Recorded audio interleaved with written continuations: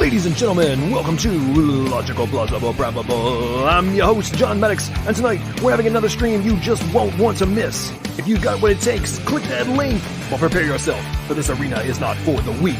Now, let the mental combat begin, but always make sure your arguments are LPP. What is going on, everybody? Welcome to yet another after show here on Logical, Plausible, Probable. I want to thank all of you for joining me here, and hope most of you, at least, were able to take in that very interesting debate hosted by the one and only SJ Thomason over on her awesome channel between Josh and David. And on the whole conversation of atheism, theism, lack theism, Evo atheism, Christianity, theism, deism, the whole bunch of different things were going on in that conversation. It was rather fascinating to listen to so many of the ridiculously trite and overwhelmingly regurgitated talking points from a modern new atheist, or actually a new lack theist, who wants to claim that all of their talking points are completely substantiated and that nobody actually thinks anything other than what they think, while simultaneously claiming that all of their peers don't actually think all the same, even though they just regurgitate the same talking points ad nauseum, which is rather frustrating. But hopefully we'll have some good conversation. All right, so the link for the open mic discussion is both in the side chat and it's pinned. I will post again here in just a second. Folks who want to join, got a few folks backstage, and we'll get that going here in just a moment. And put it in again. Okay, there we go. All right. I want to say a big thank you for super stickers already from the one and only Doki Doki. And he has been a member for 2 months now. Appreciate that, Doki. Very, very much appreciate all the support you do for my channel and so many others here on YouTube. And there's a lot of us that wouldn't be able to do as much as we're able to do without your very generous support. So thank you so much. Also, want to give some shout outs. We got Andrew as well backstage, as well as in the side chat. We got the Christian Resistance. What's the takeaway? Let's see. Wesley's here. Sam, Redefined Living is here. Remember, SpongeBob Imagination is in the house. What's going on? Oh, man, looks like SJ is also joining us. Hope SJ is able to come into the discussion, have some conversation. Hellbound Heathen's here. What's up? What's up? And many others are already in the side chat. So hopefully this one will turn into a good back and forth dialogue. One other thing I want to say before we get into discussion is I'm also going to be doing a stream on the Rittenhouse trial that's been going on this past week. It was absolutely astonishing, mind-blowing stuff that it wasn't all that mind-blowing for me because I actually did a debate on this a couple days after the shooting happened. Actually, last year I did a debate over on MDB, and irony of ironies, the arguments I made then have just been substantiated now in a court of law, and the things that have come out since then have just continued to perpetually support the position that I argued in that debate. So I'm gonna be doing a review of it. I mean, it's just if you're interested, my Twitter account has been, I've been tweeting quite a few things on that, put together some videos on it, and it's just extraordinarily fascinating what's going on in that debate and the level to which the prosecution has both ignored the exculpatory evidence as well as just been making things up and straight up lying in a court of law. Basically it's very ironic given all of the push against and the hatred that's been spewed towards Rittenhouse from the people who claim that our legal system is completely corrupt and all the things that are happening, are only happening by people on the non-left position and being against the defendant in this context, when all the things that they argue are plaguing our legal system, which I have agreed with many times, were on full display by the prosecution. Utterly astounding. And if anybody wants to debate me on that topic, let me know and we can set that up so I can obliterate you like I have been so many other folks. All right, enough of my tangents. And last thing, if anyone wants to become a member, I would greatly appreciate it. You can get a side chat brawl, an evolution destroyer, or an ID gladiator, and I'd greatly appreciate that. I'm actually now going to be rolling out some of the new stuff for the members only, and that should be some fun stuff that we got going on in that context. Okay, now enough of my rants. Let's get into the conversation. Actually, real quick, Oliver says, I'm new to this. Do I need to enter the StreamYard to be able to listen? No, Oliver, I'm going to be bringing in some folks that are backstage. If you would like to talk, then you need to click the link here, and you don't have to have a microphone or anything. You can do it on your phone. Just make sure that you have your mic turned on. You do not have to use your camera if you want to come on and have conversation and dialogue.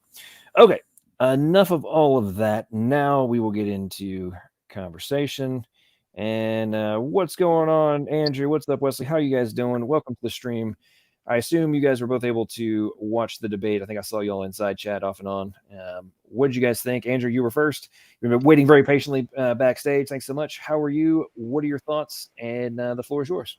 Yeah, doing okay, but I'm going to assume there was nothing new added. So, unfortunately, no, I was at the debate, but I thought I'd come on in anyway. So that's basically me. Right on, right on. Well, I'll tell you this much. It was just an ongoing repetition of the standard atheist talking points. Oh, that was the thing I was going to play before and I forgot about. Which, I mean, to hear they spent like 40 minutes on the whole like definition of atheism, and he claimed to be Theism is the true definition of atheism. It's the ongoing perpetuation of staggering ignorance by people who claim, like he talked about being a editor of some journal or whatever, like a publication for atheism for 2 years. And it's like, bro, if you actually claim to be, and I don't doubt that he necessarily was, but if you're actually trying to substantiate the supposed credibility of the publication that you're referencing, to kind of give yourself credibility in terms of your understanding, and you're like saying that lacktheism is actually the position taken by academics, I mean, let's address that real quick, folks. Atheism. Atheism is only the lack of belief in the existence of God or gods. It is a lack of belief in God. A lack of belief in God. Someone who lacks a belief in gods. So if you're an atheist, it's just simply lacking that belief. A lack of a belief in a particular deity. All it means is I lack belief in a deity. An atheist is somebody who doesn't believe there's a God.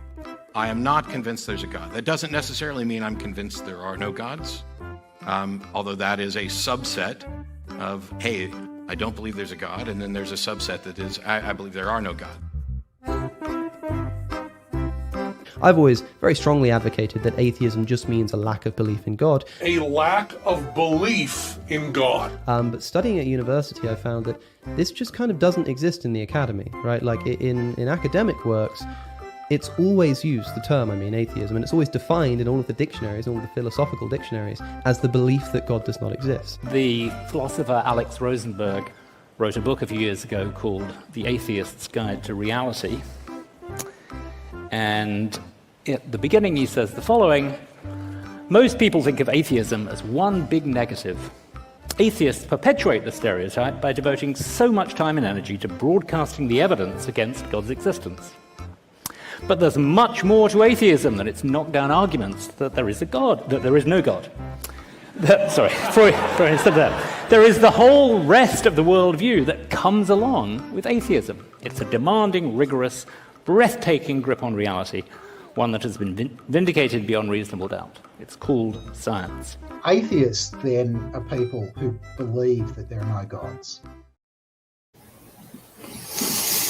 So, yeah. It's something just has to be addressed, and I'm also going to very quickly repeat something I've repeated over and over again. And by the way, the title I put on this presentation is Defining Atheism for Idiots, okay? And it's really obnoxious how often this has to be repeated when there's much more to this with what I'm reading right now. But just very quickly, from a small portion from the Stanford Encyclopedia of Philosophy, written by Draper, I believe. Okay. If, however, atheism is defined in terms of theism, and theism is the proposition that God exists and not the psychological condition of believing that there is a God, then it follows that atheism is not the absence of the psychological condition of believing that God exists. The A in atheism must be understood as negation instead of absence, as not, instead of without. Now, why am I reading this? Why am I putting emphasis on the without? Well, because David C. Smalley, the gentleman who was debating Joshua over on SJ's channel, made this exact point, except that he was claiming that it meant the without, or sorry, the reciprocal. And it's like, I don't know how many times this has to be explained to the folks, and then, I'm an agnostic atheist. I mean, there's papers written on that talking point as well, to explain how, whether it's intentional or unintentional, and actually, you know what? Let's screw that. Let's just get to that little portion of it. Let's see. Okay. I'm just going to read that real quick. Okay. In this paper, I demonstrate, by the way, this is from the Royal Society Philosophy Journal. Okay. In this paper, I demonstrate how certain contemporary atheists have problematically conflated atheism with agnosticism, knowingly or unknowingly. The first type of conflation is semantic fusion, where the lack of belief in God is combined with the outright denial of God under the single label of atheism. The second is morphological fission, in which involves the separation of atheism into two subcategories, where lack of belief in God is labeled as negative atheism and outright denial of God as positive atheism. Unfortunately, some atheists have implicitly or explicitly, intendedly or unintendedly, sought to distort the boundaries between atheism and agnosticism in order to avoid defining atheism as the denial of God's existence, some atheists end up misrepresenting their stance by conflating atheism with agnosticism. This occurs through one of two ways. Either atheism is redefined to mean lack of belief and denial of God's existence, in which case both atheism and agnosticism, as defined above, are semantically fused under one term, or lack of belief in God and denial of God's existence are demarcated as two different subcategories of atheism. I call the former approach semantic fusion and the latter morphological fission. Okay, I mean, it's like this could just go on and on and on. And the fact that this has to continue to be explained to YouTube atheists, it's really getting obnoxious. And it just indicates and proves beyond all doubt that the vast majority of these individuals, in spite of their very strongly and confidently put forth positions that they are believing in academia, and we just believe in the consensus, and we just are following where the real intellectuals are going.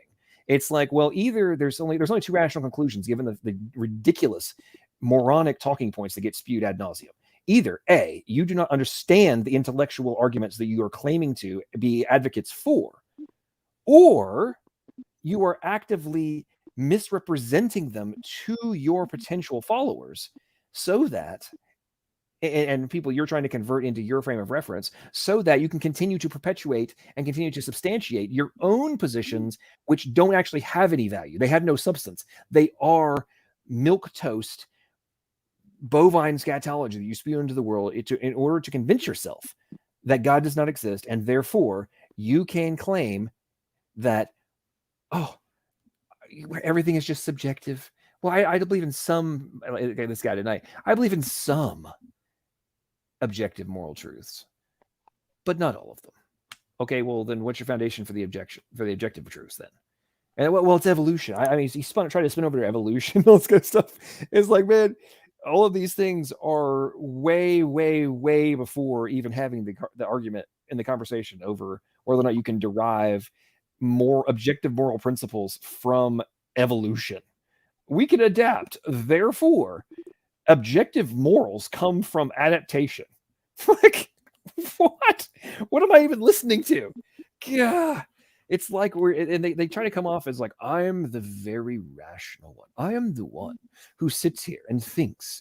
And you called me a moron. Therefore, nothing that you're saying could possibly have any substance whatsoever. It's like, no. There's actually a huge amount of substance to the fact that I used the word moron to describe you, because that is exactly how you were acting. You're acting like an idiot. And therefore, it is substantiated for me to use that word because it's the appropriate one in the English vocabulary to explain to an outside observer what my opinion of you is. But anyway, enough of my rant. I shall yield. What's up, Wesley? How you doing? Hope you're having a good night. What's on your mind? Hi. Yeah, I say Wesley, no rants about anything. Okay, off sure. the tonight. What they are, in one word, silly. That's it. That's true. Okay, so we have David Bowersocks in the side chat. No, David, this is not a circle jerk. I'm waiting for people such as yourself to have the proverbial C.O. Jones to enter and come have conversation, put forth your position, argue your standing. And, Jesus describes them as waterless clouds, raging sea foam, fruitless vines. David, the link is being sent. I'm adding you the link if you want to come on in and have conversation, substantiate your points, have some dialogue with me, defeat the few things that I put forth so far. Like, come on in. And you're welcome. To add quickly, John, they use the word evolve also in the context of cars. They say that cars evolve, but you could use a word like developed instead. Well, very true. I mean, there's so many different examples of it. And I missed this portion briefly, but I think that the atheist might also be a Jesus mythicist. I missed that portion when I was coming back in, but I think that he may have also been arguing that point, but I'm not going to put words in his mouth since I didn't hear that exact portion. But the rest of it is it's very obnoxious. But yeah, David, I'm airing my position on the debate. It's called an after show, and usually I get a couple atheists. Hellbound Heathen's been in here more than a few times, and he knows that I let people have conversation and back and forth dialogue, and we'll have open conversation. But if atheists aren't going to join to substantiate their positions, then I guess it turns into an echo chamber. But you're welcome to join. I have after shows all the time where atheists come in and have conversation. So it's not if you don't have the balls to come in and defend atheism or even agnosticism or lacktheism, then I'm not sure how you can be sitting there whining about what's being talked about. And I'm just irritated. And right now I've had a crazy day. And like I said, I've been working and listening to the Rittenhouse trial today, which has just been the most mind blowing. I keep listening to the witnesses, and you're just like, oh man, the prosecution just imploded again. Oh my! Like, it's been the most epic. I tell you what, since Tuesday when the trial opened, I had the jury selection on Monday, and then since Tuesday, it's been a amazing display to watch. Even though the lead attorney for Rittenhouse, he's bad, but the second chair has risen to the occasion and has been just absolutely obliterating people on cross-examination. It's been epic. But a huge portion of it's been the fact that the case does not even, there's nothing about the case that actually supports the positions that are being argued by the prosecution. I mean, it's truly astounding. I mean, it's like, so when Grosskreutz, or whatever he pronounced his name, Gage, the last guy got his freaking bicep blown off, last guy that got shot. It's like, oh yeah, so he got him to the defense attorney got him to admit that yes, he had pointed his gun at Rittenhouse directly. Yes, he had stepped towards him, and no, when he had his hands up, Rittenhouse actually had put his gun down, and then he shot him after he pointed at him again.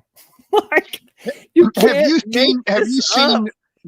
There were a series of cell phone videos different people made of pretty much the whole chronological order of the event. Have you seen that put all together? Have you seen the video of all the films put together into one length? Oh yeah, man, dude, I literally I did a debate on this last year after the shooting. Like I have a bunch of those videos in a folder. I played them in the debate I had on it last year. Do you consider the weight of those videos will be what convicts him? Do you think he's going to be convicted, or do you believe he'll be set free? Oh no, what's your guess? No, he's 100% exonerated. 100%. Think so? You really believe they're going to acquit? If they don't, I think the judge will issue a non-partial jury or non-biased jury verdict. There's no way. So in Wisconsin, it's not a preponderance of the evidence for self-defense. The prosecution must prove beyond all doubt that he did not act in self-defense. And they're not even at this point, there's nothing about what has been presented to the jury that even remotely comes close to showcasing that he did not act in self-defense. I mean, if anything, it exonerates him. Like the evidence they've presented exonerates him beyond doubt. I mean, it's astonishing what is. I mean, like I said, I've seen these videos and known he was innocent for over a year now. But the fact that I'll put it this way, at this point, it's more of it's not is he going to be exonerated? It's should the prosecutors be disbarred for bringing the case to trial? Like, wow, it's staggering. What I mean, one of the lead attorneys today testified, and in his testimony, he admitted that they brought charges before they had even gathered the evidence. They brought charges in 48 hours, and they hadn't even reviewed the evidence they had before they brought charges. I mean, it's like you're straight up. It's political theater. You were in the middle of riots, and the last thing you wanted was to potentially justify additional madness from a political perspective. It's obvious. If you were on the jury, what would your verdict be? Oh, not guilty. I mean, I'm gonna play one. So this is the last guy that got shot, right? This video I'm about to show you is the last guy. This is today, admitting. Well, put your ears on because the attorney had stepped away from the microphone, so you have to pay attention. That's why I put the words on the screen. So just listen closely. With your arms up in the air, he never fired, right? Correct. It wasn't until you pointed your gun at him, advanced on him, with your gun, now your hands down, pointed at him, that he fired, right? Correct.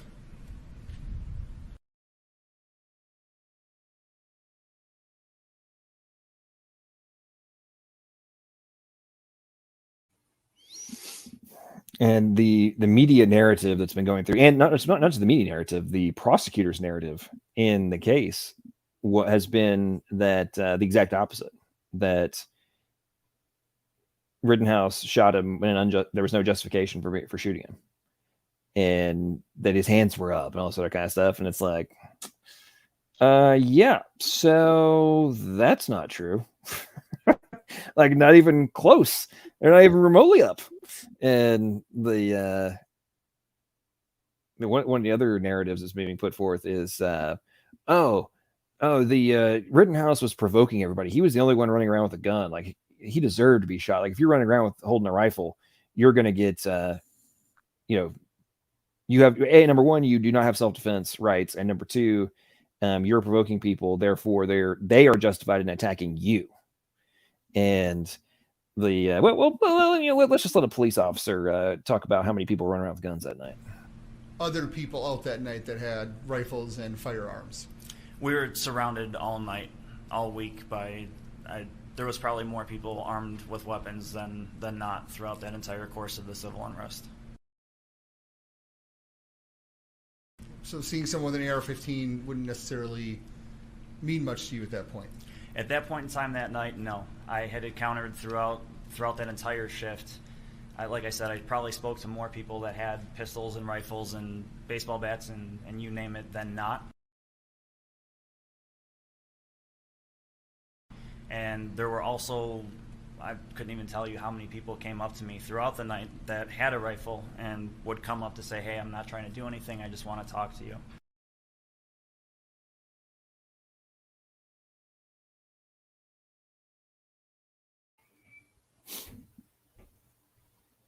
Wesley, if you're saying something, you're muted. Where is the question that to them, things, inanimate objects, are more valuable than human life? All right, sorry, say it again. Where is the question, which is it worth a person's life over an inanimate object, a thing, a piece of property? It's worth killing someone because of a piece of property. That doesn't have any bearing on whether or not he defended himself. Please don't tell me you're actually one of the freaking idiots who's running around being like, oh, he shouldn't have even been there to defend property. Do you actually think that the property itself is what caused him to defend himself? Have you seen the videos? Rather than be an idiot, I don't know. I haven't heard everybody talk about it, and I would rather hear that before I would say either way. Okay, well, yeah, but that's not the question. That's not the case in point. Is if people were chasing him and he is running away from them and they pin him and somebody fires a gun in his direction, he turns around and a guy is literally inches away from tackling him. Are you suggesting that at that point he has, whether or not he was there to protect property or otherwise, are you suggesting that he now no longer has the right to defend himself?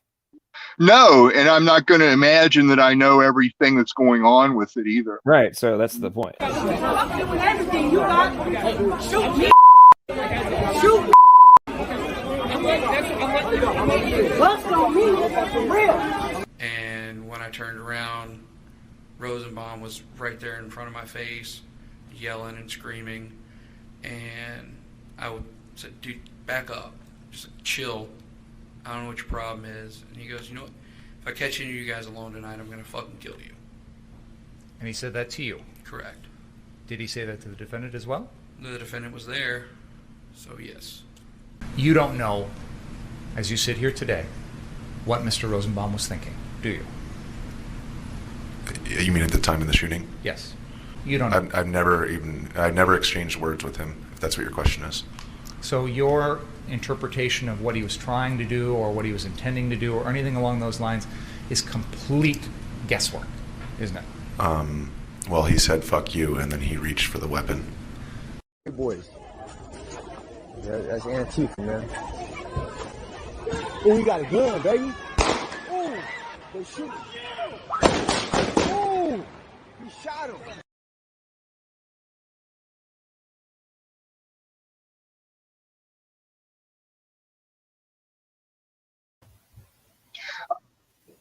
I do believe this. Had instead of young Rittenhouse been there and that had been an African-American young man, he would have either been killed or he would be in jail now and have been tried and convicted for murder. I think in that context, in the same scenario, it doesn't matter if he's black, white, Asian, or otherwise. It's what's the rule of law, and he was regardless of skin color, you are 100% justified. Those are pretty words, LP. But in reality, it doesn't work that way for the black community. Not at all. It really doesn't. It's really pretty nice. It sounds stable, and it's good to hear them. That's not the way it is for that community. Yeah. So but that's an imagination. So I'm just saying, had he been an African American, he would now be on his way to the chair. Categorically false statement. That is a categorically false statement. In the same scenario, with the same evidence, there is no way a black kid is going to jail over that. Let me. Has anyone looked and seen of all the people that had guns at that the police officer on the stand said he saw a preponderance of unofficial people having guns that were mostly probably registered for? Did they ever say whether the population of those gun bearers were Caucasian or African American? What relevance does that have to the case? You think that they would have, those cops would have stood by and let them do it if they were all African American LPP? Really? I think that they were letting pretty much everything go. If they were black, those cops would have been on them and they would have been taken down within a minute. So Wesley, there were lots of people of all sorts of races. If you actually take the time to watch the videos of not we're gonna Wesley, if you don't shut your mouth, let's see if you don't let me respond. We're gonna disagree. I think Rittenhouse should be Wesley, you're on mute now because you don't let people respond. I'm responding to your talking point, and you are regurgitating the dumbassery, which is what led to the trial that's going on right now. You are the moron who has spewed talking points that, per your own admission, you haven't actually reviewed the evidence, right? So if you're going to spew talking points when you haven't reviewed the evidence, per your own admission, you are the idiot that I've been making fun of. You are the uninformed moron who perpetuates the talking points that you're now again spewing that have led to much of the conflict that's been happening across the United States. Let me guess. You think that there are dramatically more African-American men who get killed by cops than white guys, right? Go ahead.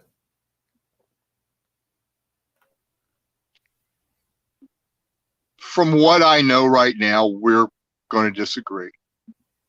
Yeah, I think Rittenhouse is guilty of murder, and it's an imagination. Substantiate your position. Substantiate your position. He shot and killed some people. He was in a town he didn't live in. He was underage, carrying a semi-automatic weapon. He was looking for trouble, and he was willing to kill people over property. Okay, so he wasn't there for anything other than a joyride, like Jesus said to you. So obviously you war. Wesley, so you do realize that institutions like CNN, the Young Turks, all these people are now, they have been, actually, well, since yesterday and today, they have been formally retracting their positions of the stupidity that you just spewed. Well, I'm going to say the position that Jesus said. Hang on. No, you're not. Shut up. Listen. Shut up and listen. I'm going to respond to you. Okay. I asked you to substantiate your position. You issued your talking points. I'm going to destroy them now. Okay. Number one.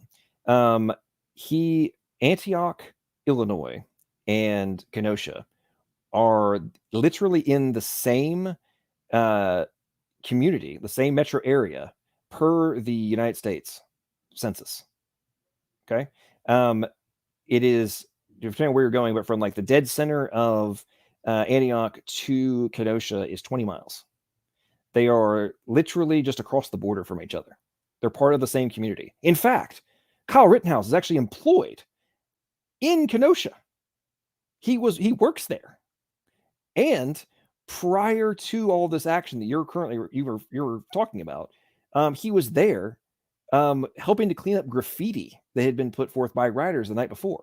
This is well documented.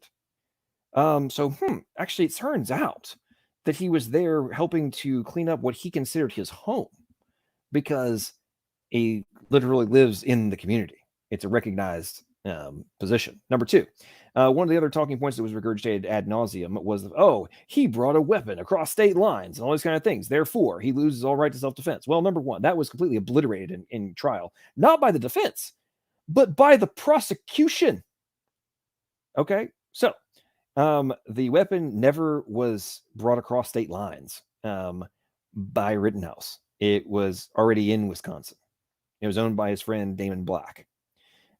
So that's, you can obliterate that talking point. Number three, the under Wisconsin self-defense law, there's two provisions where even if you have committed an unlawful act prior to self-defense claim, if you have made the effort to attempt to retreat and to leave the conflict, you regain the right to self-defense. So you can't, the claim you're making about him committing murder is so stupid based on what the law literally says. And I'm just going to go ahead and I did a whole tweet thread about this, and where I tried to break it down for the people that have been spewing the dumbassery that's been coming out of your mouth. And I like you on a lot of cases, Wesley, but you're in this one, you have no clue what you're talking about. So very quickly, I'm just going to go ahead and read. Okay. So for raging idiots who think Rittenhouse did not have the right to self-defense because of curfew or having his rifle or provocation, let's analyze. But first, read the Wisconsin law showing how you regain your right to self-defense even if you committed prior unlawful act. So in that context, breaking curfew, having a weapon underage, etc., here's how, if you did that, here's how you regain. Okay. In such a case, this is from the law. In such a case, the person engaging in the unlawful conduct is privileged to act in self-defense, but the person is not privileged to resort to the use of force intended or likely to cause death to the person's assailant unless, operative word, the person reasonably believes he or she has exhausted every other reasonable means to escape from or otherwise avoid death or great bodily harm at the hands of his or her assailant. So, as has been shown in video evidence over and over again, Rittenhouse was running away from the assailant. He waited until the very last second to turn. He waited until his assailant, who, by the way, earlier in the evening had threatened to kill him, was literally diving for him, per the testimony you heard from McGinnis, and you can see on video, and saying, "Fuck you," before diving and trying to be taken out. So in that context, I would say under that, just those provisions, you have, in all cases, substantiated whether or not you have justified self-defense. Now, beyond that, the second portion of this is one of the other talking points you hear ad nauseum from people like yourself. They say, the fact that he had a gun, the fact that he was there, the fact that he was trying to protect property, all this kind of stuff, therefore, he provoked the violence against himself. Therefore, he does not get self-defense. Well, interestingly, you say that. Okay, subsection B, the privilege lost by provocation may be regained if the actor in good faith withdraws from the fight and gives adequate notice thereof to his or her assailant. Well, interestingly enough, again, he's literally running away. And beyond all of that, he had just prior to this been yelling friendly, friendly, friendly to the people in question as he passed them. This is well documented in video evidence, has been submitted to the court, and has been substantiated beyond all doubt. So unless you're going to claim somebody who has both said they're a friendly actor, has run away from conflict, and waited till the very final moment, literally inches from taking self-defense action, unless you're going to make that case and say that that person, even though there's explicit exceptions to how you, even if you were guilty of something that makes you lose your self-defense rights, you regain them in those scenarios. And since all of his actions completely embody the regaining of those rights, then he did not commit murder. He had justified self-defense. Then the second guy that got shot, he doesn't get to claim, the prosecution doesn't get to claim that, oh, wait, felony murder had been committed by Rittenhouse with Rosenbaum. Therefore, Rittenhouse did not have self-defense rights in the shooting of Huber. But wait, he did take every action to retreat from the initial conflict. Therefore, he has justified self-defense. Therefore, when Anthony Huber struck him not once but twice with a skateboard, one to the head, another unknown assailant took a flying kick to his face, and the final Gage Grosskreutz guy approached him with gun in hand and pointed at him. And moreover, back in line with the self-defense laws I just read to you, given the fact that at the time Rittenhouse was on his back on the concrete, where you have no further ability physically to retreat. If you are on your back on the concrete and your assailant is directly in front of you, it is impossible for you to escape the assailant at that point. So retreat is no longer necessary because you can retreat no further. Therefore, you have self-defense rights in that context. So, ladies and gentlemen, I rest my case. But Wesley, do you have any? Do you wish to counter? Or do you still wish to claim that Rittenhouse committed murder or self-defense? Go ahead.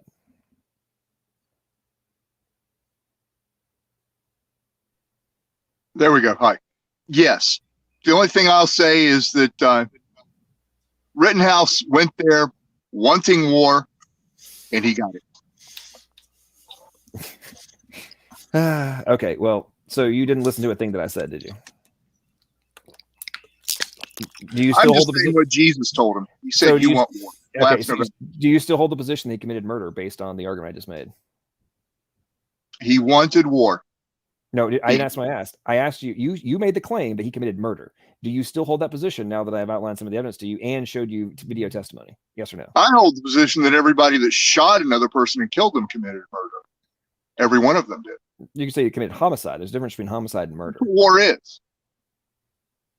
So again, you made the claim that he committed murder. Is that still your position, or he committed justified self-defense? He did. There's no such thing as self-defense. You either turn the cheek and take it, or you don't. You don't, you're a murderer. Simple. Okay, well that's just ridiculous, Wesley.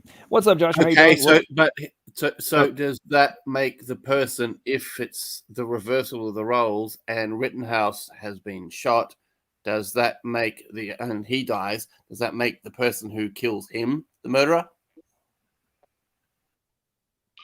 Jesus told you and him, you want war. He got it. You guys are going to get it. This is not the question. This is not war. This is a specific situation, and it's a swapping of the roles. It's nothing to do with war. No, he didn't go there wanting war. He went there to patch up wounded as well. He had a medical kit with him, and he showed that in a clip. Now, I saw the original clip. I saw absolutely everything that I could get my hands on days after it, and I formed the conclusion he was innocent. And also because, I mean, do you remember that Trump supporter that got shot just before during these same things? He was found dead and nobody did anything about that, and he was shot by a black man. You want war. That's the only thing I'm going to say. I don't want war. I would prefer to avoid war personally, but there are things when war cannot be avoided. Yeah, we'll move back to discussing the debate because one of the debaters has just joined us. But real quick, so all I gotta say is, if that's what you're dealing with, right there, that's where you're at. You're on the ground and people are doing that kind of stuff to you, and then seconds after that, I mean, like literally less than a second after that, you've got this happening to you, and I mean, I'm sorry, but at that point, all bets are off. Anybody who wants to claim you don't have the right to self-defense at that point, when you have no further action for retreat, I mean, people want to argue and claim that he doesn't have the right to self-defense, so be it. You're an idiot if you take that position. And anyway, enough of all my rants. What's up? We will shift back to the debate. And now that I've gotten my, I've been waiting to rant about Rittenhouse for the last 4 days, so I couldn't resist. We get Danny's joined us and Joshua's joined us. What's up, Joshua? How you doing? Welcome to the stream. Appreciate you coming over. Really enjoyed your debate, and you kept your composure and frustration level relatively under wraps while dealing with David C. Smalley, who I've interacted with myself before, and I know he's rather obnoxious. So what's up? Welcome to the stream. How you doing? Well, thank you for having me on. I appreciate it. I hope y'all liked it. I'm doing all these like dialogues just for one reason, to proclaim the gospel of Jesus Christ to the world, but also to the atheist community. So I think I did well. I think we can all do better. But I think I did well, and I hope y'all enjoyed it.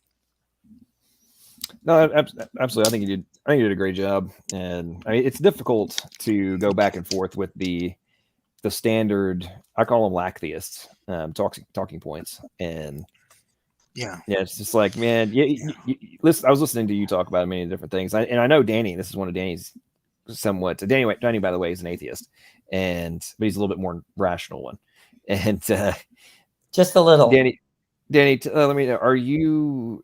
I'm assuming you're still not rejecting lactheism, right? You still are just a normal. Oh yeah, atheist, I don't really right? use the term that way. I use it in the philosophical sense usually. I think because I really like to draw the distinction between atheist and agnostic. So. And Joshua, you hear what Joshua's resume is. Oh, I'm sorry. Say that again. I hear a lot of people saying they represent Jesus Christ. I just, without even telling me their name or saying hello. How are you, Joshua? My name's Wes. Hi. I was just hoping you might tell me a little bit about your background, maybe witness a little bit about how you came to where you are. Well, my background is I've had I have a long history of, I was in a car accident when I was 10, in a coma, given no hope. I believe God brought me out of that coma. I had so much rehabilitation to do, so many things. Some things linger on. I have anxiety and depression. Sometimes I fight those, though. The more I study God, that helps. I have a college education, a bachelor's and a master's, and I've read a lot. I've been reading on these subjects for over almost 25 years now. I've debated Dr. Graham Oppy twice now, and I think I did well there. But I'm just trying to show why Christianity is superior to other worldviews, and just doing my best in learning from others also. I think I know a few things, but I think I can learn a lot from others, and I think iron sharpens iron. And just thank you for this channel, John, and you're doing a great job, and thank you. It's glad to be here. Appreciate that. And looks like Bruce has also joined us. What's up, Bruce? How you doing? But up next is Danny. What's up, man? How are you doing? Welcome to the stream. Did you get a chance to see the debate that we're talking about, or are you hopping in? I did. I saw most of it. I was really annoyed, though, by when y'all got to the moral argument. He started bringing up all your tweets and your histories, and the thing is that even if you were the biggest piece of crap on the internet, that does nothing to show that your argument is not sound. Yeah, that's why I brought it back. And he's a comedian. It's hard to take things in context. You don't see a lot of context when you tweet something. But I did one of those DNA tests, and it showed that I think I was somewhere between 2 to 5 and 5% black. So it was just a funny thing. I wasn't trying to be mean. I believe we're all created in the image of God, and so that's why I brought it back to Josh, let's just topic. be honest. He's in California. I live in Tennessee. If you made the same joke, anybody in Tennessee would laugh, especially black folks, would laugh their ass off at that joke. I mean, yeah, it's a no. Like, that is a very, very common joke from people anybody who loves fried chicken has made that joke at some point if they live in the South, and it is nobody. And those are all true. Nobody remotely considers that racist in the South. So maybe in hoity-toity Wokeville in LA, somebody would, or New York, or Boston, or some place like that. Yeah. But in the South, people would laugh at me like, "Yeah, I feel you on that one." I mean, that's just reality. Yeah. Anybody says otherwise is being a liar. Yeah. And the point is that even if it were significantly racist, then it still just doesn't matter. I just felt like that was just him trying to do a kind of a character assassination, and that felt bad. I'm not interested in people's characters so much as the arguments, Well, what's funny about that too, Danny, is he had just been arguing that if you're arguing about morality and objective morality and so on and so forth, and trying to justify why as an atheist you can have it. But almost everything, I think he said something like, there's a few objective moral principles, but then he was arguing everything else is subjective. I'm like, well, if you're arguing everything else is subjective, and then you're now using a few tweets to somehow negate the arguments that Josh is bringing, how does that make any sense unless they're objective?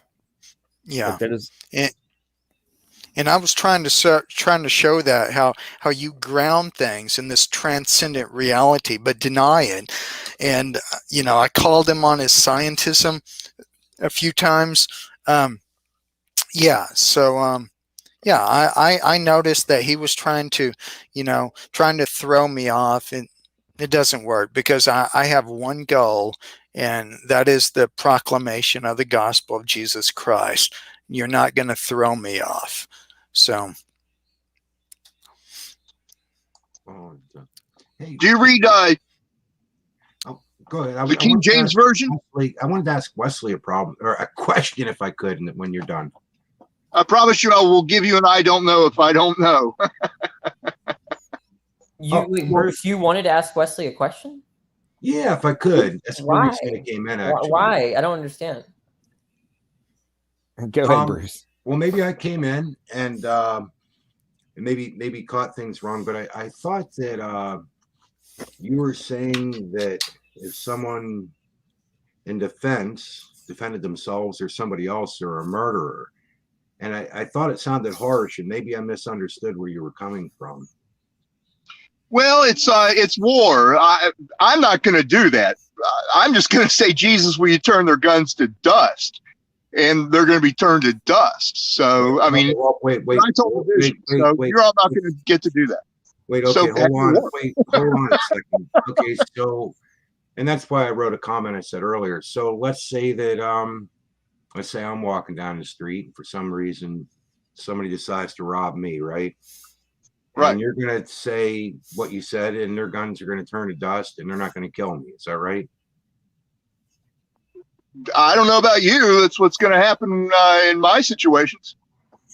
Well, look, one of the debaters is here. I don't want to talk with Wesley about. You know that. You know. Okay, I truly apologize, and I thought Wesley was part of this. I missed it. Look, man. Well, I'm going to do so without. I'm going to drop them without breaking any of the 10 Commandments. Okay, enough. Let's let it go then. Forget it. All right. When I want to speak, don't listen. Very nice, sharp teeth and very pointing ears. Good job. I'm actually. Joshua, I was sad. Hang on. Wesley, don't forget to aim for the rusted gold and silver. Sir, I thought you were saying you were in this debate or something, and so I apologize if I screwed up your discussion. It's about the debate. No, you're fine, Bruce. Well, you know, it's you all know that Jesus is God, whether you say so or not. You got fish and bread 4 times. You got a healed tooth in your mouth. You're just not going to tell it. It's very silly. Okay. What's real silly? Did you mind LPP if is this worthwhile, or should I dive out of this? You can make a response. I also asked Jesus. Hang on, Wesley. Sorry, I interrupted. I will. I interrupted. Okay. You guys can finish a little back and forth, and then we'll end. Wesley, you can respond, and then we'll go back to talking with Josh. Go ahead. Oh, okay. I don't know what to think. I mean, it. I guess what I said in my comment, I hold to. If you ever need help or anything, I probably wouldn't want you around. If I could choose somebody else, if my life was in danger or if somebody else was in danger, I'd hope I'm there instead of you. I do appreciate your prayers, though, but if you're expecting weapons and stuff to be turned to dust, well, do what you want, but you're not my choice of, I'll leave it at that. Yeah, but after the hell's over, who's left standing and who falls? And I think we all stand before the judgment seat someday. I think when you're offered just under $31,000 to get a tattoo called the Omnibar, you'll jump in line. I have no idea what that means, but okay. Okay, so Danny, was there something you were wanting? Is there something you were wanting to ask Josh? Yeah. So when you presented the Kalam, and I was just kind of appalled that he kind of he eye rolled and just, remarked that he had dealt with this argument 50 times and then proceeded to give non-responses to the argument. That was probably really frustrating for you. Oh yeah. It was like a lack theism, and I should have brought that up, John. It was just very frustrating. I tried to do my best, it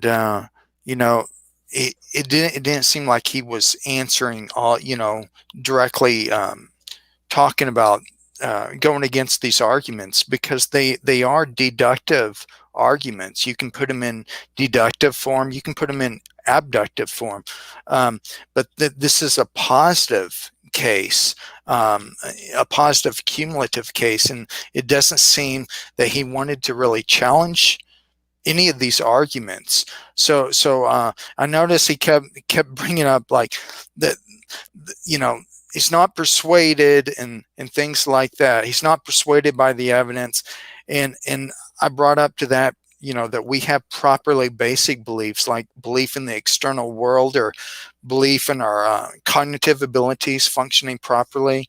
He brought up some things that seemed to show that he was an adherent to philosophical scientism. I'm just trying to rebut as best I could. Yeah, I think that if you had asked him which premise do you disagree with, I did. I did that for the Kalam. What premise did he say? Could he even give a premise? He did not deny. He did not say anything. He spoke in general terms. I said, which premise do you deny of the Kalam cosmological argument? And he just spoke in general terms, like explaining away the various arguments, or looking a blind eye. That's why I brought that up. He's given a blind eye to these arguments, this positive case for Christian theism? Sport. That is one of the core problems. Sport. Not playing with a football and a basketball sport. Philosophical sport. Theological sport. Religious sport. Spiritual sport. Argumentative sport. For in sport, there's a winner and a loser. And never both sides win.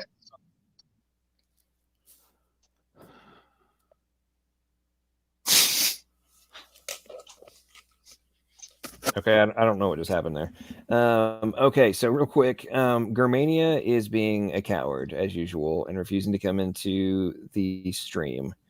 He knows I'm kidding. I'm not. Folks who don't know, me and Germania have ongoing. We have a good relationship. We love to talk trash to each other. So Germania, I know that your backbone is regrown after its evisceration last time. You're welcome to come on in. The link is pinned, as always. And you're welcome, of course. And anybody else who wants to come on in, I will post the link in side chat if you want to come in and share your thoughts on the debate, the over conversation we've been having tonight so far, and we will get into some more fun stuff here. Okay.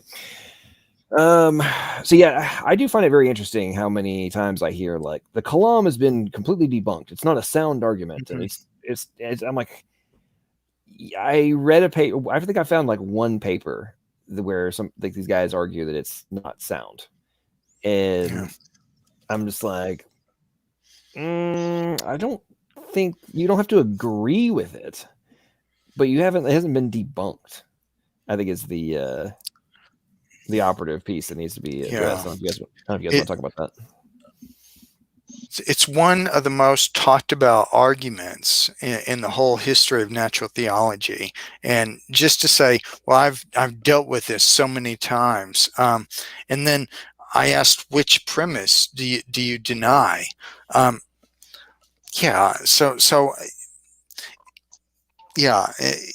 was difficult in that regard. He didn't want to really challenge any of the arguments.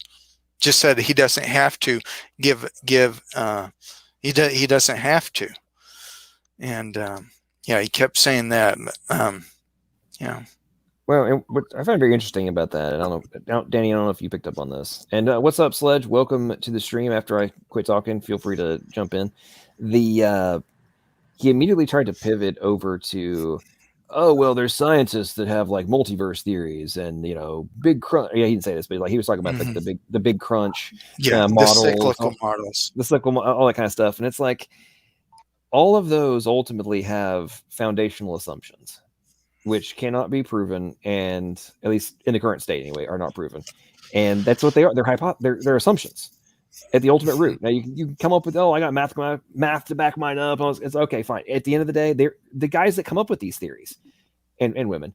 I mean, they freely admit, if you actually listen to their interviews and their stuff, like they admit at the root of their theories are assumptions, and there's no way around this. And then people like the guy you were debating tonight who were like somehow claimed that those positions, not only do they like eviscerate something like the Kalam, that they don't also require faith and on some level. And I just find that to be very, it's very small-minded and also very, in my opinion, it's rather, disingenuous. I think if you've actually researched the stuff that you're talking about, you would know this. So either you don't have any actual substance to your talking points, or you're willfully attempting to manipulate the audience. I don't know what you guys think about that. For that, I quoted Alexander Vilenkin, of the famous Borde-Guth-Vilenkin model. Yes, there are other theories. They're not as plausible as the standard Big Bang model. So that anybody can say something or give a model, but the information we have now is the beginning of the universe had an absolute beginning. Also ran through other cosmologists like Stephen Hawking's, Christopher Isham, and Paul Davies. I have quotes from them that say the same thing. that about the beginning of the universe, and even how the beginning of the universe makes atheists feel very uncomfortable. So because of its obvious theistic implications when you're looking at it. So yeah. Now his response was to say, well, that's just deistic, and first of all, those arguments debunk atheism, but my argument for Christianity was of a cumulative case. So so I told him, as a classical apologist, I used those arguments to establish the existence of God, and it makes the resurrection, a lesser miracle than creating the whole universe. It makes the resurrection more probable, and he even agreed with that. But then just denied the resurrection, the reports, the eyewitness testimony that we have interwoven in the Gospels and the creeds. He just explained it away as a game of telephone. Well, that's not telephone, because we have historical principles, criteria of authenticity, and I brought those up. I brought up the criteria of embarrassment for the empty tomb, the fact that the resurrection didn't take place in some isolated place in the world, but in Jerusalem, the very place where there were hostile witnesses. I brought up skeptics and non-believers like James, the brother of Jesus, who didn't believe, who wasn't a follower before the resurrection. But you look back to 62 AD, which I brought up during the debate, he's martyred by the Jewish authorities. Why is he martyred? So you have so many of these clues. And I also brought up Jesus's predictive prophecies concerning his own resurrection, and how all of this came at the conclusion of his ministry of miracle working, and and his all of his ethical teachings and his sermons and everything. So, this has a context, but if you start with the assumption of scientism, or that you're not going to take the evidence for the resurrection seriously, you can explain it away, in ways that take a lot more faith than just looking at the evidence that we have, which, it's a reasonable conclusion that God raised Jesus from the dead. But it didn't seem like all throughout the debate he really wanted to deal with any of the arguments in any detail. I would completely agree with that, and I don't know if anyone wants to respond, but before they do, Sledge, what's up, man? Welcome to the stream. How you doing? What's going on? What's on your mind? Hey, brother. What's going on, man? Not a whole lot. I was just listening. Joshua, I agree with you. I missed the debate. I'm sorry I did. I'll have to go back and watch it. I'm guessing it was on SFT's channel. No, it was on SJ Thomason's channel. The link is actually in the description of this stream, Sledge. Okay. Yeah. I'll go back and check that out. But I think you're absolutely right. They start getting woozy and uncomfortable whenever you start talking about origins and beginnings and stuff like that. They can believe what they want, but biogenesis is one hell of a one hell of a hurdle, Yeah. There's so many things that naturalism or atheism does not have an answer for. Biogenesis, the origin of life, the origin of the universe, why the universe exists rather than nothing.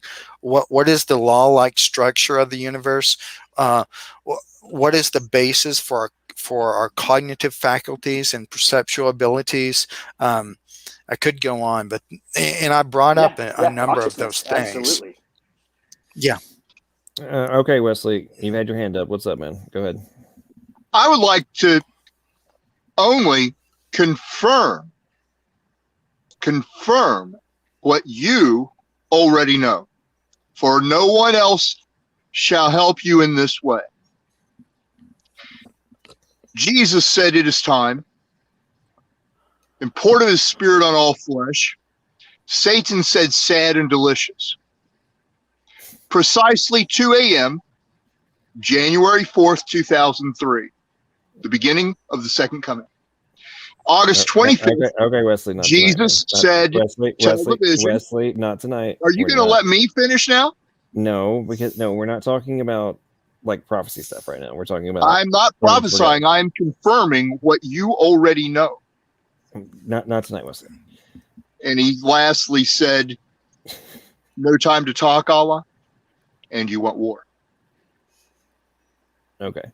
Bruce, Satan Bruce told you quiet, he shall turn and toss you violently like a ball. Wesley, we're not tonight. Not tonight. Go ahead, Bruce. What's that? Has anything you've been being quiet listening? Anything you want to inject in the conversation? I was thinking a good bit about it. I feel bad that I missed the when I know you're on a different topic now, but on the thing with Kyle Rittenhouse, yeah, gosh, I feel bad that I missed that. Yeah, that's been interesting to me. And were you guys talking about that too? Oh, I went off on a little bit of a tangent because I've been heavily following the case for. Well, I debated. Yeah, I've been the thing following it too. I'm curious your thoughts on it. Oh, man, but is that what the debate was about, or was it a different? No. The Joshua debated David Smalley on Christianity versus atheism over on SJ Thomason's channel. That just got done. So this is after show for that. But then I had a little bit of a rant at the very beginning of the stream because I've been heavily following. I think it was like a week. It was less than a week after the shooting, or maybe a little over a week. I forget now. It was first week of September. I did a debate on Modern Day Debate about the Rittenhouse shooting. And I said that I argued then, as I have now, that he was 100% justified. And like I'd read earlier, I went on a rant and I was reading some of the law and stuff on it. And I had read all this law a year ago, right after the shooting. And so I've known he was going to be, at least theoretically, should be exonerated. And so I've been following pretty hardcore. And I've watched literally every minute of the trial. I mean, literally every minute of the trial so far. And it's just been absolutely mind-blowing. Even more, the evidence has been coming out as even greater exoneration of him, and it's been the prosecution. It's been mind-bending. It's like this is this witness is for the prosecution. Like you think it's like this is not a witness for the defense. Like why would you call this witness if you're? I've had to clarify that multiple times watching it. Yep. Wait, who called this guy? The craziest part about it. Go ahead, Bruce. I'll start ranting. Go ahead, Bruce. I'm just saying I've been watching some of it. I saw something the other day on it and trying to say that he didn't have work there. They had proof of that. Whatever. Not work. I'm sorry. What the heck was their argument that he? He wasn't hired there to protect something. And I'm like, there's a lot I don't know about, but I have heard people argue that the police weren't being, that they were doing their job. And I'm like, well, wait a minute. The police were way far down the road in the midst of a riot. Like, that just doesn't seem like they had much in the way of police coverage. I wouldn't think. I mean, if all that can happen in the midst of a daggone riot, it to me, I just figure if you're going to call police, I don't know what you know about that. I guess is what I'm asking as far as the amount of police that were allowed to work at that time. They had police everywhere, but you got to remember, like there were people that. Well, number one, it's not a very big town, so they didn't have like a ton of police to. It's not like they had some giant police force to work with, right? But then and police from other counties were coming in to help them, but people were from all over the country were coming there and engaging in the riot. It wasn't like they were just dealing with the local population. They were dealing with people coming in from all over the place. I mean, they weren't that far. I mean, Kenosha, it's not that far from Chicago, and like there's a lot of major metros in the relative vicinity that were coming in, and like people were coming from, right? And I mean, like Rittenhouse had been in freaking Milwaukee in a freaking nut house hospital because he tried to kill himself. He'd literally been released the day before, and he was coming into Kenosha, right? You're saying Rittenhouse was just getting out of the hospital? Rittenhouse had literally gotten out of the funny farm the day prior. He had tried to commit suicide. Rosenbaum, right? Oh, sorry. Yeah, sorry. I was going to say this. I retract. Rosenbaum. Sorry. Guy. Well, yeah, I can surely see that. Rosenbaum had literally just been released from the funny farm. He tried to kill himself. Yeah, and that guy received testimony from his girlfriend was that he had bipolar disorder, depression, and so like she listed off all these drugs that he had been prescribed to deal with his like mental issues. And it's like, so you're going to sit here and try and argue that the guy who literally, not figuratively, just got out of the funny farm, he's the one who is less likely to have been instigating things when he's on video telling people to shoot him? There's video of it. He was like, yeah, right, I saw that. And he was like, just flipping out. And then you see Rittenhouse running away, and that dude's chasing after him. You're like, whoa. Hey, not just that, but Rosenbaum, 3 times convicted for sexual assault on a child. No, he needed to be yeeted anyways. Honestly, my opinion. That's something that is unforgivable. Like you don't do something like that to a child. Yeah, Anyways, he'd been convicted regardless, for sodomizing like 9-year-old boys. Yeah, it's bad. Who's going to be the most trustworthy person in that situation? Obviously, there's video of him running, him being, chased, him being yelled at. He obviously feared for his life. He didn't act like somebody who was trying to murder somebody else, would act. There's no question it was self-defense. Did you guys watch any of today's testimony by chance? Yes. Okay. Did you see the portion with the lead detective on the case? Did you see that portion? No. That testimony? Okay. Sledge, did you see it? Yeah, remind me. Remind me. Oh, okay. So the prosecution. I saw it, but I had it on in the background as I'm working, so I'm listening to it while I'm working. Okay. So The prosecutor. There's a bunch of things from that testimony that just completely obliterate the case, but to try and rehabilitate it, the prosecutor tries to bring up to reintroduce the HD version of the FBI drone footage, which is a whole nother topic, but and then asks the lead detective, hey, have you reviewed this? He's like, yes, I've watched it on my phone. Okay. I've reviewed it on my phone. Okay. He then attempts to, oh man, we lost Josh. The claim that per the video from the drone that's at 8,400 feet, that Rosenbaum was not actually very close to Rittenhouse when he got shot. Okay. Well, the second chair of the Rittenhouse defense gets up for a recross. Oh man. He's like, so do you know what tippling is? And he's like, well, yes. Anyway, long story short, it's the burns that can be derived if you get shot in close proximity, right? So if you're shot directly in front of the gas expulsion from the front of the barrel will burn your skin, right? Well, this guy has just said that Rosenbaum is 10 feet away or whatever, right? Not anywhere close to Rittenhouse when he gets shot. That didn't make any sense. Yeah, how's he reaching for the gun from 10 feet away?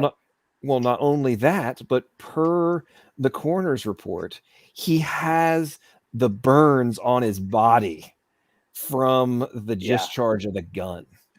So it's like, you're telling me that the guy was not double close confirmation. When it's ridiculous. Like you are like off your rocker at that point if you're going to try and continue to make that case. And he's like, I got nothing further. And it's like, dude, you have just tried to reframe this whole thing and like act like he was not acting in justified self-defense when the dude was so close, his skin was burned from the gas coming out of the front of the gun. Like, we're not even talking about the bullet. We're talking about the gas discharge from the gun. And you got the evidence. Like, we're talking within feet, if not inches. At this powder burns. Yeah. Yes. I personally liked in this trial. I liked the evisceration of old dude who got his right bicep blown off. Man. Because he's sitting there saying, "Oh, no, I never pointed the gun at him, but you had the gun and it pointed in his direction." Whoa, yeah. Wait, you just said. Did you see the little clip I He, played? he at the just beginning of the got stream? taken apart. No, I didn't. I Okay, just here we go. Okay, here we whenever go. I came in here is when I got here. Okay, here we go. If your arm's up in the air, he never fired, right? Correct. It wasn't until you pointed your gun at him, advanced on him, with your gun, now your hands down, pointed at him, that he fired, right? Correct.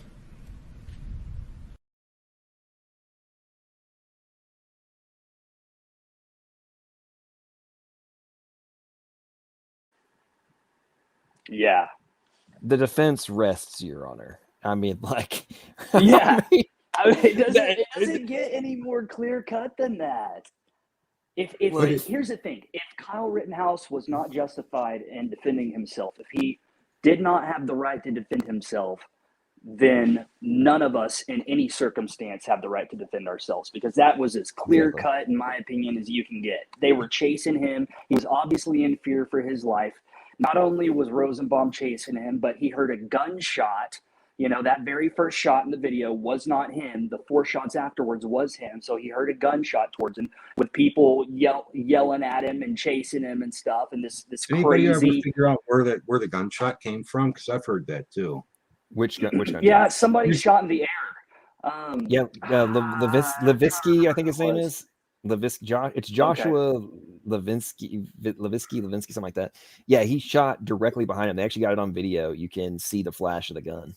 What was his reason for that? Did he ever? I mean, He hasn't testified. So I don't know, but he fired directly behind him. It's on. I got the video. It's like clear as day. You see the flash, and the drone footage from the FBI. You can see the explosion. Like it's hands down, man. Like the dude. It doesn't matter. That's the thing that people don't seem to grasp is that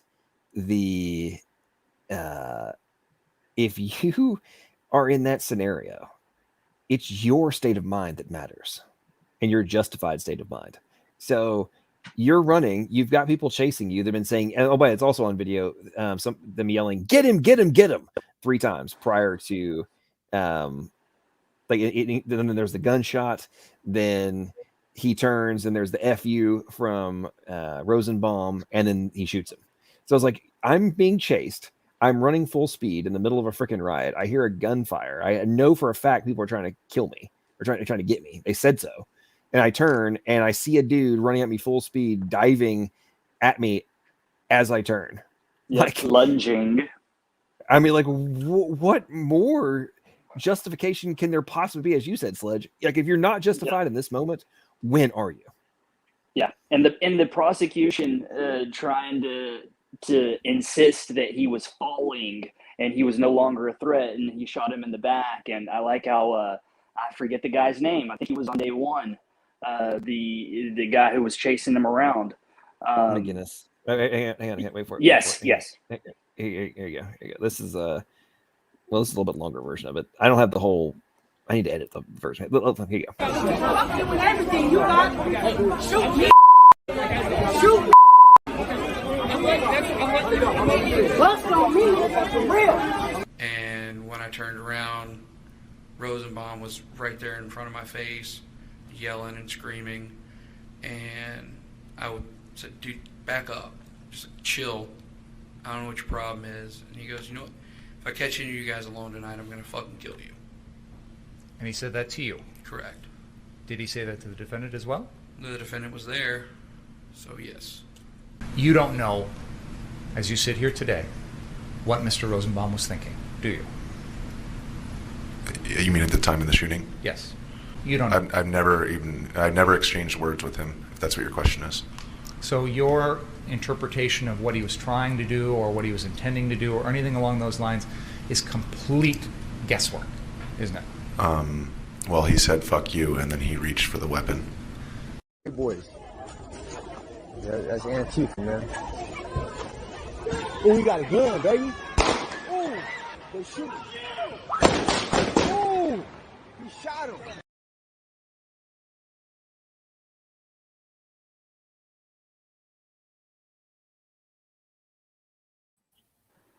Pretty nuts. Yeah. Yeah. I got to pee real quick. You guys talk. Okay. Yeah, it's crystal clear. I don't. I guess I don't really understand why this trial is happening. Other than, do you think maybe there might be more riots if he wasn't charged to begin with? More riots if he wasn't charged. Yeah. Like, for instance, let's say that no charges were ever brought on him and there was never a trial, for this. It was just declared self-defense. Do you think there would have been more riots for that event? Do you think that would have been a big deal?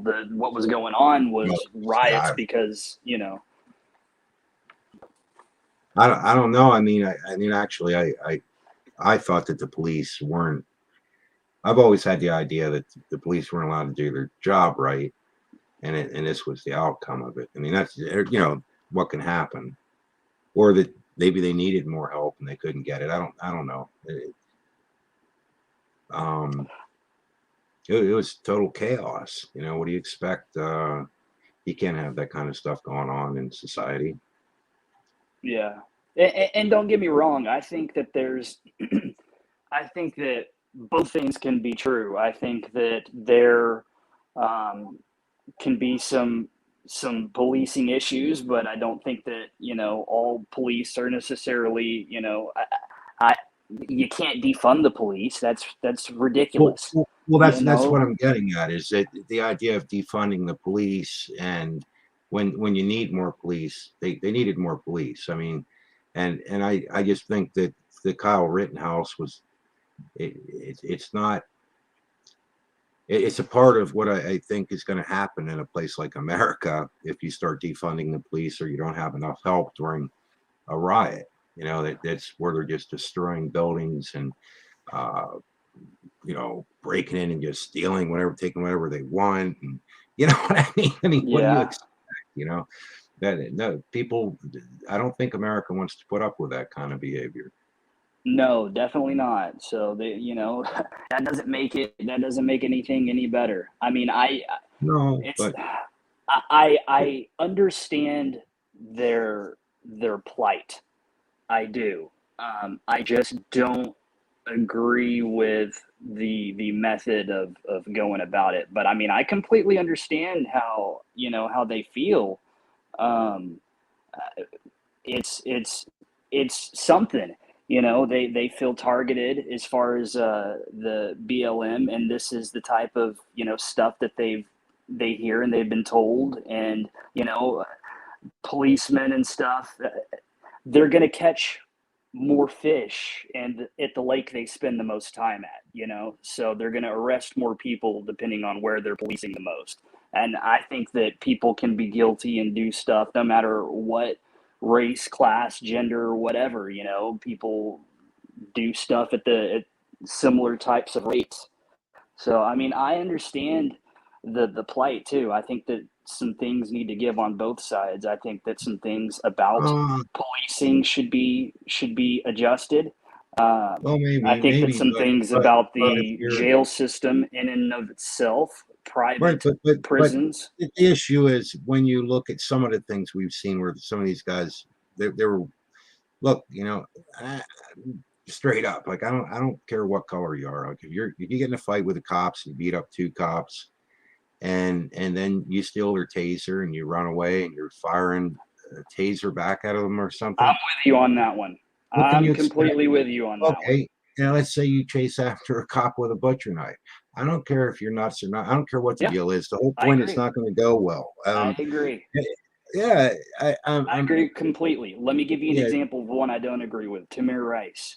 Whenever you've got cops that just roll up, and if you don't know this video or you don't know what I'm talking about, you need to look. It's a little kid with a BB gun.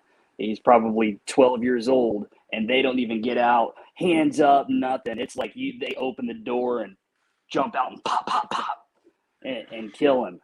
And there's some other ones too. Like honestly, what happened to George Floyd was watching that video was tough. That was really rough. I mean, to be honest, I agree with you, but did you? I have issues with it, but on the other hand, from the time I saw it, I wondered what all happened, and when you watch them trying to deal with them in the car. I don't know if you saw all that. You know? I did, but none of that is an excuse, because for 3 minutes, over 3 minutes, he was already dead and he was still kneeling on him. This was past the point of resistance. You cannot resist. Hang on just a sec. You cannot resist when you are dead. He was past that point, and he continued to have his knee in this guy's neck. There's just no justification for that. Well, you yeah, cannot justify that. Yeah, I think that when he when you could see his shoulders and stuff, nothing was moving. He wasn't squirming, trying to get up or anything. He was in handcuffs. He wasn't a threat.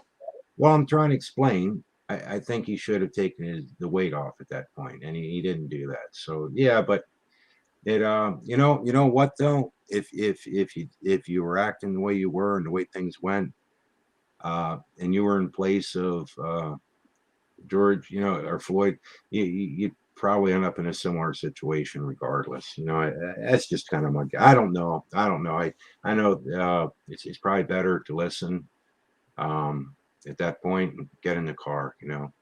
Yeah, you can't dismiss what happened as if it's an inevitable just because of the personality or the person that he was. I don't know. Maybe he's just a dumb cop. I'm sorry to say. Maybe he didn't even. I don't know. I think what the cop did was wrong, but absolutely.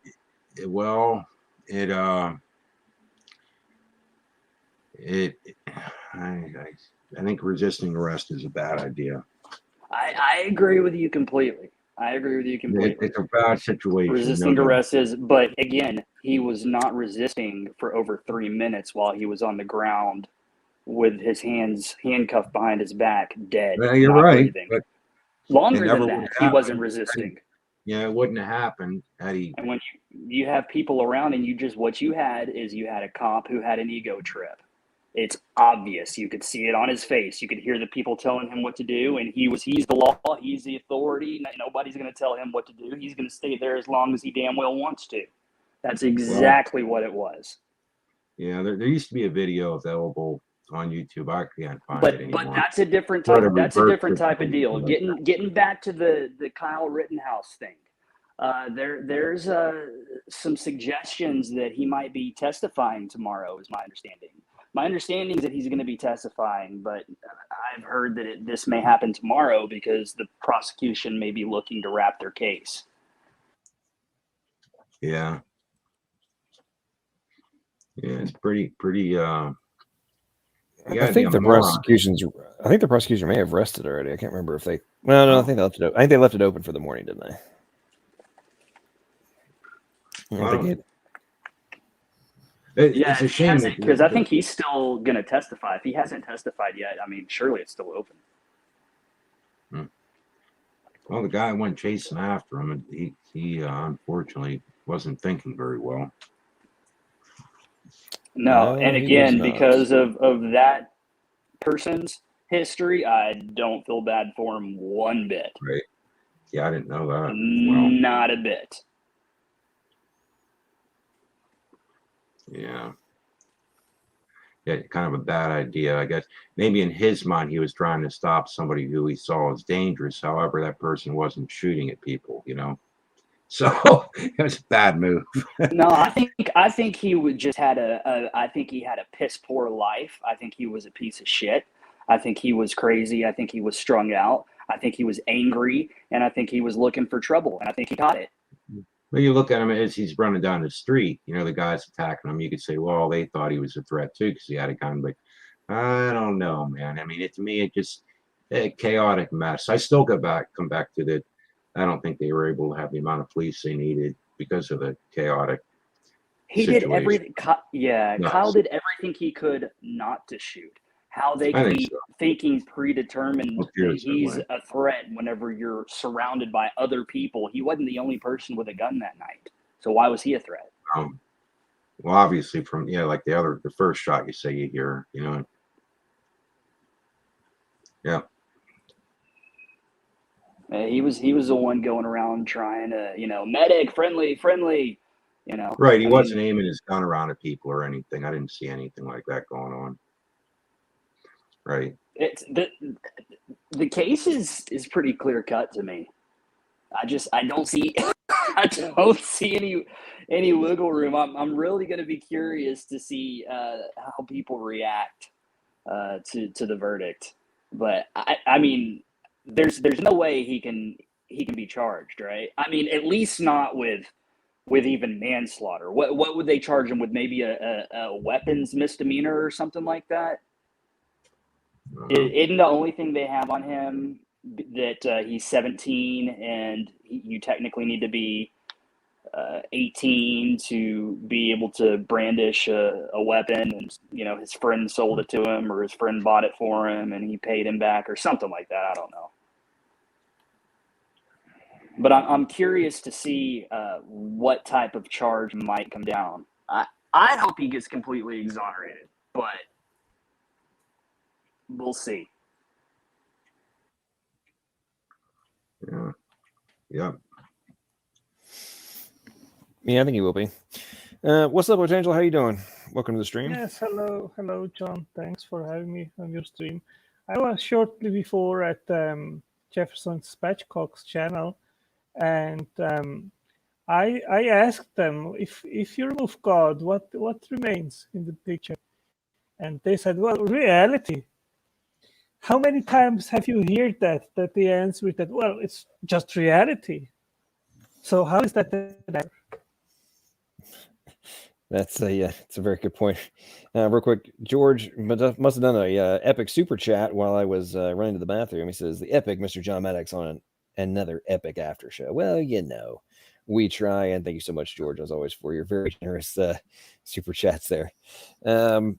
But yeah, potentially your point about the well, there is reality. I mean, it's kind of ironic that a couple weeks ago, Godless Engineer was making that same talking point when I'm having a brain freeze, and the lady that he was debating was making the point about the origin of the universe, right? Which is ironic given the fact that Joshua was talking about the Kalam, and the guy he debated tonight was kind of trying to dismiss that. But and then what's his face? John Gleason tries to be like, yeah, but I'm talking about reality, not just the universe. It's like, okay, so let's assume there is something more to our existence. It still doesn't escape the point. And then he's like, no, I'm talking about like the atoms and stuff. It's like, okay, so reality would be everything including the atoms. And now you're trying to spin this and claim that you're only talking about things that are made from the atoms. And it's like, are you missing the point to the big picture here that's being that's having to actually be addressed? They are desperate now, trying and attempting to claim that the universe, that our universe had just a local beginning, but that doesn't mean necessarily that the cosmos didn't need a beginning. So they want to speculate. The claim that the universe came from nothing, they know that doesn't withstand scrutiny. That's just nonsense. So the only alternative is to God that somehow the universe preceded ours. That there was another physical universe before ours, which instantiated ours. But that has also its problems. I mean, how do you explain the second law? I mean, it is in operation. And then they claim, well, but we just don't know the conditions that existed prior to our universe. So basically, they hide in ignorance.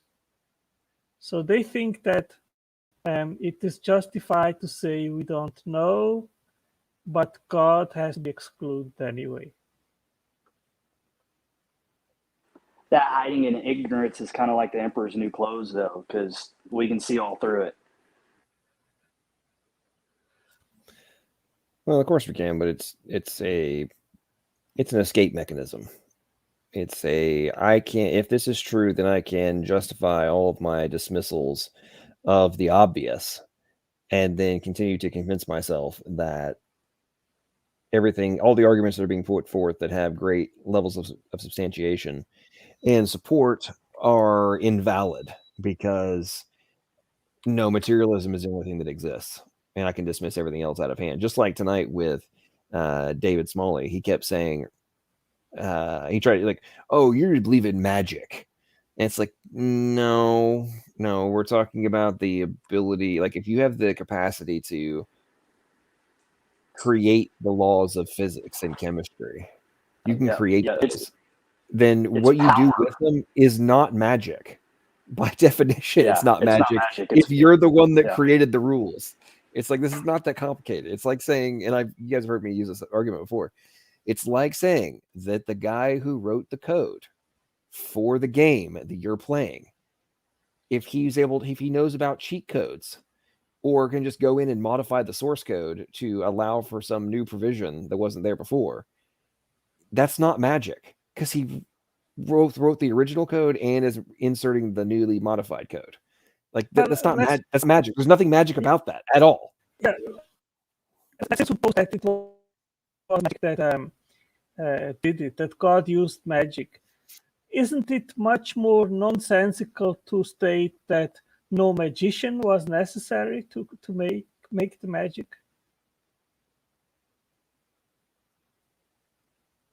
I mean, I would, yeah.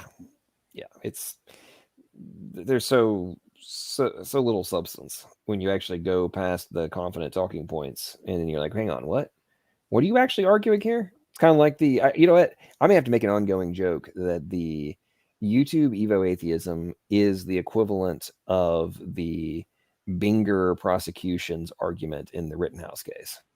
That's yikes. That's where we're at. What's up, Slavic? How you doing? Welcome to the stream, man. How are you?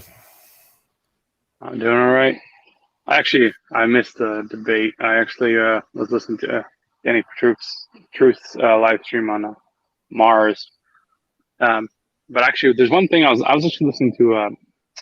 What's it called? C.S. Lewis's The Mere Christianity, and he makes an interesting point, which people do make this point more than once, but the point that if there is no God, if everything is just by happenstance, I think John Lennox does the same thing. He argues that if it's all if it's all happenstance, there is no way we can trust our own mind, to reach the truth. So them arguing against a creator, which means like order, that that the order we see in the universe isn't just accidental, but there is an actual reason for everything. If they argue against that, their own mind, they can't be trusted. Which I think it's a good argument, but it's a little bit hard to grasp it, because somebody that doesn't think about, doesn't have no idea how circuits work, or even code. If it just jumbles, it won't work. It'd be harder. To understand that argument. But I think it's a really good argument. Just like a lot of atheists, they would be like, they would say, how did life evolve or whatever? They'll just say, oh, it's chemistry. I mean, it's life. They must like ignore the actual logic behind it just to say a talking point. There are so many simpletons out there, and I mean, we just reviewed with John recently 2 hosts, and one claimed to be a doctor, and he made exactly that claim. Oh, it's just chemistry. It's just chemistry. I mean, that's just staggeringly stupid. And people which claim to have a degree making these stupid claims is just staggering. Yeah, I think that's why it's hard. People that it takes a lot of effort to follow the logical. Somebody's trying to explain the thought. It takes a little bit of effort to make sure you understand it correctly, and people that kind of don't even try to understand it, because they're holding to their own beliefs as like. But yeah, that's exactly the problem. I had 2 days ago a debate on the Dinos channel, and I exposed to them the odds to have a beta-carotene protein by evolution. And beta-carotene is 90% the protein which makes up feathers and claws and so forth. of animals. So it is a very important biopolymer, and it is just a string of the about 100 amino acids, and the core of it has about 32 amino acids. And they claim in the scientific literature that it remained preserved for 300 million years. Okay, so there is no explanation whatsoever how it emerged. Now, the classic explanation is by gene duplication and all this kind of stuff. Now, if you go and make actually the calculation and see what the odds are to have that string of 32 amino acids, it's 1 to the 10 to the 40th power, approximately. So this is a huge number. And when I brought that up at the end of the debate, then he said, well, that's just irrelevant. That's not important. And you see that all the time. When you bring really compelling, important evidence, they simply dismiss it and they don't give the due consideration. They simply dismiss it as non-relevant. So what does that tell us? We give them the evidence, but they simply dismiss it as non-relevant. That's because in the first place, they are atheists. That's what they choose to be. And then whatever doesn't meet and conform to what they want to be true, they simply dismiss it. It's not relevant. We see that. I see that constantly. Atheists do that. Matt Dillahunt did the same. When I brought up in a YouTube stream where he had a debate with Braxton Hunter, I think it was. I pointed out to him, did you also have a minimum genome for the first life? And then he said, well, bring me some evidence. When he said that, I knew this guy's not serious. Yeah. Another thing is that the people that listen to the atheists or, they champion, they just, I honestly don't know. I don't know if they think for themselves or they just kind of like, well, see, he's my favorite debater. Therefore, he must, he has to think it through. Therefore, I'll just believe what he says instead of taking the, positions for themselves. Just kind of just like agree with somebody and just, he must, it's good enough for me,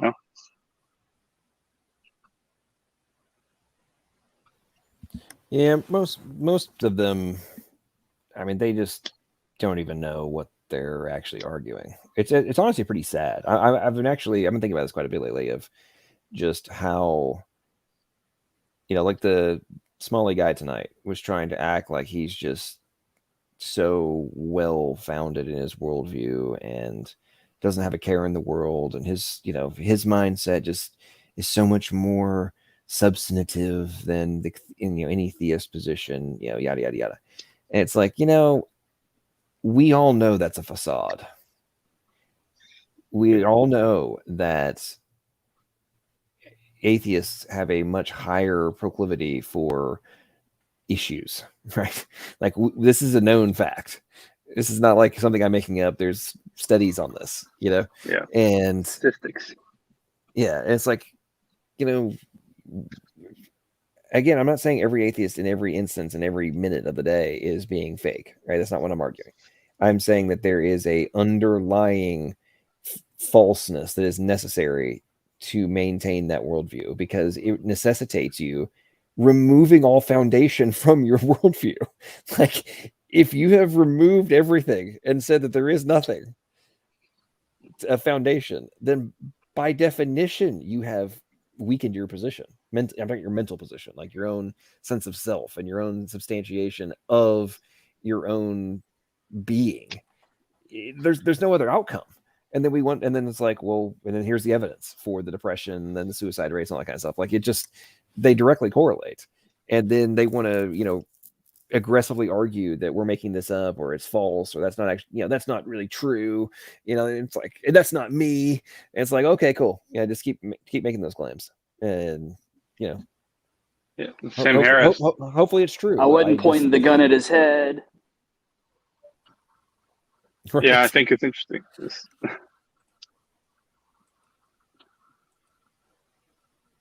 I don't know what that was, but Sam Harris, he actually says a really interesting way.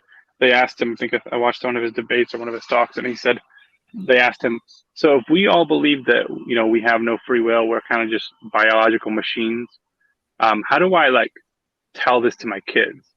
And he said, don't tell them. Just, you gotta live like you have like a moral agency, or that you are, there's more than just a machine. But we all know it's just a machine. They can't even live their worldview out in real life. Like, that's always blown my mind with Sam Harris and a number of these guys that follow determinism, and in that they almost treat what they can't see as the future as though it's already predestined, but there's no God. Just, I don't know, just weird to me somehow. Doesn't make sense. Yeah, I don't agree think with Redefine Living in chat. He said that as far as atheists, he believes that atheists know there is a God. I agree. I think agnostic people may or not be convinced, but I think atheists know and they choose to not believe. I think it more borders along the line of Luciferianism and Satanism. My opinion.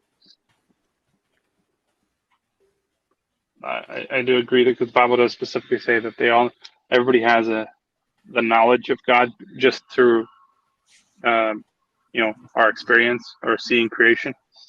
Even the idea, like, for me, it's a hard thing to imagine that somebody can say that our brain is completely a random evolution of just molecules and genes or whatever. Mm-hmm. I'm not going to get into that because I don't see evolution as possible. But anyway, and they see that as a completely random structure, yet somehow they can trust it to find out what the truth is. That just makes no sense at all. But they don't see the contradiction, I guess. I don't know. Yeah, the inability to see the contradictions are quite fascinating. I mean, and I find it so ironic because the accusation that somehow theists are just, blinded by faith and all that kind of stuff. I'm like, you're missing very obvious concepts, like very obvious stuff. And then claiming that when I'm making an argument about, XYZ, that I'm making things up. It's like, what? What are you talking about? It's just like tonight with the debate, the whole aspect of black theism. No, that's not what the academic position is.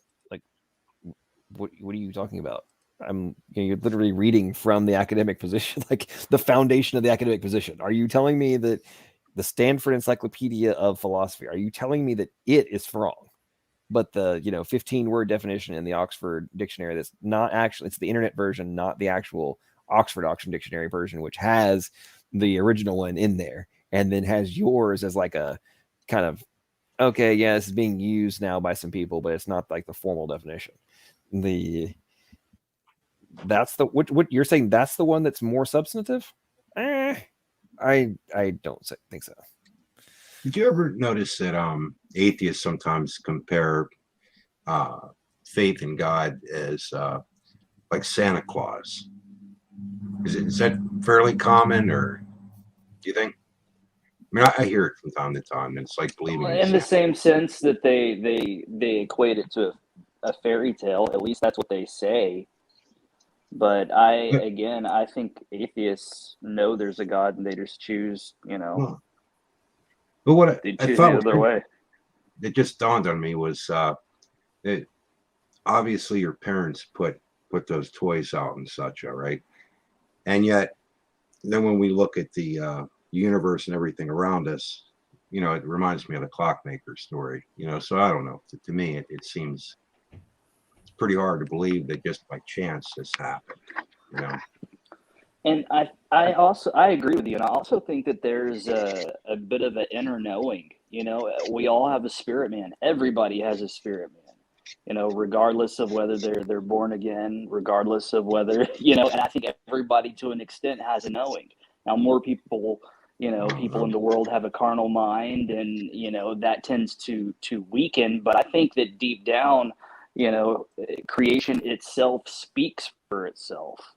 You know, it's obvious that we are created. It's just a matter of who created us. And of all of the religions, the Bible makes the most sense, and that's because it's true. Yeah, I always think that it'd be interesting to speak with an honest atheist, somebody that would be like, you know, if they in the time when they're just sitting all alone, do they wonder, or do they think, you know, maybe they have something to this world, you know? But who knows? Nobody would be open on the internet, especially. Wouldn't want to show their hand, let's say that way. But you know, we see all these atheist shows on YouTube, and the truth is that if that would be an honest venture, then they should be truly open to the evidence provided by theists. But that's not what we are seeing. If you look, for example, Matt Dillon is 16 years making these shows. 16 years, and nobody has provided supposedly evidence to him. Why? What drives him? What is the motivation? And I think the truth is that they don't want to actually consider in an honest manner the evidence which is provided to them. They are atheists, and they want to drag us down to their disbelief. That's all. That's why I call it a dishonest venture, what they are doing. I think I agree with you. I think that even...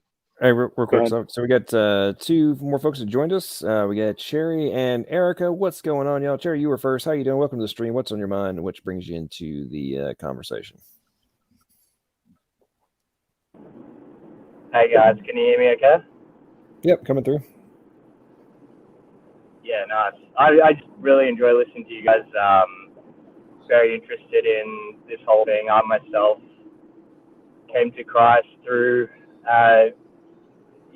through a journey of trying to seek the truth and seek it on every level, and a lot of that was apologetically based, and so it's just fascinating to, hear about, the other side, and it's so obvious to me now, I think, how, it just seems so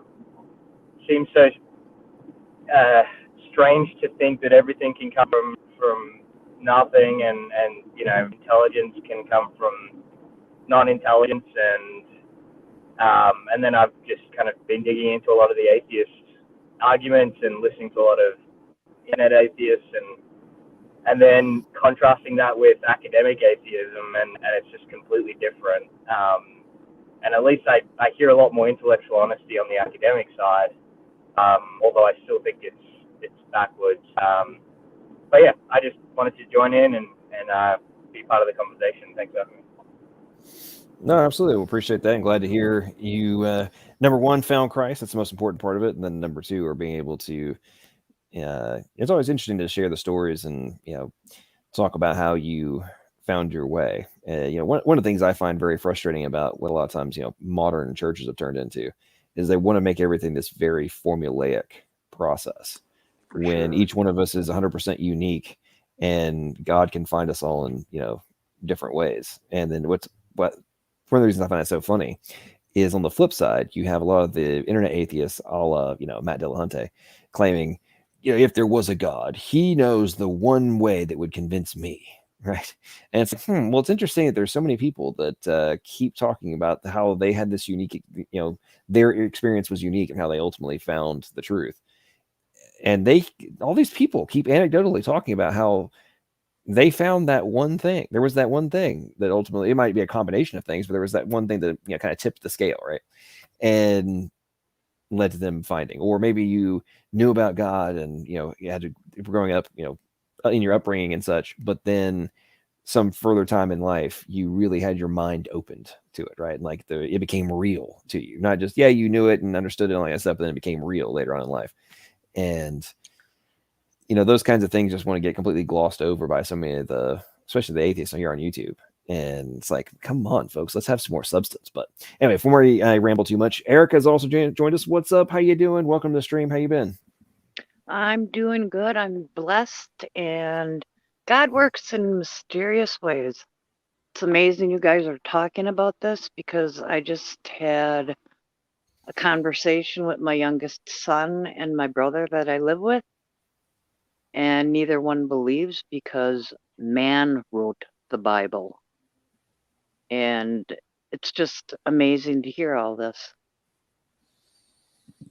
Yeah, Erica, I think when this happens, either they are close-minded, they don't want God, but if they are really honest truth seekers, put evidence to lead wherever it is.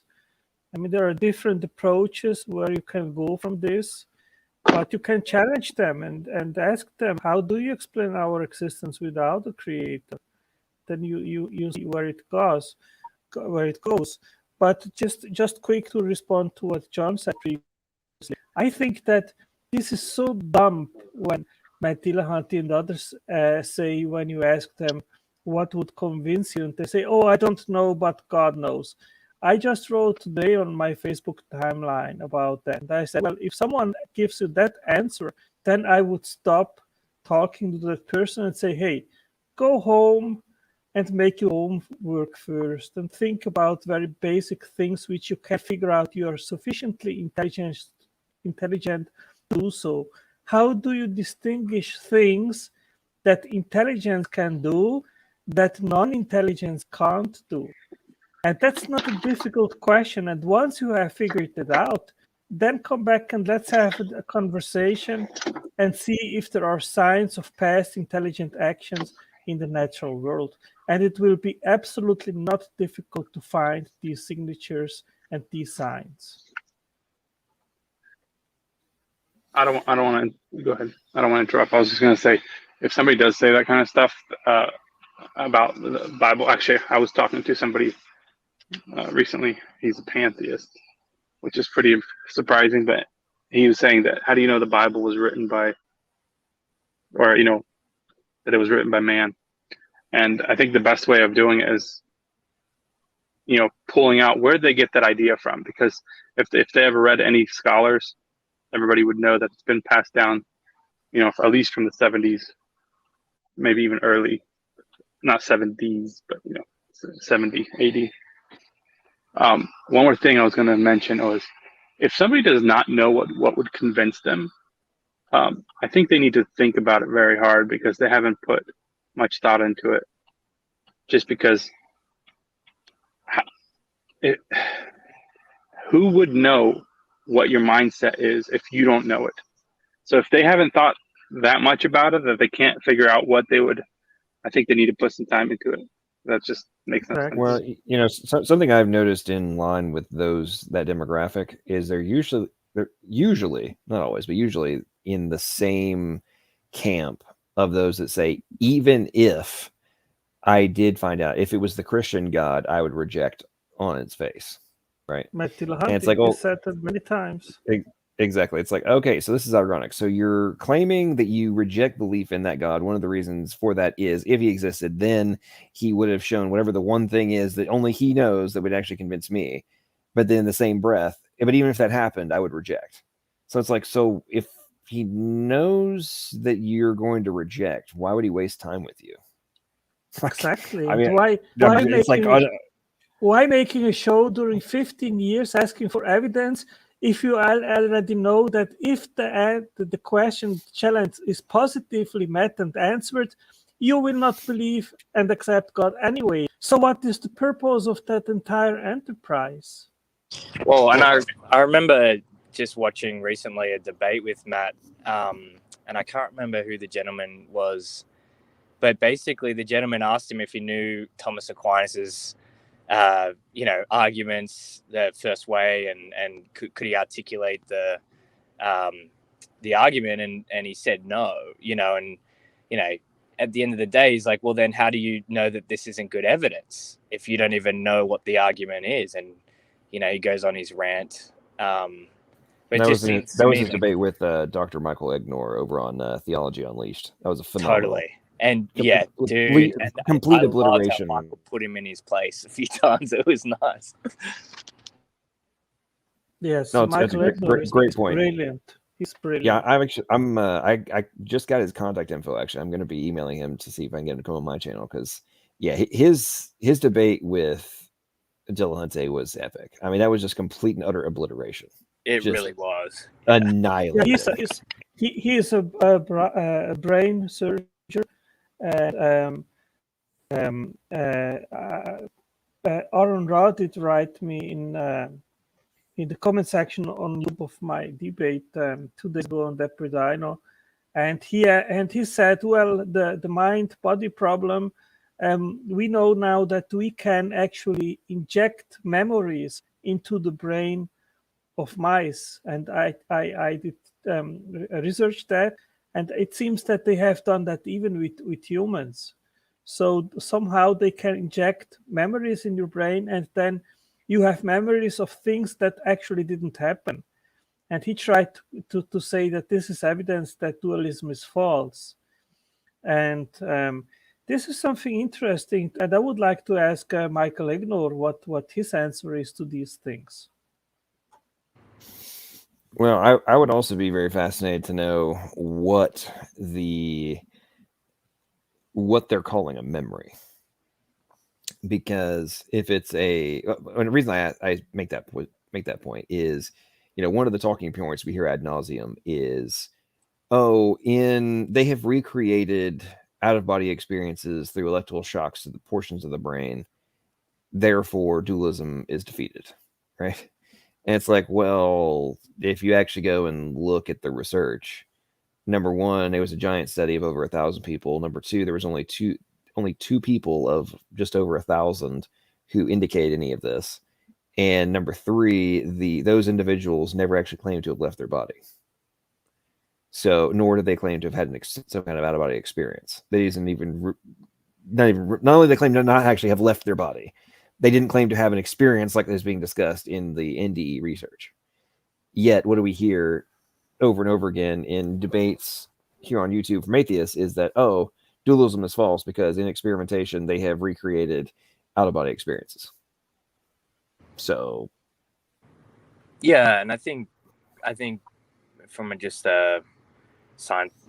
materialistic standpoint, I think you could, I'm sure, stimulate the brain in many different ways to elicit like a sensation of touch.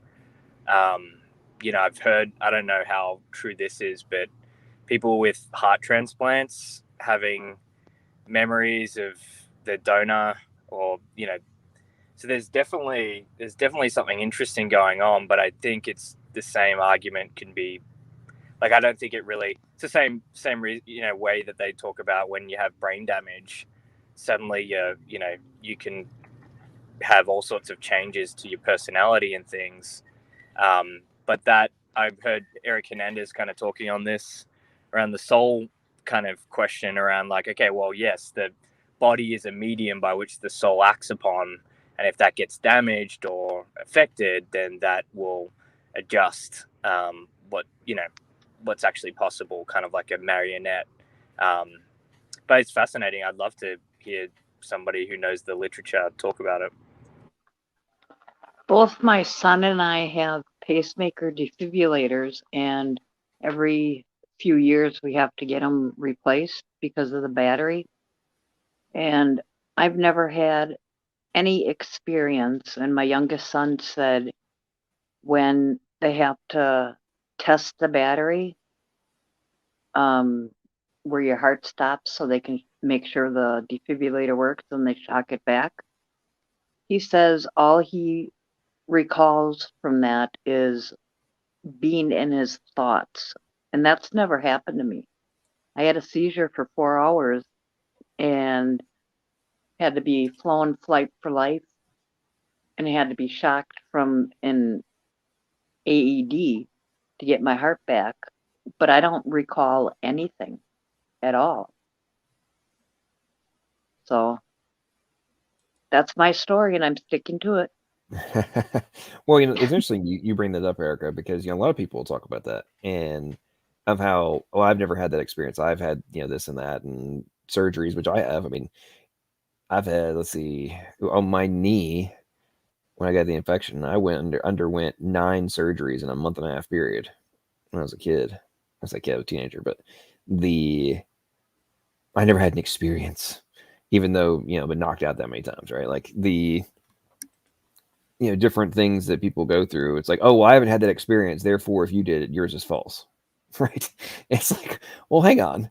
That's like saying, because I've never had the sensation of jumping out of an airplane, therefore you never had. If you have jumped out of the airplane, you have not, because I have not had the sensation, therefore you have not, even if you did jump out of the airplane. Like, that in no other context would that make any sense, except in the ones which the atheists want to rely upon. And I was actually thinking about something earlier today. Actually, I recently watched the Trent Horn versus Jay Dyer debate on. Obviously, Dyer is completely, as a presuppositionalist, is completely against natural theology. And I was contemplating. I'm like, okay, they both have interesting points to make, but it's like they're both operating from this perspective. Well, actually, Trent Horn was not. The presuppositionalist, like Dyer, operates from the perspective that, his position is the only one that matters. And truly. And I'm like, yeah, you're kind of limiting God a little bit to the, in what actually can be used to substantiate his existence. And one of the things I was contemplating on that stuff was like, okay, you got presuppositionalism, natural theology, and then something that I was kind of contemplating was then you almost have this, anecdotal theology, right, and come into place. And I think in this context, things like NDEs and personal revelation is like a third layer of the divine revelation that's being done that can be substantiated through presuppositionalism, natural theology, and then anecdotal theology, if you want to put it in that context. That if God has shown himself to us personally, number one, that should have great level of potential substance, and then number two, it's not something that should just be dismissed out of hand in favor of one of the other things. If that makes sense. Totally. Well, in saying that your argument of personal experience is invalidated because I haven't had that experience is self-defeating, because equally the other person could say, well, your experience that my experience isn't true just because you haven't had it wasn't my experience, so that's defeated, right? So it's a circular argument. And I think William Lane Craig talks about we do apologetics to show how what we believe is true on every level of reality, because if God is real, he's not just real in the scripture. He's real in natural theology. He's real in history. He's real in psychology. He's real in personal experience. And I think that's where the presuppositionalists, although I empathize with them, because technically none of us could think and move or have our being without God sustaining us. I just don't think it's a great apologetic tactic, because it just, I think, isolates people. It doesn't really help answer questions that people genuinely have. Whereas I think we're called to actually have answers to those questions, and God revealed himself in nature. If he's real, then everything that God made is true and real, right? See, I would agree with you, and I think one of the best points that Trent made in the debate was he made the argument that natural theology and presuppositionalism are like inverse to each other. Like they can both be used to prove the opposite or substantiate the opposite. And I was like, that's actually a really good point, and I agree with you. And that's kind of where my thoughts of like the anecdotal revelation or whatever you want to call it kind of sprang from, as I was contemplating that premise. I'm like, I would agree with that, because I don't necessarily know if they stand alone. Just like, and part of the reason I started thinking about like trying to come up with a third part of it was I was thinking about the premise of the Trinity, right? And if God is triune and there are 3 facets to God, then it would also make sense that there would be 3 facets to the proofs or the substance of God from like the argument perspective, right? And because it's like, yeah, that's because I don't have any issue with the logic and the ultimate arguments. I mean, obviously like the root circular portion of it, but then there's the metalogic aspect of that. So, but ultimately you do want to have evidentiary foundation to it as well, right? On the presuppositionalist side.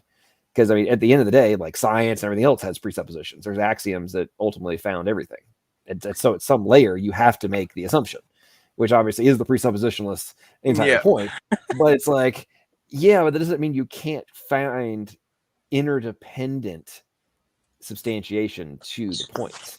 Yeah, well, to be able to make the assumption in the first place, you have to have natural means of doing so, right? So like, but I like that approach, and you could almost back that up scripturally in a sense, right? Where Jesus says, you like, you know, when he asks, who do you say I am? And they respond and they say, some say this, some say that, but we say you're the Messiah. And it's like, you're blessed because my Father showed you. You know that because it's been revealed to you by my Father. It's like the Holy Spirit and God reveals, like it's actually because the Holy Spirit reveals himself to us that we're saved. It's not because we've like figured this out on our own in a sense, right? So I think that's the anecdotal side, right? Like, you know, even if the evidence wasn't there, I would still have that personal experience that I could rely on as a properly basic belief.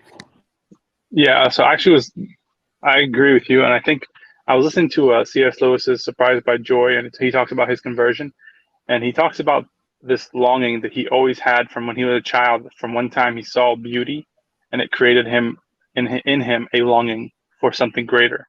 And he always tried to figure out throughout his life what that was. What was that longing? He tried to experience that longing, like, or manufacture it, and he couldn't. And then he found out. Well, if you go through that story, he kind of goes how he figured out that it was the longing for something greater, for God. And I have the same kind of almost testimony, but it wasn't for me, it wasn't specifically the longing for beauty, even though I am kind of artistic. I always I like seeing beauty in things, but for me, it was the truth. Everything for me, if like, even from when I was really little, the thing I really hated was lies. I'm not saying that I always told the truth, because I did, you know, everybody lies, but I always wanted to. I would rather have the truth than hear something that's a lie.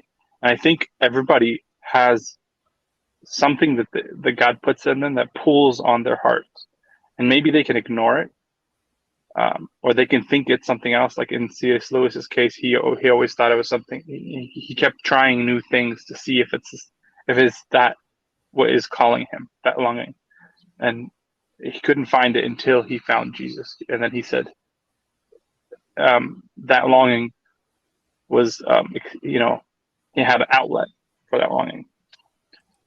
Well, he calls it joy in his words, but I think that's another aspect, is that I think because God put so much, he, like it says that the heavens declare his glory. I think everybody has this, you know, something in their life that points to the eternal. Totally. Yeah, like, you know, if God is the foundation to ultimate reality, then he's true on every level. And I think a very compelling, although typically overlooked level, because we're in a scientific kind of methodological age, is like, it's beauty and it's like emotions and it's experience. And yeah, totally, like that whole thing around, like, and there's an argument from beauty even that, you know, I don't know what the syllogism is, but you know, there's an argument that there is such thing as objective beauty. And that's I think a pretty powerful argument, because we all know that it's almost as, in a way, it's almost kind of more real to me than objective morality, right? Because it's the good that's beautiful. And I kind of see that, and I love what's so cool about C.S. Lewis is such an intellectual mind, so flipping smart on every level, but he was also really, really, you know, really, you know, emotional and all about like beauty and narrative. And it was actually that brought him to Christ, realizing that the narrative world intersected with reality through the person of Jesus. Yeah, the beauty that is derived through whether it be scripture and the unveiling through Christ, or nature, or personal experience, all those different things, that if you open your mind and are willing to contemplate things beyond the rigid constraints that are formed as a result of the materialist worldview, if you're willing to look beyond those constraints, then your mind can be dramatically opened, in my opinion. And a lot of those things that you're referring to with like C.S. Lewis and the recognition of the beauty, not only from like the superficial level, but from the inner level that is beauty, right? Like for me, with all the stuff this past couple of years of, diving into understanding biology on the root level and such, for me now, being outside and, observing, hey, I'm looking at these plants grow, right? Like it takes on an entirely different level of like, I know from an engineering perspective and a technology standpoint, there is like mind bending stuff that's happening on something that I used to take completely for granted, right? As well as the, like, for example, I was watching, I love listening to classical music, right? And I was watching this pianist playing Beethoven's Fifth, and I was just observing the hands flying up and down the keyboard on the piano, right? And of course, there's the beauty of the music that's coming out, but as well, the ability for this man to be playing this beautiful music at the level of he was executing it at. As somebody who I used to play the piano, I suck. I can't now, but like I did. And I know how hard that is. And to watch you do it so effortlessly, and the same thing applies to all these other things that humans we take for granted, and yet they're just done, and we just do them. It's like it's so amazing, and we just so many things that we take for granted, and I really just don't understand how boring life would be. Like, life's got to be really boring if you're operating from the perspective that there is nothing else beyond the. Like I feel like materialism has led people to only be able to operate on like stage one. Well, that's why it's why it inevitably leads to nihilism. My buddy, who's a biologist, refers to it as smilism. He knows nothing has purpose, but he's still going to choose to have joy and try to see and it just seems pointless to me. And what's even crazier about that whole Beethoven's Fifth is like, if you know who Beethoven was, right? Like, the guy was like half deaf and blind and all the rest, and he still wrote that and played that. It's just incredible. But yeah, I totally agree. Like, I studied robotic and mechatronics, and like that was one of the biggest parts of me kind of coming back into faith and really being convinced, was like looking at the cell and looking at the intricacies and complexity, and it's just beautiful. Oh man, and it's mind-bending, like you said. Yeah. I see Jamie just came in, but I wanted to ask a question. When you said about materialism, I'm not always up on all the terms, but is that the idea that only the material world exists? There's nothing spiritual or anything outside of it, or? Yeah, essentially. Yeah, it's materialism is naturalism might say that there's platonic objects, I believe, like, the number 7 isn't like a physical thing, but it exists. Whereas materialism, my understanding of it is that it's essentially mindless matter, space and time that exists, and that's it. Yeah, there's some very minor. Go ahead, Angela. I've said it many times. If I would not believe in God, then I would be a nihilist, because then you cannot know anything for sure. You cannot make sense of reality. You cannot make sense of your mind. Trust actually your thoughts if they are trustworthy. You cannot make sense of anything. So, and if you think it's true, it is rational to become completely insane, because you cannot make sense of anything if there is no God.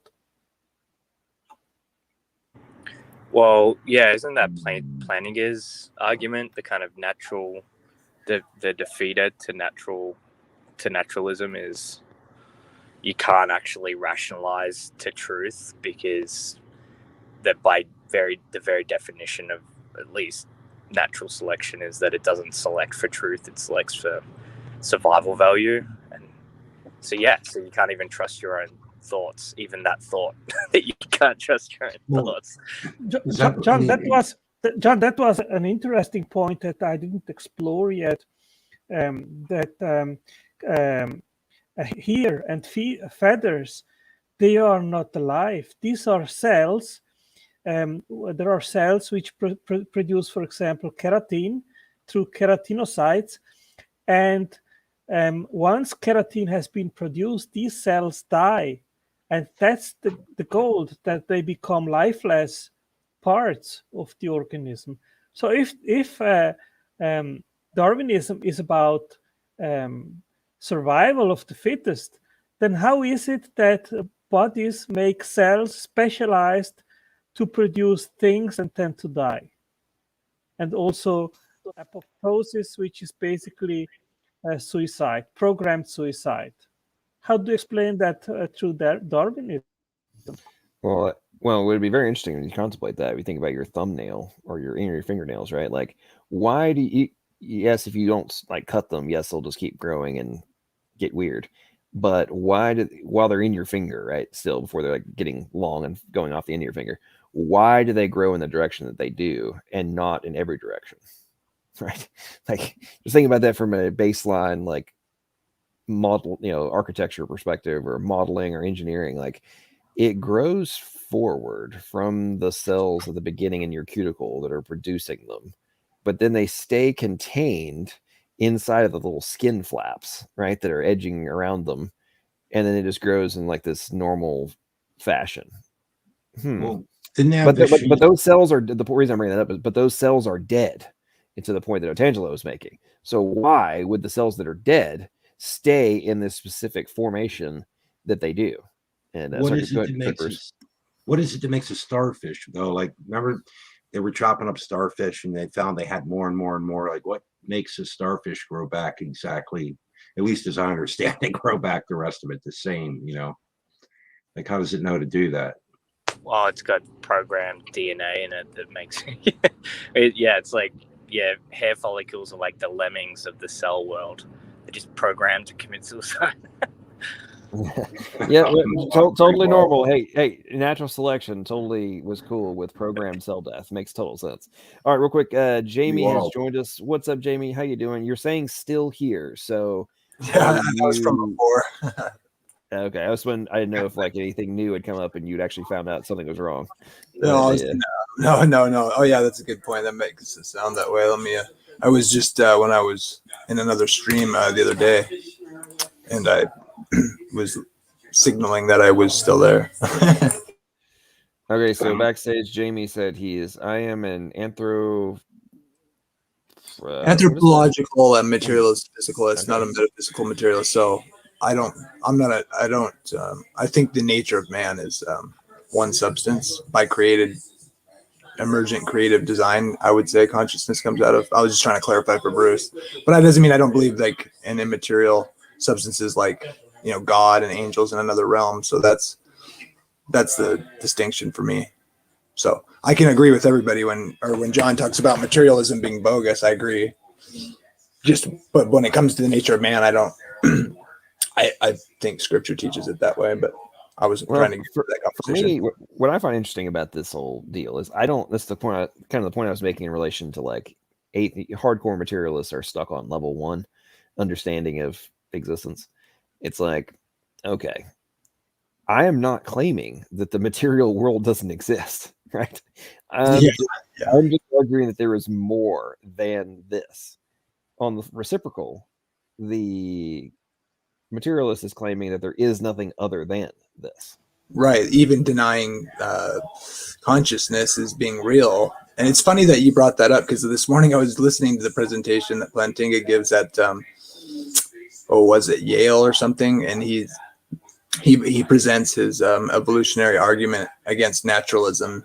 That is, they can't both be true and trustworthy theories, because the naturalist naturalist non-guided evolution would say, would suggest that selection wouldn't tend to have to select for, truth, or make sentient beings have true beliefs. They would just have beliefs that were applied well to survival. And we all know that a lot of false beliefs could help with survival. It's not a necessary argument that they actually be true, in other words. So it kind of defeats it. Like, how can you have no grounding or reason to trust that you'd be rational or have true beliefs if naturalist evolutionary development were the case. So you need both those for it to not make sense. But it's kind of like an evolutionary argument against naturalism, in other words. Or a naturalist argument against true beliefs or something, I guess. Interesting. Yeah. For me, I just don't understand why people would want to argue so adamantly that there is nothing else. Like, that to me doesn't make any sense. Like, why would you want to so adamantly try and convince people that there's nothing else other than this? Like, that doesn't make any sense. In any other context, what do we talk about in let's think about this from a like motivational speaking perspective. What do those guys all talk about? There's more, right? There's other things to this. Like, do not limit yourself. Don't allow people to convince you that there is nothing else to your sense of self, who you are, your potential success level, yada yada yada. Like, don't let people tell you that there's walls you can't overcome, right? But then what do we have on the flip side? People telling you that there is nothing but these physical walls and you cannot overcome them. And if you think otherwise, that somehow you're a crazy person who's just bought into this God of the gaps, blind faith, biased interpretation, and you're just ignorant of all things scientific to come to their conclusion. Well, it's even like by very nature of the scientific pursuit is to seek the unknown. But when it comes to the unknown about reality, we have to constrain ourselves to literally what our eyes see and what we can touch and feel. And then that kind of levels into the typical internet atheist argument. But it's so that's such a good point in that, like, why? Because you would think to yourself that people, like, it seems natural to me to think, if you believe that all that exists is what your eyes see and what you can touch and feel, like, that seems like the least sophisticated, least rational. In fact, the more we learn about the universe and action at a distance, spooky action at a distance, and all sorts of stuff going on, it's like it seems like the least intellectually honest kind of position to take. It just seems, yeah. I agree 100%. 100%. And what I find very ironic about the points you're making there is, like, so when I was a kid, I was a huge comic book nerd. I mean, ridiculous sci-fi junkie, and just love to contemplate the premise of, being able to go beyond the barriers of the physical, like the physical constraints, right? Whether it be like, Star Trek style, or speed of light, travel, or superhero style, or, whatever. All that stuff just, fascinated me as a kid, made my mind just, I thought about that kind of stuff all the time, right? And I thought about this as an adult now, looking back on all that. And I really wonder what influenced my curiosity and my imagination and reading those books, and those books being able to expand my imagination and my curiosity. I really wonder what impact that had on me as an adult, and in a good way, I mean. And the reason I say that is, like, the whole premise of, like, Star Trek, right? So the Next Generation, it's, good old Patrick Stewart is space, the final frontier. These are the voyages of the Starship Enterprise. Its continuing mission to explore strange new worlds, to seek out new life and new civilizations, to boldly go where no man has gone before. Like, that whole premise is, like, in that context, obviously, it's like exploring the cosmos, right? And, like, that, you don't think that's interesting? Like, you don't think that's cool? It's the image of God. It's the image of God. in the sense that like I think God created us in His image, and so there is a sense where God will be known to have transformed chaos into order, into putting order into chaos kind of thing. And I think that's like the root of the idea of wanting to explore the unknown, like, if that makes any sense. Well, it's like courageous, right? In that context, it's heroic and courageous. It's awesome. But then, philosophers that are trying to understand the nature of God and people that, are trying to explore the fundamental underlying basis of reality are somewhat seen as, ignoramuses in popular culture. I heard John Lennox say, he said, well, I guess one of the atheists or somebody was talking to him, and they said, well, religion is just for people that are scared of the dark. And he said that he answered, and atheism is for people that are scared of the light. And it actually I love that quote. I love that quote. Yeah, I think it's actually really good. It points to the really good. Most people, they don't realize that we as humans, we do not want responsibility of our own evil actions, even though we would like to be praised if we did something great. But if we did something bad, we want to like somehow get rid of that responsibility. I think people that,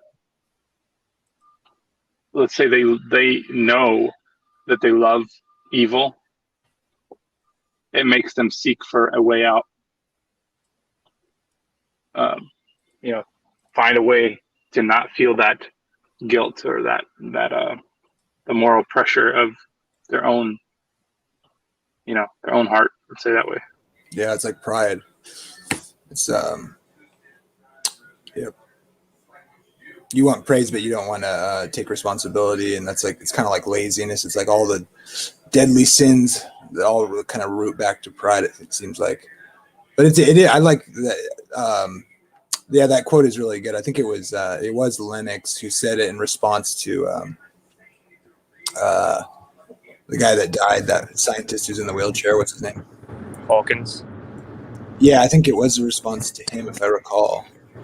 Or maybe it was Dawkins. Maybe I'm not sure, but yeah, it's interesting how man always is wanting to push the boundary. At least it's kind of a spirit of man that wants to push the boundaries of the unknown or whatever, like John was talking about. And like, it's interesting to consider like what it'll be like in the eternal state, because like you can imagine that like all knowledge will just be given to man or something. I don't think that's the case. I think there'll still be limitations, just greater capacity, and then we'll still continue to explore what God's created, the mysteries of the plan of salvation. All that stuff will be things that we're left to learn about. Otherwise, it'd be kind of boring if we just kind of be like, there's got to be things to explore, I would presume, even after Christ returns. Yeah, I think that's in fact the reason when they do like research or whatever, they don't want to admit that there's another part to it, even beauty or any of that, because it points to order and there's beauty and stuff in it, and that reminds them, or that points back to the eternal. And if somebody knows that their heart is wicked, or if it keeps reminding them, maybe not constantly, but every once in a while, and every time they look at something that's not just material, it points back to there's something more. And I think that's why they hide from it instead of exploring as far as the mind can go. Yeah, well, I think you can see that in the nature of God in natural creation that we're a part of, right? It's like the more we know, the more we learn, the more we realize we don't know much of anything. Like, it gets more and more sophisticated and complex and intricate, and it's just this infinite beauty, and it's from everlasting to everlasting. And I totally agree. Because if we knew everything, it's not like, I don't think it's biblical at all to say that we would like suddenly become omniscient. You know what I mean? Like, we don't know everything just because we're now in perfect relationship with God. It's now that we're in relationship with God, we get to know God in a unfiltered way. And I think that will make eternity so much like, that's what eternity is. Well, in line with what you were talking about there, this is one of the reasons I get very irritated with atheists, especially in debates, right? When I hear the talking point of, if there was a designer, why is so much of the cosmos barren?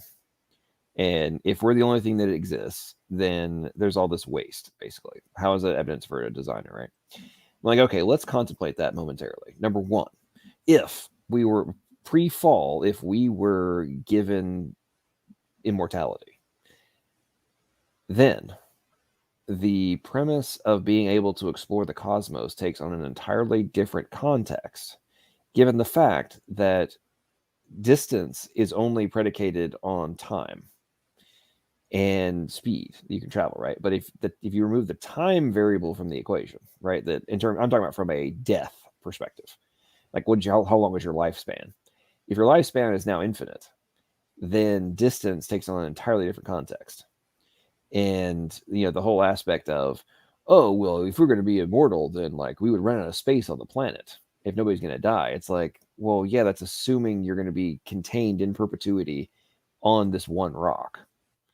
Versus, like, for example, I wouldn't necessarily argue, and it's kind of funny that this week some different things that come out of, like, supposedly scientists have found a way to potentially create a light speed engine, all this kind of stuff, right? And I'm like, I wouldn't doubt for one moment that there is at some point we will learn how to, whether it be bend space-time, create wormholes, whatever, that travel in great distances that from our current perspective is, unattainable, can be attained. And if that is possible, then this whole premise of like actually going to Mars, right? If assuming we're immortal, or have to worry about dying of radiation, all that kind of stuff, then the premise of like going to Mars and terraforming and do all those kind of things takes on an entirely different reasonableness, right? Like, we could totally do that. And anyway, long story short, going all this is like, that would suddenly make the potential infinity of the cosmos. Like, atheists, I know you claim that this proves that God doesn't exist, and then beyond that, you talk about like, oh, if I died, I'm going to be immortal. Like, at some point, I'm just going to want it all to end. It's like, okay, cool. So you think the premise of being able to explore the rest of the universe, you're going to be bored? Really? I don't buy that. I do not buy the premise that I would be bored if I was not having to worry about dying and I could potentially go and explore the cosmos.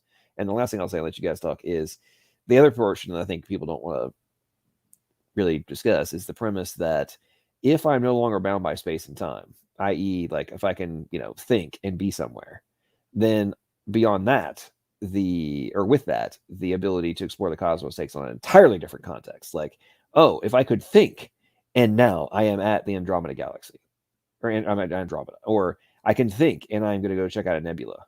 I can think and I am now, 14 galaxies over, checking out some stuff. Like, how do you find that not, number one, mind blowing, and number two, very, very, that sounds pretty cool. I don't know what you guys think about my rant there, but go ahead.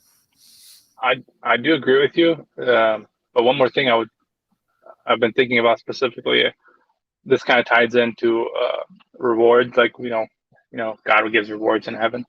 But just imagine talking to the most brilliant scientist on earth. You really want to talk to somebody like that, right? But now God is the one that creates everything. Like, just talking to him would be like a pleasure, because he knows everything, not just about outside of you, but inside you, like complete knowledge. To speak with him would be like, I don't know, there's probably nothing better. I wonder if that'll even be, if that will be the case, if we can essentially warp across space and time. Maybe we won't be able to do that. Because maybe not. I don't know. But I mean, like you said, without death, it wouldn't really matter. And I've kind of always thought of it that way too. But then I've in like scripture and stuff like, and this probably could just have prophetic meaning. But I mean, like even in the book of Daniel, you see like the angel telling Daniel that like he had left to come meet with him, but that he was, you know what I mean? Like time seems to have a bearing and things, even in the angelic realm. But I mean, that could be questioned in certain ways, I suppose, as far as what that's saying about the ability for angels to travel, obviously. But I don't know. It's an interesting thought to think about. I mean, what are the limitations or not in the eternal state? One thing I've always thought was interesting, and I think it's funny that you know LPP was just talking about this, is this idea that if there wasn't a creator, or if there was a creator rather, there would be more abundant life. To me, it seems like the exact opposite is true. The fact that there is such specificity on this planet that allows for life and no other planet seems to me to be an incredible pillar, if you will, in the teleological argument. In other words, it appears that the universe is designed specifically for life to exist on this planet, which is kind of mind-boggling if you think about it. But at the same time, things like the Fermi paradox and stuff like that do demonstrate that it's definitely true, right? There is not only an extreme preciseness to all the laws that maintain our own existence, but also there is no existence of life anywhere else, right?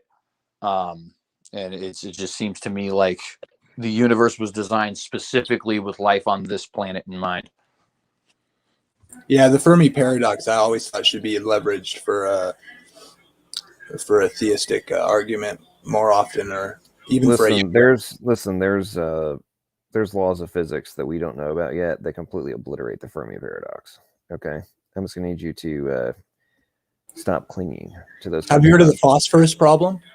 Well, real quick though, John, I think that I actually think that I was being extremely sarcastic, by the way, guys. Oh no, I know you were.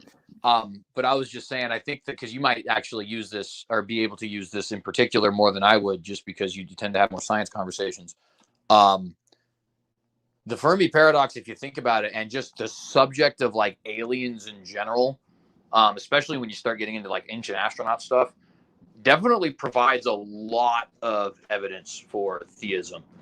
And it's in a weird kind of a way, but it's basically the lack of evidence of that you find in aliens and ufology and ancient astronaut and stuff like that, coupled with the few legitimate questions they actually ask, leads to what, in my opinion, is very plain evidence for the. I just explained kind of the Fermi paradox one, but here's a fun one too with the ancient astronauts. They always talk about how it appears in Mesopotamian mythology that there's this extraterrestrial group of people called the Anunnaki, and they have a similar stories to the Bible, right? Like the Epic of Gilgamesh, with these guys in the flood, and they even have a Garden of Eden that is actually even called Eden, where man is made and all that kind of stuff.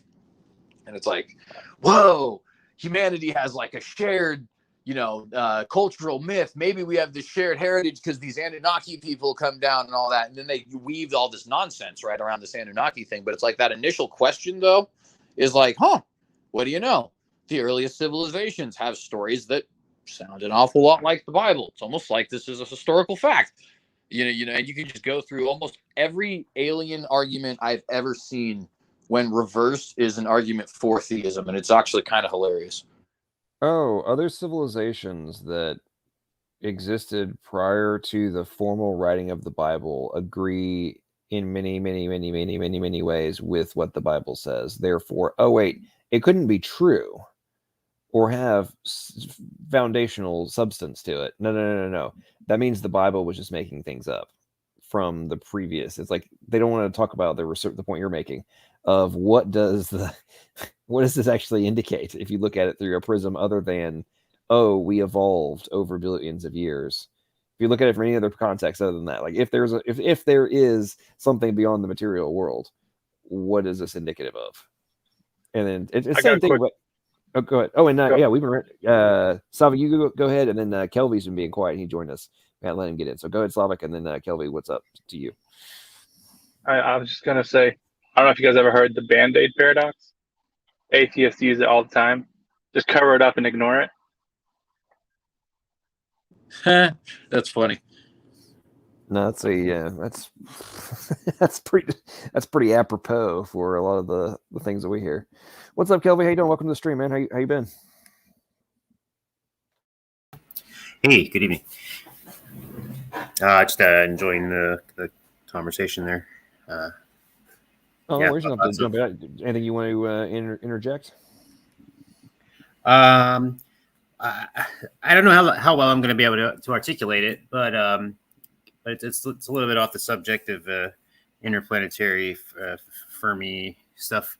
But I think in relation to what I think Jamie was saying earlier about physicalism, and it kind of struck me recently, and it reminded me of a very old thought that I had long ago, back when I would just argue for theism in general, which was the nature of time space. When you break things down to their most fundamental level, such as a photon, where things are not affected in that way by time and space, and then once you get to that point and things aren't really on our plane of dimension, at what point do you define something as physical versus spiritual? And who actually decides what the criteria is for that, of what is actually spiritual and physical? And at what point is supernatural just natural, or rather supernatural is just simply what we don't know how to explain? Like, where's that dividing line? Is there a dividing line? Who decides it? Was kind of my thought. Because once you look down at what, I was talking to somebody recently about, thoughts, essentially, we can see in as far as in our neurons are represented by ions of sodium and potassium, which is just like, okay, so that's not what thoughts are. Right. But once you look at the quantum level of the way time space works, as far as getting all the way down to the Planck level and all that kind of stuff, and it seems clear that there's some sort of other, I don't want to say otherworldliness, right? But other Newtonian, non-Newtonianness to another substance, kind of almost, but it's. Yeah, and at what point is that basically what is described in supernatural things or an eternal soul and that sort of thing? That's something that always got me, even from way back, Well, and Kelly, the point you're making there is one of the reasons that, Jamie, I have such an issue with physicalism, right? Is like, to me, idealism makes more sense than physicalism. Of just like, even if dualism is wrong, then idealism makes more sense than physicalism. Well, it's what it has in common with physicalism is that it's a monist position, I think you would say. So there's one kind of substance that everything's made up of, but it would be but like I said, in a way, anthropological physicalist isn't like necessarily an ultimate monist when it comes to all of reality. It's just like, it's really the Christian physicalism, I think, as I understand it, is just to do with the nature of man and what it means to be. I get that. What I'm saying, like the point Kelly was making about, like, oh, we've got sodium ion channels and potassium and all this kind of stuff. We're seeing these electrical impulses and all that kind of stuff. But sorry. We all know that this doesn't actually have substance in relation to what self is, right? Well, like qualia and stuff like that. Right. So it's like, okay, as from my perspective, obviously there is something beyond what I'm currently perceiving. But if I'm going to assume that I'm going to start from, my starting operating position is there's something more to this, and my consciousness is being projected through the material, whether it's that my consciousness actually is all that there is, and not from a like macro view. I'm talking for me, right? I don't know. There's something I was thinking about, and I've forgotten what I was going to say. There was some point I was making. Well, would you say idealism floats from God's mind, kind of thing? It comes down from God's mind, and we exist inside that? Well, I mean, that wasn't what I was going, but I don't disagree with that point. Well, would you agree with like that those potassium ion channels and that sort of thing would pretty much be no different than, and I guess this would be a physicalist view, that those things as being our thoughts, or maybe it's not a physicalist view because it also is most contend with the actual motion of it in time, which is not even isn't a physical thing anyway. So that's my other argument against physicalism. But that those things are basically the same thing as our hands and our eyes and our ears, are those molecules and those atoms or those particles moving around. That's why I like to say that we're not merely physical in that sense. Like, so I would say like our consciousness is like an emergent property by design. So not that it just emerges naturally, but that it emerges from the complexity and intricacy of some sort of pattern that God has designed or whatever. So, that just gives credence to the whole idea of like DNA and like patterns having meaning and having like higher, higher classes of I don't even know what the word is, but more, you can build things up to the parts make the whole, and it's more than the parts, more than the sum of the parts. Yeah. Well, okay. Here, if you guys haven't read this book, I strongly recommend reading the book Quantum Enigma. I got a link to it in my description. It's not written by theists or ID proponents or anything like that. It's written by some physicists who decided to write a book on the skeleton in the closet in quantum physics that nobody wants to talk about, and that is the consciousness problem. And it's a very fascinating book. They get into the whole aspects of the issues, but they're not the only ones. Obviously, I sat down and wrote a book on it. But for me, when you really contemplate the measurement problem and the consciousness problem, potential consciousness problem of quantum mechanics, it's like, okay, number one, it completely obliterates materialism. It substantiates idealism, and ironically, in my opinion, validates dualism. It's like, if my consciousness has to be the preceding action in order for the physical world to exist, then number one, God must exist prior to the actualization of the physical world. But then, right, the external observer. But then I must also have that ability. And what am I doing? I am having the capacity to form things into reality, right?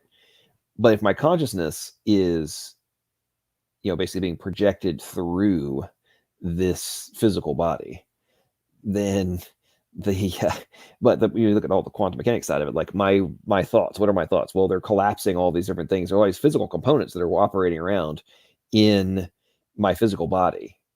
But if my consciousness is ultimately necessary in order to actualize all of those things into the physical space, then not on the root, like, because obviously something had to happen prior to our existence. Like, I'm talking about from being born, right? So there's a component of our existence that does not predicated on our consciousness, right? But then there's this whole other aspect that is predicated on our consciousness being able to be in here, right?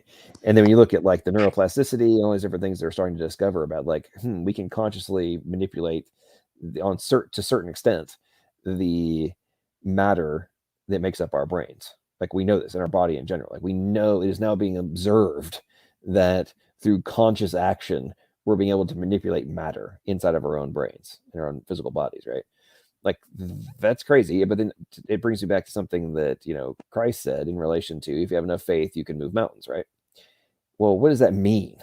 It's a metaphor, whatever word you want to use to it. But what did he mean, right? Was that more of an allusion to what consciousness truly is and what the potential of consciousness is, i.e., if you are not bound by the constraints that we currently are, right? Could we do what God did on some level, which was think, and it was so? And the more I've contemplated the whole observer problem, is like, it, to me anyway, it put Genesis in an entirely different context of, and God thought, or God observed, and it was so. Well, and I think Actually becomes a very, very plausible concept in relation to like what the atheists claim. You believe in magic, and I'm like, no, actually, I think that if the measurement problem, the observer problem is true, then God, as the external agent, was able to think, and things came to existence, and it actually comports with what we're starting to discover in relation to quantum mechanics. So, what's your point? I yield. Go, guys. A lot of views seem to be very much based on a personal viewpoint rather than keep into account that there must be, like you said, a universal observer, synchronizer that keeps it. Like a lot of views seem to not have that, and if they don't have that, they're always going to be screwed up, I think. Yeah. Yeah, and I think on a biblical level, when you look at like how we're made righteous through Christ, like, what Paul says, Abraham it was faith that imbued him with righteousness. And so to that degree, I think, having that faith is actually what gives us that reality of like, we become, we become justified. And, I think that's pretty cool to think about. Yeah. And I also, does anyone listen to Inspiring Philosophy, like the channel? Yeah, I have, or I do. Yeah, I don't agree with him on a lot of things, but other things I do agree with him on. Yeah, well, he's definitely, he's got some really interesting research and stuff. But I think he's really into the quantum. He's an idealist. Quantum, yeah. And his channel blew up with that quantum eraser video back in the day. I think that's what really blew him up.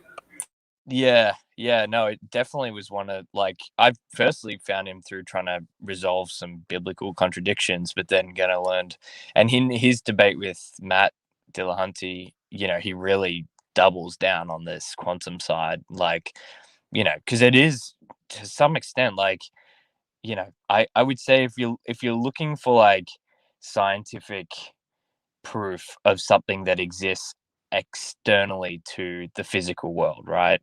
You would have to go, I think, by nature to the outer bounds, the membrane of reality. And I think at the kind of, if you look internally and deep, you're going into the quantum realm. And if you're looking externally, you're looking at like the kind of Big Bang cosmology.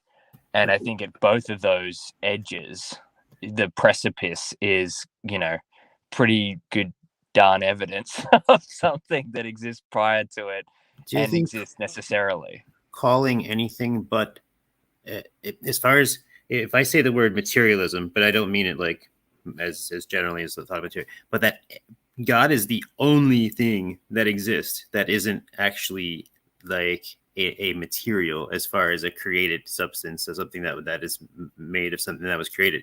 So in that sense, anything that is created, that is anything that's not God, is essentially could be said to all be the same substance, just in some sort of variable form, and then that bear broken up into motion and form, time and space. See, and that's something that I've always kind of been interested in, especially recently, because I've been having conversations with Chris Date. I've now had 3 as far as the physicalism question is concerned.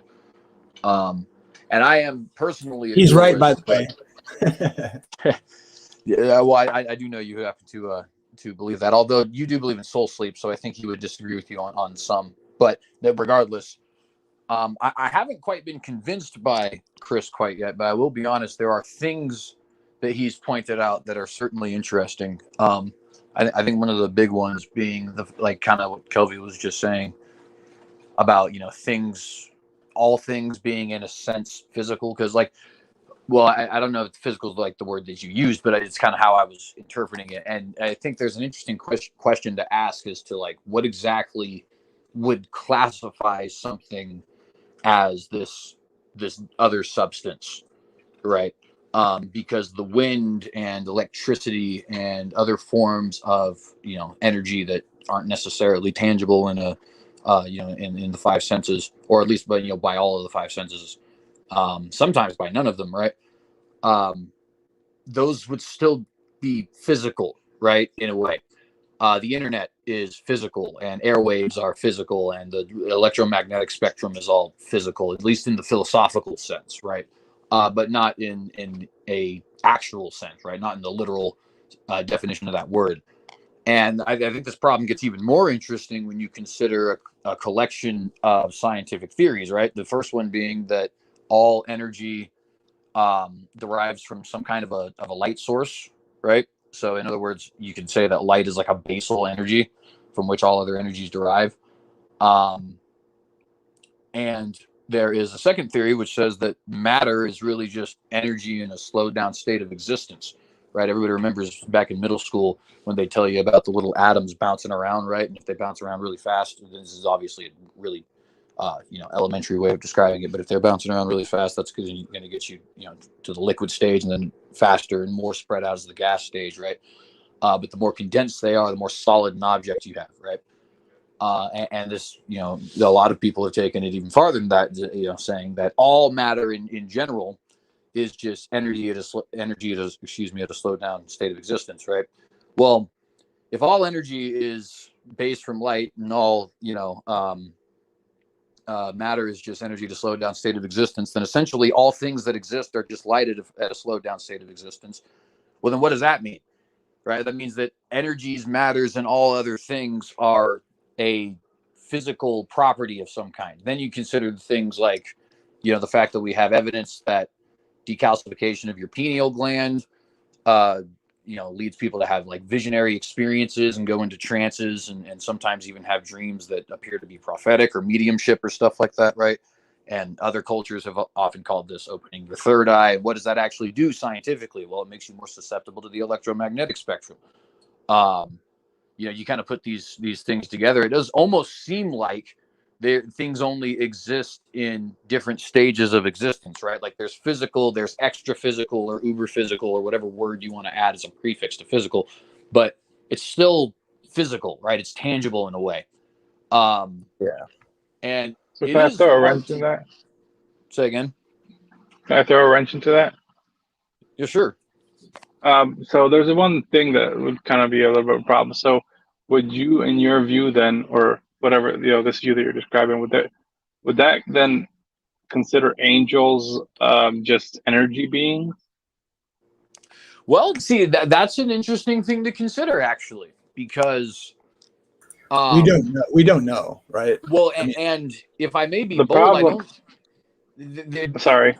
No, I'll just say the problem fine. with It's hard that to is articulate. But the point just kind of being really quick, I don't think that angels are non-physical, if I'm being honest. I think Chris Date has at least convinced me of that.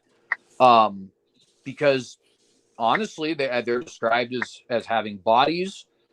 They're described as being able to do things like eat, walk, talk, wage war. I think the notion that they're actually energy beings or spirit beings or what have you might actually be kind of just an assumption. Again, that goes to what's the difference between energy and matter? And if you're just looking at the way mathematics seems to point out, and dimensions are real, and you have this if you keep folding space and time and that sort of thing, and fourth dimension and above, and something that looks down from that higher dimension can perceive the lower dimension. So in that sense, I would see that whatever we're perceiving things from must be above time and space, which is the 4 dimensions. And then if there are other dimensions, are those considered physical? And that's why I basically recently at some point decided that space and time really are just the same physical properties of matter. Yeah, that's exactly what I was going to say. Angels exist in just other dimensions. So what does that mean? Does that mean it's not physical? Does that mean it's a spirit? And I think that those are defined as spirit worlds and spirit realms, and they're very much mystified. A lot of it reminds me of Kabbalah, where they have if you ever see the Kabbalah tree, the highest level is the highest source from which all things come from, and then all of those little things in the middle are the different forms and aspects of everything all trickling down, and then it's solidified Malkuth at the very, very bottom, which is just the hardening, and then that's the physical realm.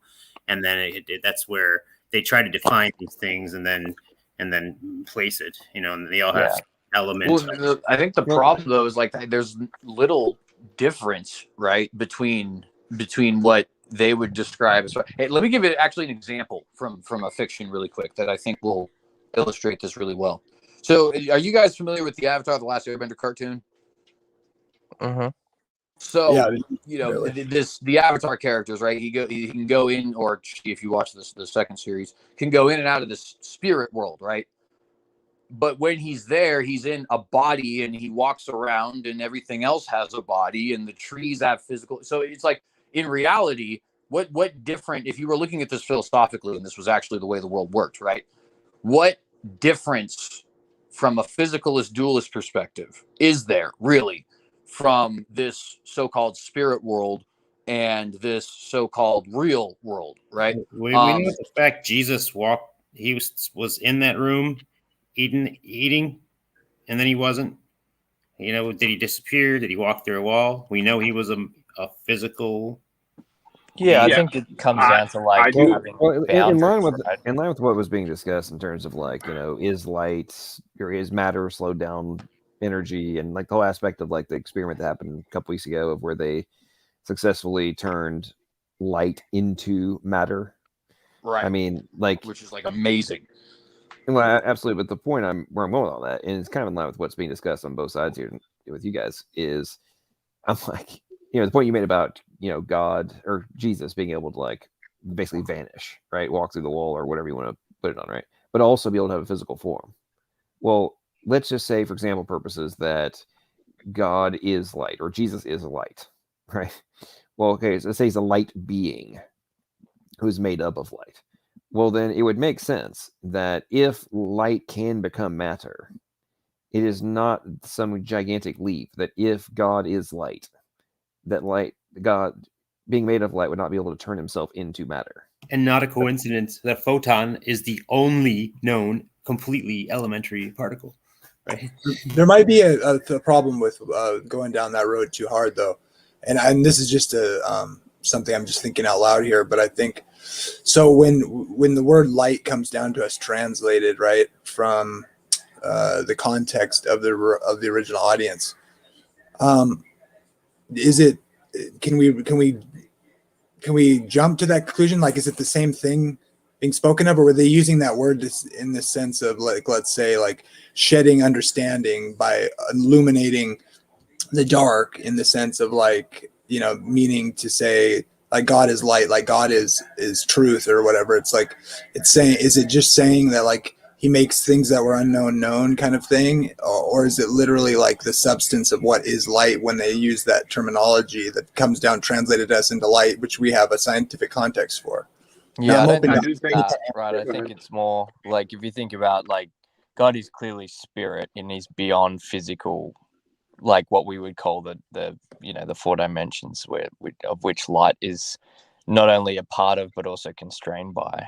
But I think the point being, like, perhaps Jesus's glorified body can interact with photons differently, because the new heaven, new earth it's not like we just beam into like to heaven and it's like a whole different place with clouds and angels and harps. It's like, no, the earth is remade and heaven is like the heavens are remade, and we're given glorified resurrected bodies, and perhaps like those like Jesus kind of appears to different people in random places quickly, like right after the resurrection. So there's potentially an element that that resurrected body interacts with the space, time, and matter. Well, in line with what you're talking about there, one of the things that fascinates me about the NDE experiences, right, is the people they recognize they're leaving their physical body, and while they don't feel like they have a physical body in the sense that we currently experience it, they still all talk about having the quantifiable sense or form, if you will, right? And they're seeing people, and they're then experiencing things that they can't describe from from our like current frame of reference. Like, hey, these colors and sounds, and there's like light coming from everything, right? Well, what do we know to be true? We know that we're all like, you are giving off light right now. Every single one of your cells is projecting light. But it's on a very, very, very low level. I don't know. I had types of experiences that were similar. That I could think of what you're describing as like basically as a pagan, and so I have to wonder on that sort of thing as far as what people may be describing with a lot of those types of visions and that sort of thing. Just saying. I mean, I could be totally wrong. So I would say there's one problem with this kind of, well, at least saying that God is light as in a physical, or, whatever light is made out of, because then you're making God into inside this universe, because light is part of this universe, which means he's almost inside of it. That's one problem. The other problem is if we even think about as ourselves, like our mind, right? So could you then say, let's say sometime in the future, would they be able to transfer our consciousness, if we're just physical beings, our consciousness into a machine? Let's say they somehow figure out how to properly set up neural pathways and whatever. They make their own. Could you say then if we're just physical beings, they somehow could control copy, control paste, and you're in there? So there's a couple things. So the first point, I think while I certainly understand why you would bring up the first objection, I do think it'll end up kind of being a non-objection if we understand one key distinction between the way the Father seems to operate in Scripture and the way the Son seems to operate in Scripture. And that is that John 1:18 tells us no man has seen God at any time. The only begotten of the Father has made him known. In other words, when every single time that we see interaction between creation and God, if you just real quick, because I just said creation, right? Not man. So I have to also point out that John 1:1 through 3 is where we get that through, and of course other places with Paul, but just particularly in John 1, that through Christ the Son, right, that is how the Father creates, right? So when we see his interactions with creation, both personal and non-personal, it does appear to be through the Son. And my point in bringing that up as it pertains to your comment would be that it does appear that God is both in and out of creation. And one of those distinctions between the Father and the Son appears to be that the Son operates not as a created being. I want to make sure I'm clear here, but within creation, or with creation, in the sense that he interacts with us both before and after the incarnation, as well as, of course, having a physical incarnation at a point in time. Now, that doesn't mean he's bound by it by any stretch, right? He obviously precedes creation. But it does appear that, like, for example, in the angel of the Lord, or in being the creative word in John 1:1, or the exegete, he exegetes him in John 1:18, right, or has made him known. It does seem to me like there is this simultaneous existence of the Son within creation and the Father without creation. Although, again, I don't want to get it twisted to saying the Son is a created being, because that's not what I'm saying. The second point is actually one of the big reasons I want to agree with you on, because it's one of the big reasons I'm not personally sold on physicalism. And I'll actually go ahead and give a little bit of a scientific example of the truth of it, right? Of how it appears to not be that way. So the story Frankenstein, I've actually told this anecdote a couple times on my, I don't know if it's an anecdote, but nonetheless on my show. The story of Frankenstein was written in 1816 by a girl named Mary Shelley. And real quick fun fact, she was not only 18 years old, but she literally wrote the book on a dare in the course of a week. So if anybody ever thinks that their goals are unachievable, but anyways, so her subtitle for Frankenstein is The Modern Prometheus. And for those of you guys who are familiar with Prometheus, you know that he's the one who gives human beings fire. And obviously that creates a lot of good, but it creates a lot of bad. And Prometheus is punished for it very severely, so on and so forth. Well, in Frankenstein, you have the kind of the same thing going on in that there is a technology that nobody really understands that could be incredibly powerful, namely the ability to put human beings together and create life that nobody really knows the consequences of. Now, some background. This was an actual theory at the time in the early 1800s. People thought if you put all the different pieces of a human body together and then put the fuel in it, like any machine, it should work, right? And so when she's actually writing this is actually something that people have not yet proven to be false, and they think it might actually be the case that, hey, if we can figure out how to get everything in working order, we could actually create, functioning human beings, and at that point it would be life. And so the whole story is predicated on this idea that, don't do this because you don't know what you're doing. What's the point of all that? Well, fast forward 20 to 30 years, and we've tried it. And we've tried it every which way that we possibly can. And it just doesn't work. You just can't put the pieces of a human being together. Even if you have a fully functioning body that has, shut down maybe due to age or something like that, and the person has passed, right? You replace, maybe it's a bad heart. You replace the bad heart with a perfectly fine heart, and maybe even upgrade the lungs and everything like that, right? And zap it with some electricity, and then nothing happens. It's still a dead body. You know what I mean? That to me implies that there is something extra physical about life, right? The fact that you can't just assemble it and make it happen again. Does that make sense to everybody? Yeah, for sure.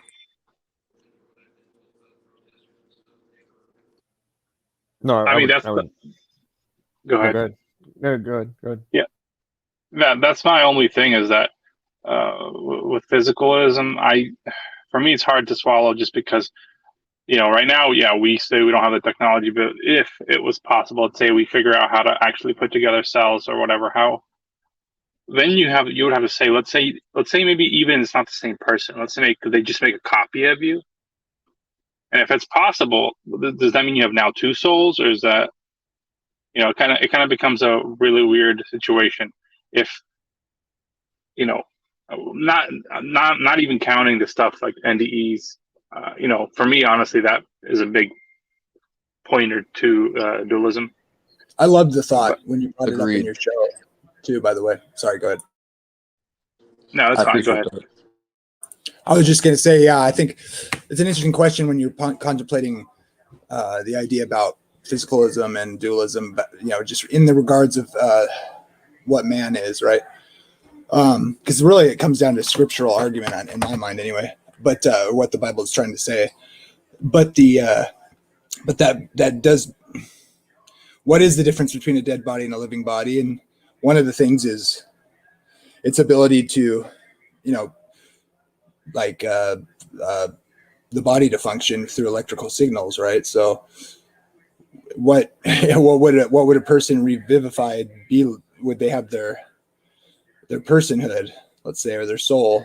Even, I don't deny that we have life, right? That's what I think it kind of means to say we have a soul. We're alive, like Chris described in your show, CJ. But yeah, that's an interesting question. It's the reason why I have to contend with the thing with the if you made a copy of somebody and would it be another soul is the same reason, and I think it's just kind of C.S. Lewisian, the same reason that there has to be one God, then that only one God can be completely and all powerful, because if there was a second one, then that second one could possibly have a desire to be standing in the same place, so to speak, where the other one is, and therefore there's a conflict, therefore there's a logical problem, and therefore there can only be one God. So in the same way, if you were to say there's a copy of me, now I don't think this is actually going to happen, but in this thought, if there is a copy of me, it could not possibly exist in any. And this is where kind of time or space or whatever kind of could come into play, and what the difference is between the two. Because if suddenly there's a second one, then where is it versus where the original one is, and now you have a spatial relevancy happening. If that makes sense. Well, and I'll say make two atoms. Sorry, go ahead, CJ. No, you're totally fine. I was just going to say, I think because we're about to, at least in my opinion, hit a point where cloning in a real sense, not in the Dottie the sheep sense, but in a very genuine kind of way where it's like genetic replications of people. I think that's going to be possible in the very near future, if not like already right now. We just don't actually know it. And what I suspect is going to happen is to kind of, and this may end up throwing a huge monkey wrench into this question, but because I am a dualist, I suspect that we're going to have people who, though being genetically similar in every way to their host, are actually personally different, because I think they would be a different soul. And to give you kind of a thought experiment to illustrate the point, imagine you cloned yourself 100 times and had each of them grow up in a school together. Do you think that they would be different people? Yeah. Yeah, obviously, right? Of course they would. Of course they would. You start identical twins start off genetically identical. That's why they're called identical. Yeah, I got some hypotheticals for you too here. I've thought about this a lot, and yeah. Do you think so? Imagine you clone a kid, right? And you have identical, right? Same nutrients supplied. Let's say they're grown in a test tube or whatever, right? And you use identical, to the T, right? Mm-hmm. Everything in their development. What do you have? And let's say you put them in two closed environments that are identical stimulus and everything, right? Should we expect identical responses? And I tend to think, yeah, probably, honestly. But see, and that's where I would disagree. I think no. I think that because the individual person is distinct, I think, from the physical components, I think what we would find is much like twins. Obviously it'd be a little bit more intriguing because of the fact that these are actually genetic replicas, right? And would be their entire lives, presumably, and which I don't know if I guess somebody could correct me on genetics there, because I guess I don't know much about twin genetics. But anyways, and honestly, I don't think they would. I think you would have people developing entirely different. Now, I think they would have certain things that were similar, because we know certain things do carry on genetically. Like, for example, if your father had a predisposition to sweets, then you probably do also. Or at least there's a higher likelihood that you do. But if your father and mother and both of their parents and both of their parents' all have predisposition towards sweets, and you grew up in a house where you really like sweets, there's still no absolute guarantee there that you are going to like sweets, because in the end, there is something different in your personality than just the mere physical components, or even the mere external stimuli, right? And my point there just being that I honestly do believe if you had two replicas of each other that were grown in a test tube, which I don't even think is honestly far off of the possibility, like Star Wars clones kind of stuff. I think they'd be different people. I really do. I think they'd be entirely different people. They would just happen to share an identical vessel, if you will. That both betrays deterministic thinking and upholds it in a certain way, if you know what I mean. Like, because it's like, if you're a determinist, let's say a compatibilist, a Calvinist or something, you're kind of okay with that, I would presume, because it's like sorry, I'm trying to stay on point here. You would everything like ultimately comes from God's decision, right? So it would make total sense that they were totally different, but yet at the same time, on the material level, deterministic factors would seem to suggest that, well, with the exact same genetic makeup and the same exact stimulus, what else would there be to determine something other than what they end up being, or whatever? I would say it's weird. That's a weird thought. I mean, what if you were cloned identical to what, with all the same components? Only you're not born. You're like made, let's say, like another copy of you, would that not, what would there be? Are you forcing God to put a soul into that body? It would seem like you'd want to say they didn't have a soul or something, or they'd just be like an automaton. Well, no, would that imply the totality of your soul is not only what you do, but what you also had the potential to do, because God knows all of that. So I think there's one more side to this. Now, let's say that they could map the whole genome, like completely. They know exactly what every part does, whatever, right? If you hold to Material's point of view, you can then at least theoretically say that they could edit out the sinful nature, correct? If we believe that our sinful nature is from our fallen flesh, right? Well, then technically, if they knew exactly the full genome and what causes what and how they could then edit out that part, and then we would be perfect humans, right? You'd have to be a sinless creator, I think, in order to know what things were. You'd have to be without sin to know what things needed to be removed to make it without sin, I would say. But that is an interesting monkey wrench to throw in there too. Well, yeah, but all you have to do is just do tests, right? Like, okay, this guy's a little bit, he's leaning toward lying. Well, if we want to remove lying, okay, let's just edit out this part, though, or whatever. I'm saying that maybe not like God's standard of good, but like as humans, we can make us morally good. If we only think that our physical body is our being or ourselves, then we can edit ourselves. Technically, you can edit your own personality. You edit your own, pretty much make yourself sinless. Our standards. Well, you can do that now too by your free will. No, I mean, in a sense. I mean, you could try. Yeah, but I'm Christ, all things are possible, right? Yeah, but I'm just saying that, like, if I'm just saying, just think about it that way. If it's just straight material, well, technically we can be righteous in our own way by science, maybe. I don't know. It's kind of weird. Well, and honestly, if everything can be boiled down to the way the physical components work, that would make sense. And in my opinion, I think the fact that would make sense on that worldview does seem to be a dissuasion from that worldview, because it does seem like that is contrary to reason, right? Like, even though it makes sense from perspective of that worldview, it still seems contrary to biblical reason. This is why I like to say free will. I mean, that things are emergent by design. So I would affirm that we have a free will that comes out of, and we don't understand it. And so, but yeah, this is the kind of thing that makes me want to say something like that. Like, I'm not trying to simp for that we are just merely material objects or whatever, in a sense, or however you would say that, I guess, if you know what I mean.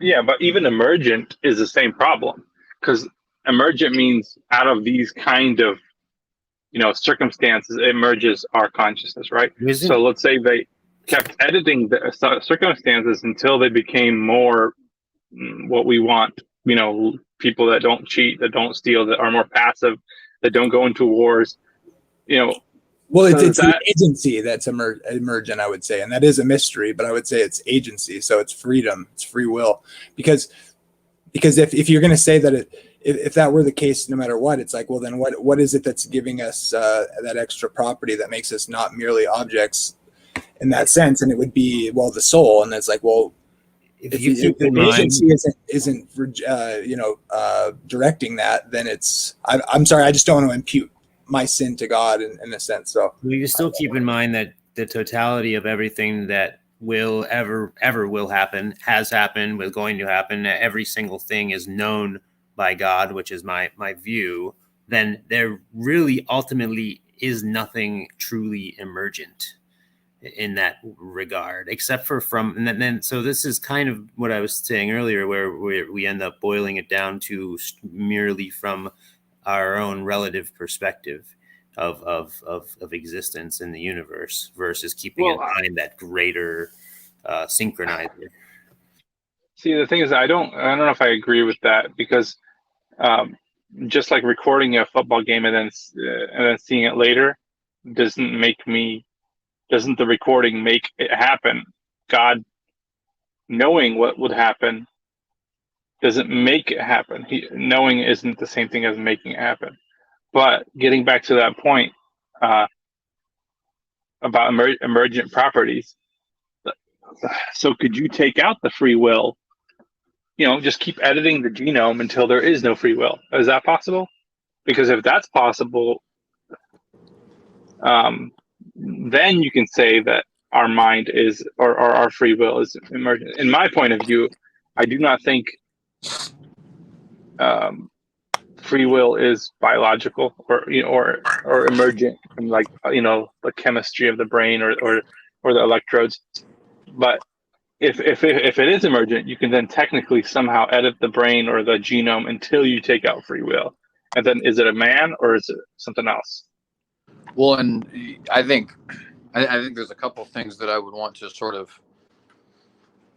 I don't know, it'd be an interesting thing to explore. I tend to have a view, and this is an interesting thing because it does end up hammering home on what exactly defines a person, right? And I tend to take a view that while I can't really, like in the hypothetical sense, like there's aliens or something like that, or some fantasy species or whatever, I can't really give a concrete definition of what exactly a person is. But as far as reality is concerned, I can say with reasonable confidence that humans are persons by default.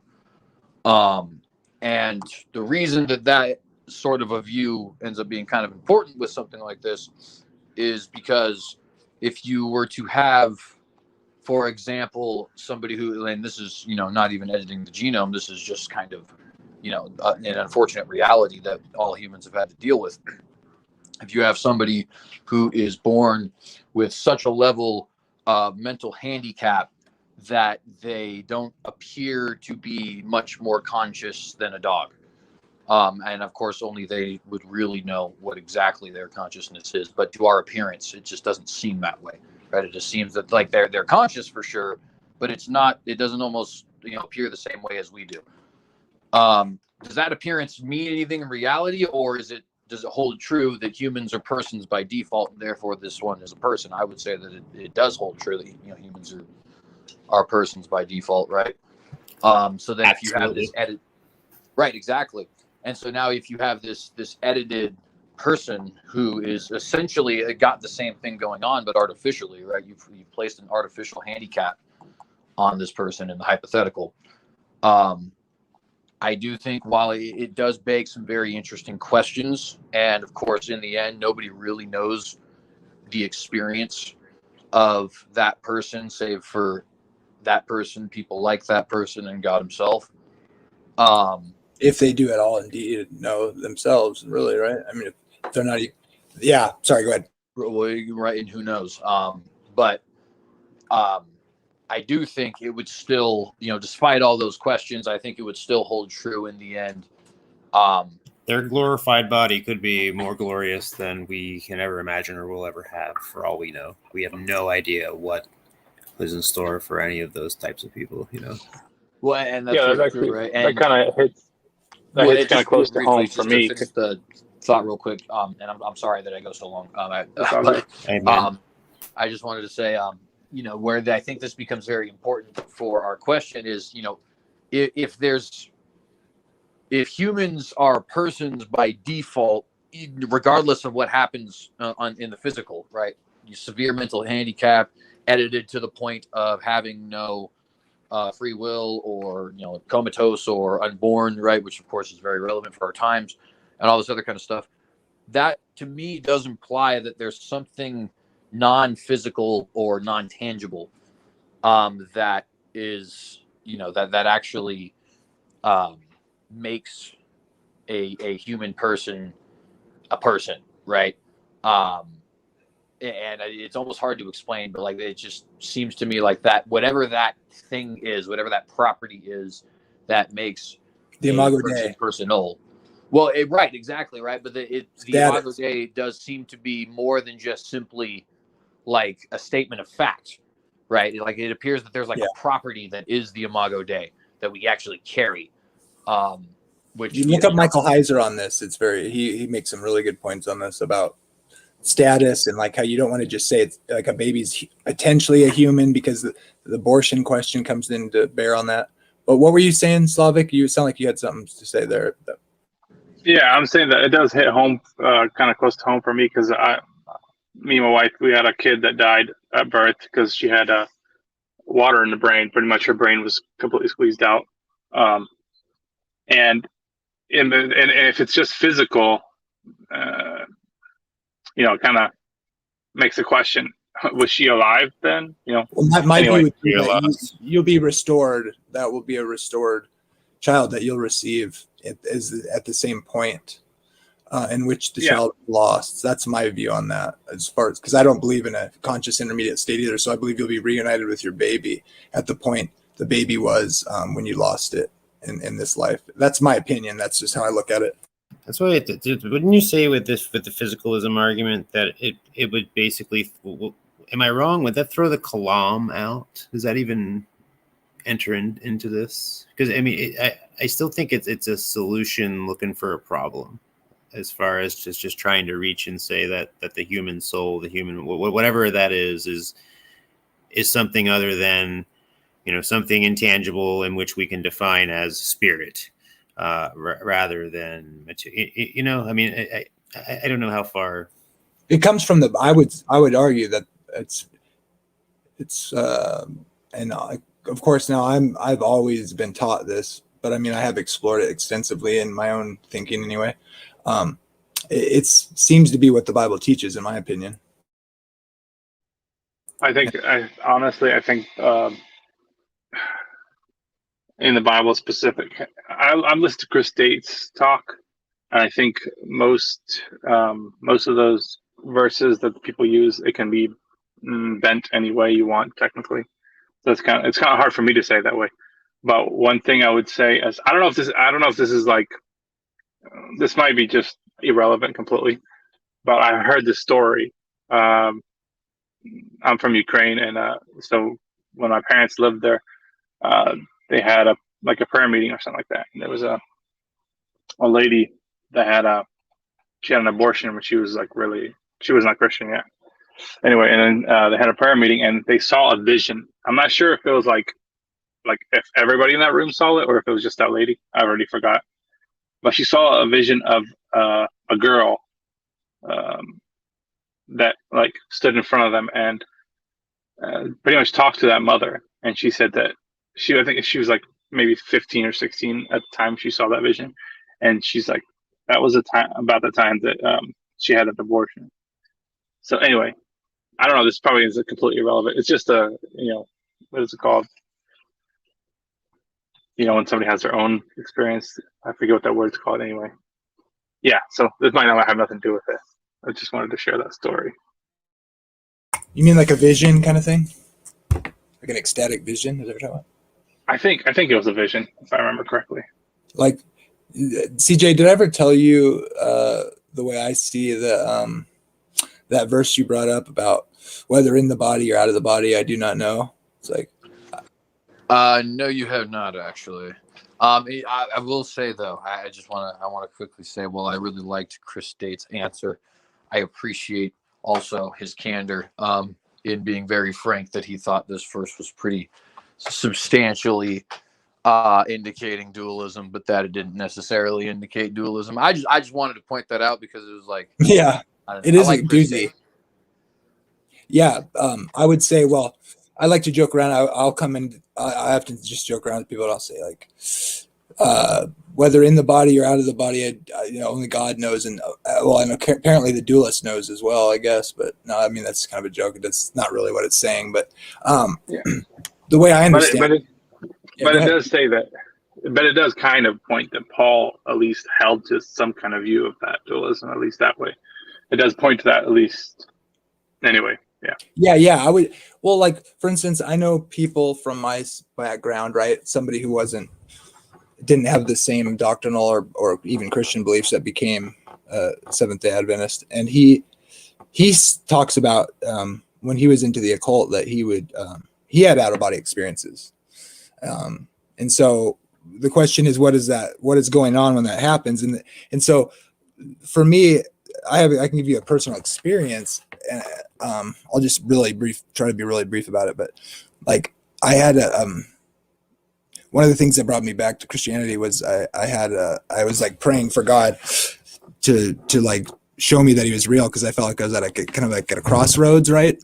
And it was in the winter, and I had this dream, and it was really short, no words are spoken in it. It was really experiential and all that. I won't go into the details here, but let's just put this: the dream ended with me being naked, or in my underwear, laying on the ground, and like being outside, and then like cold water like pouring like a hose turned on full blast from a garden hose on my side. And it was so vividly, intensively real, this dream.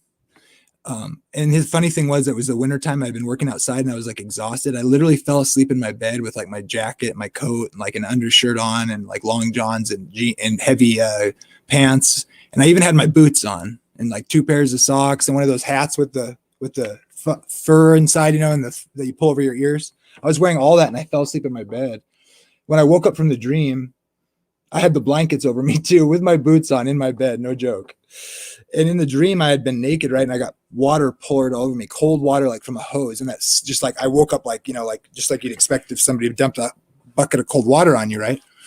And I was in my bed, and I was, when I woke up, it literally took like 30 seconds for me to like,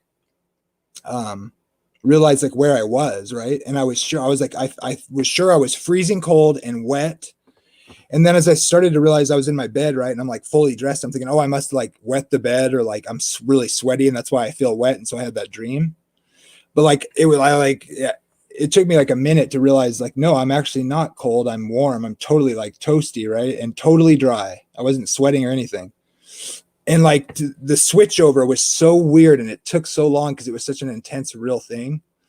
I don't know if this makes any sense to you, but in one sense, that was like kind of like, in a sense, it was a vision, and it was very real. And like I could ask the question, like, did I go to the place in my dream? Because like even when I came back to awake, and I was in a total opposite, like my physical body felt warm and dry, not cold and freezing and wet, and stunned. And so it's like, in a way I could ask, did I physically go there? Was I in the body or out of the body? What is a place when it comes to thought? A place and time, space and time are not the space and time that exist within this general framework that everybody exists in within our normal bodies and waking mind. But it seems logical that there is some sort of hub through which a space and time are interconnected, and then the variable, like a spectrum coming out of that, and then the mind is somewhere in there. And I mean, I won't get too much into I've had out of body experiences floating around, and in addition to inward and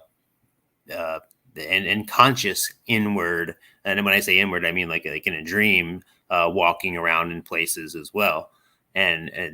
But without getting too much into that, in no way do I think like if somebody was there, they could sense my presence in the room or anything like that. That what these are almost like I don't know if you know what a virtual server is, but if the mind is pretty powerful, as far as what it's able to generate, and as far as how it exists within and interacts within time and space. So I don't think that it's out of the realm of probability that such things exist in a way. But I still think that we have a tendency to still draw them within our own space-time perception, which they don't really have a place there, because it's completely the thing that struck me about what could be going on with the language there in that verse is if I consider, like, we have all this language that we can appeal to describe these kinds of experiences, NDEs, out of body experiences, and I think that's what the idea is, like, what would Paul say if it was that sort of experiential thing that happened, like what I was describing? Like, no, I'm not saying like, oh, I had visions like Paul. I'm just saying, like, the point is, how would he describe that when he's like, you're not even sure if did you really go, because like the experience was more than just like a dream. It was like a dream and accompanied with where you're like, you don't even know, it feels like you were somewhere else, like in your nervous system, in your body, like you feel it, like but then you realize I seem to be in the same place I was, but yet I was like physically feeling this thing that doesn't seem to be correlated with where I seem to be now, so you're like wondering, did I go there in the body? I can feel the things that I felt when I was in that other place, but now I'm here and it's like my body can't even switch back over. So you're wondering, was I teleported, or did I, or what language could he use otherwise if it was a similar type of thing? Anyways, that was my point. But I think what you're saying makes sense too. Sorry. Blah, blah, blah. Well, and I think it is kind of a. Sorry, go ahead. No, go ahead. I was just going to say, I do think, it's because I have, other personal experiences around me that are not, well, they're not the same thing. They do ring similar in certain ways. And, you go throughout, history or even just the modern world today, and people report experiences of near-death experience and astral projection and mediumship, right? Which is an interesting one also. And I happen to have a second-hand witness to mediumship actually working, which is a pretty creepy story, to be honest with you, in my opinion. But I used to do it. Say again? I used to be a medium. Yeah, you see, and it's one of those things where, like, I think those kinds of things, because, and there's a lot of them. There's a whole laundry list of them, right? Even hallucinations, I think, kind of imply some level of, how would I say this? Extra physical, metaphysical, spiritual, whatever you want to call it, supernatural, right? Existence, some dualism of some kind. Because, it's interesting if you think of the way that seeing a thing works, you have to have light passing through and reflecting off the thing, and then it going into your mind or going into your eye, right? Being kind of absorbed by your eye and refracted back out through your brain. So if that's just the way that eyes work, I mean, doesn't it seem like something like a hallucination, especially like a full-blown hallucination, like you're seeing like a fully formed dog that barks or something like that? Shouldn't that be impossible, right? But it's not impossible. Something I was going to ask Chris Date yesterday was the hand that appeared in the court of Belteshazzar. What was that made of? Right. Well, I think it's really easy to get off track and conflating this Christian physicalism with materialism, like metaphysical materialism, and like, there's non-reductive and reductive dualism or physicalism. I mean, and like substance dualism and and so I think like Chris described, if I recall, and I get the terms right, it's so hard for me to keep track of all these terms, but like I think the Christian, in other words, just to say then that the Christian physicalism is really just to do with the substances of the human makeup, so to speak, and what the Bible is actually saying about it. It's not denying that there's a spiritual realm or anything. So, I mean, the hand could just be a spiritual. You're right. You know what? You're right. And I keep flipping and making that mistake. And yeah, you're absolutely, as far as this distinction between anthropological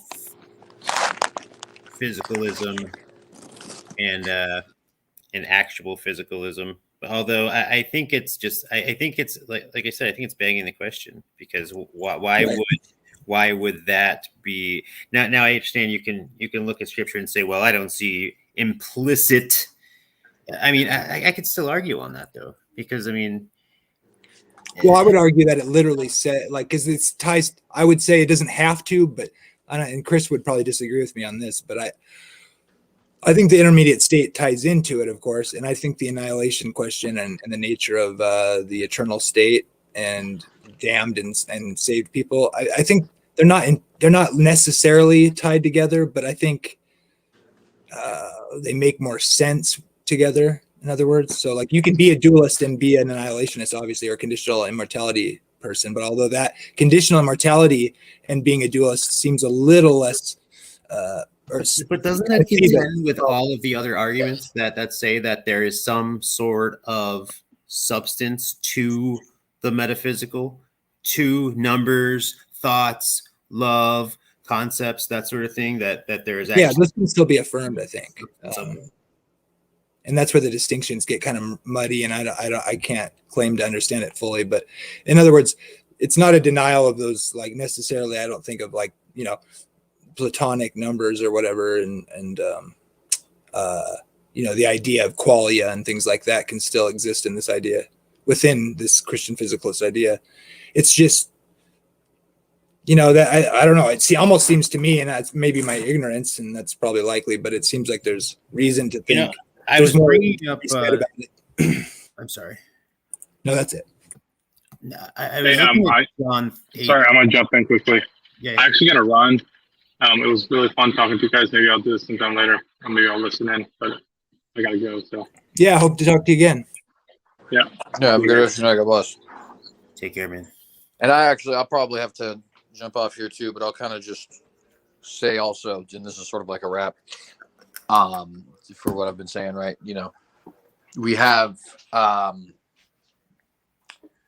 what I think are examples in the Bible of experiences that appear to be explicitly dualistic, like, for example, 1 Samuel 28. And to me, it makes sense that, because God doesn't say things like stay away from pixies. You know what I mean? Even though there's even, like, actually pagan elements of pixies and stuff like that.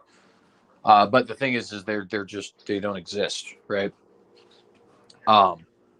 And it does seem to me like, when you have commands of God, like don't, partake of witchcraft or mediumship or necromancy or anything like that. I'm not saying that the power is legit, but I do think it exists. You know what I mean? And to kind of give an example, it's like the same way that, like, tea sweetened with Splenda is still sweet, but that doesn't mean that there's sugar in it. You know what I mean? But the point just kind of being, and then when I couple that with things like not only these, personal experiences that people have of astral projection and near death and experiences and mediumship and stuff like that, but then, you look at stuff like, okay, well, those are all your experiences. Is there any biblical experiences? And it's like, well, in 1 Timothy 28, for example, it does appear that not only is there successful mediumship between some physical person and some spiritual person, but also it does appear to be, it does appear that the spiritual person is the conscious, continuing life of a formerly living person, right? Which is like yeah, exactly. Oh, you mean that entity that came up from the ground? That she said Elohim are coming up from the ground? That guy?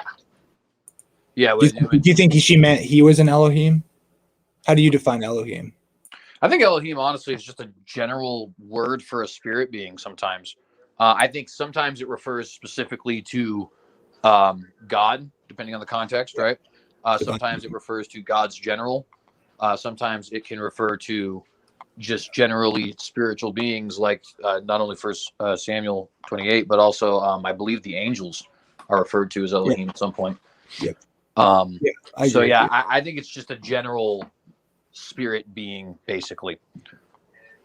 That could be. It's just interesting to note. I think that this is the only even potential time that any version of a human is called an Elohim. I'm pretty sure it would be this passage with the Witch of Endor. So every other time it's an angel or a lowercase g God or referring to God.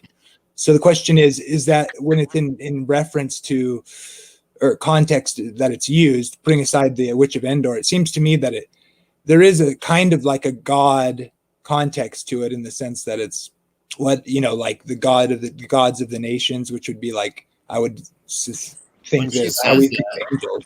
What? is it possible she just means like that's like what she says because that's what like psychics say? Oh, I feel God rising up in me to answer your question. Like, could that have been what she actually meant? Well, yeah, I mean that could be, but you go ahead, Caesar. I was just going to say, I could see that being possible, but I don't think that it is the case. And there's a couple of reasons I think why. The first thing is kind of, appealing to kind of what I was saying earlier. It does appear that spirit beings in general are referred to as Elohim. And actually, there is at least one instance I can think of human beings being referred to as Elohim as well outside of 1 Samuel 28. And that is in the Psalms. And I can't remember which Psalm exactly it is, but Jesus quotes it when he's talking, don't the scriptures say you're God? So, how could you say that it's blasphemous for me to say I am the Son of God, right?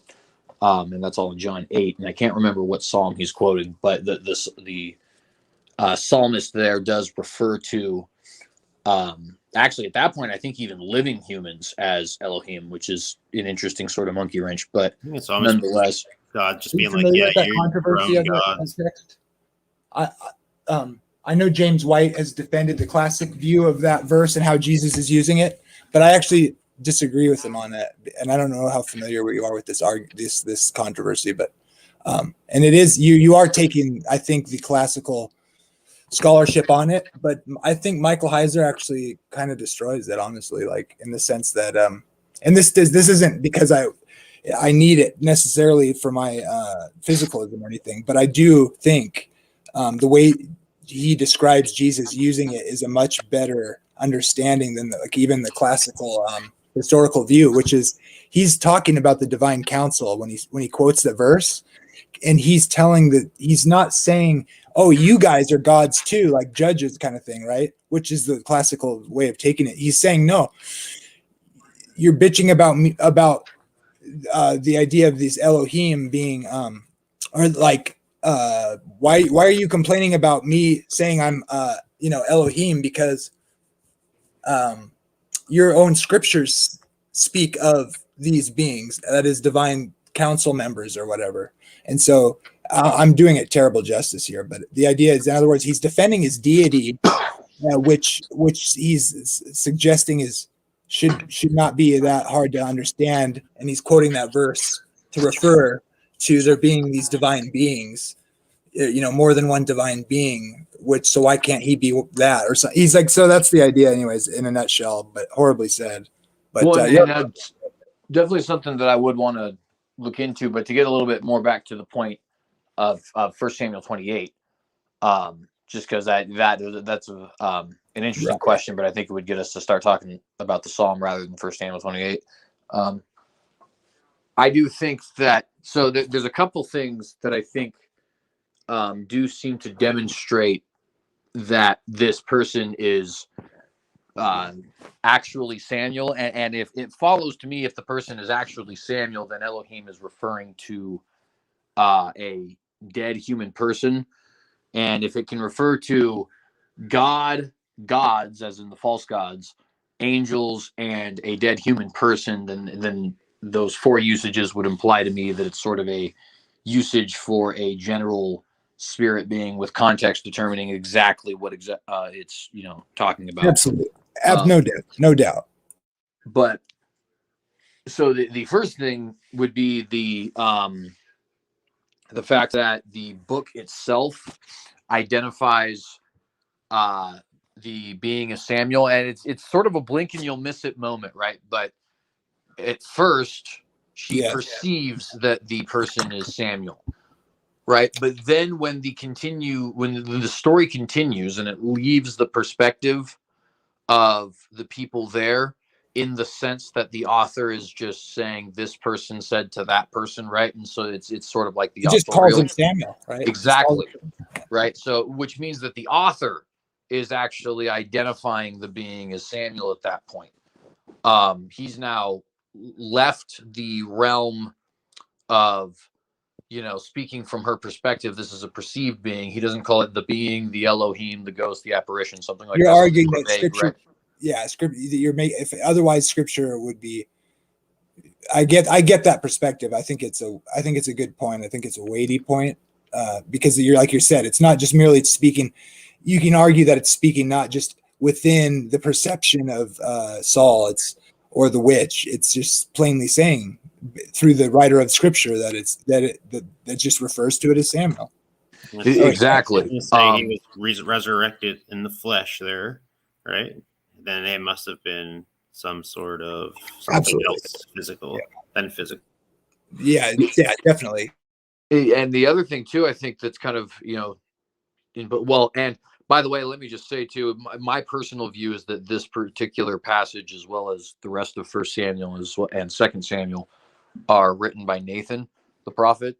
Now, my view could be wrong, but to be fair, if my view is right, that would make this very problematic, I think, from the perspective of saying this isn't Samuel, because now it's not just the author being wrong, but a prophet being wrong, which I think both of those things are important. But, obviously there is, we all recognize that, like when Isaiah writes, it's different than when a psalmist writes. You're right. They're both sacred scripture, but there is a contextual difference, right? But nonetheless, I think the other thing too is, what does Deuteronomy 18 say about knowing a prophet? You'll know them by their prophecy coming true, right? And what Samuel says to Saul that day, which is a prophecy not yet given, right? So it's not like he's just repeating himself. It's actually a new prophecy. Tomorrow, you're going to go against the Philistines, and you and Jonathan are going to die and be here with me, right? The fact that came to pass, I think, also is very solid evidence that this is Samuel, because if it isn't, then what you have here is either a very lucky guess that Scripture just felt no need to identify, which in my opinion is Scripture creating more ambiguity than is necessary. And I don't think that God's word operates that way. But also the second problem is actually much worse, because the second problem is an apparition / demon / ghost / something that is not Samuel actually prophesied correctly. In other words, if this isn't Samuel, this passage is almost an implicit endorsement of mediumship, saying, hey, it actually works. Well, it was still mediumship though, and God forbids it as an abomination. So then you have God working things he calls an abomination out to actually occur. What about that? What would you say to that? Say that one more time. Well, God forbids this action, but then it's an abomination to God, but then he's gonna actually make it work either way, it's something God forbids being worked by God. And by the way, is this under the sun? By the way, under the sun. If you catch my yeah, no, I do get the joke. I would say yes. It is under the sun. And by the way, just to be clear, I do think that to kind of reference that real briefly, I think that certain folks' understanding of Solomon is downright insulting, but nonetheless, thank you. But so I do see your concern. I would say that I think it is a little bit less of a problem than the alternative, and let me kind of tell you why. Because I totally hear you, right? It's like, okay, so we're sort of stuck between either a demon prophesied correctly or God worked through something he calls an abomination. And it's like, this seems stuck between a rock and a hard place, right? Either way, though, I will concede that either way, God's sovereign over it. So, well, and certainly, and what I'd say is, I think if you look for some kind of a scriptural precedent, right? We don't see a scriptural precedent of, demons being able to get things right, or false prophets getting things right before eventually, obviously being exposed in error, and stuff like that, right? Because it does talk, Deuteronomy does talk about how they can get stuff right, but there's a perfection that comes with God's prophet, right? Right. So And even that warning about be careful even if they get it right, because the warning is they might get it right, but then you'll know they're not true prophets, even if they get it right. But then they say go after other gods. Well, what if he gets it right and they don't say go after other gods? Yeah. So the warning's kind of like this. It's not totally a slam dunk to say that just because they got it right doesn't mean it's not a true prophet. It's not quite that simple. But sorry, go ahead. No, you're totally good. So I think that is, since we don't have a precedent of that is a pretty solid argument against this being a apparition. And now, do we have precedent for the flip side of God working through things that are clearly evil, like unambiguously evil? And I think the answer to that is definitely. For example, we do see God getting the birthright passed down by virtue of deceit in Jacob, right? Now, originally, of course, it was Esau's own problem, right? Esau sold it for something as measly as a bowl of soup. But if you look at how it actually ends up going into fruition, as far as him getting the blessing from Isaac, it's done by deceit. And the Bible doesn't exactly, if you read Genesis, it's not like the Bible's like, oh, it was deceit, but it's okay because it was Jacob. It's actually like, no, Jacob is a deceiver. He's dishonest. You know what I mean? And he kind of gets his comeuppance actually later on with the whole layer. Right. And we see that over and over in Scripture where God will use deceptive persons, and then but he'll still end up getting them for their deception because they're still being dishonest, just like those who God intended for Christ to die, but those who killed him were doing evil, etc. Right? Exactly. And it's not the only example that is this important. That's the birthright, which not only is the establishment of the Jewish people, which is God's own people, but it's also the birthright through which the lineage of the Messiah comes, which is the establishment of God's people grafted in, right? As well as salvation for all. But on top of that, there's another one, and it's in the same chain actually, and that's Bathsheba, right? Right. Bathsheba is an adulterous union, and there's no argument to be made that marriage was legit, even after Uriah died, right?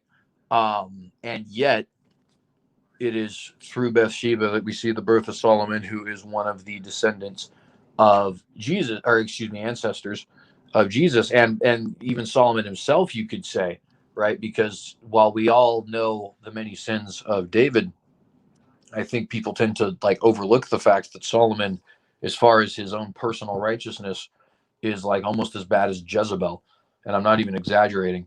He actually sacrificed his children and stuff like that. So why does God do that? Why do you think God does it that way?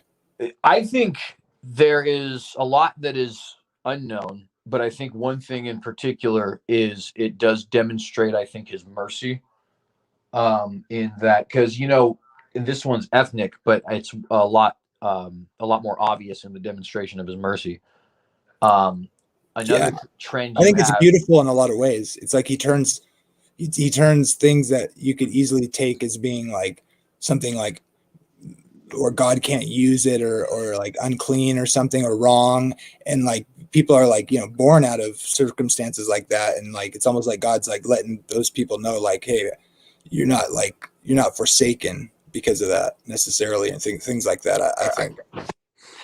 Yeah, and I think God works around what we do, and I think that this kind of goes against the general Calvinist view, but that God basically knows what we're going to do. He quote unquote respects our free will choices, quote unquote free will choices, but then his plan is kind of worked around that, but not that the plan was unknown, not that it was unknown, and not that he wasn't sovereign. Yeah, not that it all wasn't part. We are the plan. It's this stuff that we're seeing is for our sake and for the sake of his glory, but at the same time, he works with what he's got, and what he's got is us now, and then why we are what we are and we do what we do is a whole other question as far as, and that's getting into the whole determinism, free will, self-moral agency debate. Well, and while I say I won't go too deep into that just to not pivot the conversation, I would say, as one of the reasons I wouldn't mind either position me being reformed and you not, I think both end up being fine, is just simply because I think when we look at this, what we both can easily see, and what I think anyone else could see too, is, there is a clear demonstration of the mercy of God in that, it's not just even, these examples. There's also, one of the people in Jesus's lineage is a rape survivor. And the child is a union of that, Tamar, right? One of the people in Jesus's lineage is a Moabite, which is not supposed to enter the congregation, Ruth. One of them is a prostitute, Rahab. And also a Canaanite, Rahab, by the way. And you just kind of so on and so forth. Right now, of course, there's the flip side of that as well, right? Obviously, the Virgin Mary is a very righteous woman. I think by all accounts, a lot of the kings, Hezekiah, for example, Josiah, for example, very righteous. And so it's not like this is a universal thing, but what we see there, I think, is just a demonstration of God's mercy, saying, hey, the law says that X, Y, and Z is going to happen. You don't have any sort of these people, involved whatsoever in the things of holiness, but mercy dictates that the law maybe is not followed to the letter, not because of anything within them, but because of the grace of God himself. And I think that answers also the question as it pertains to 1 Samuel 28. But the last thing I'd say when it pertains to 1 Samuel 28 is, remember, the medium is not making the prophecy, right? So, yes, God is using something that he has dictated as an abomination.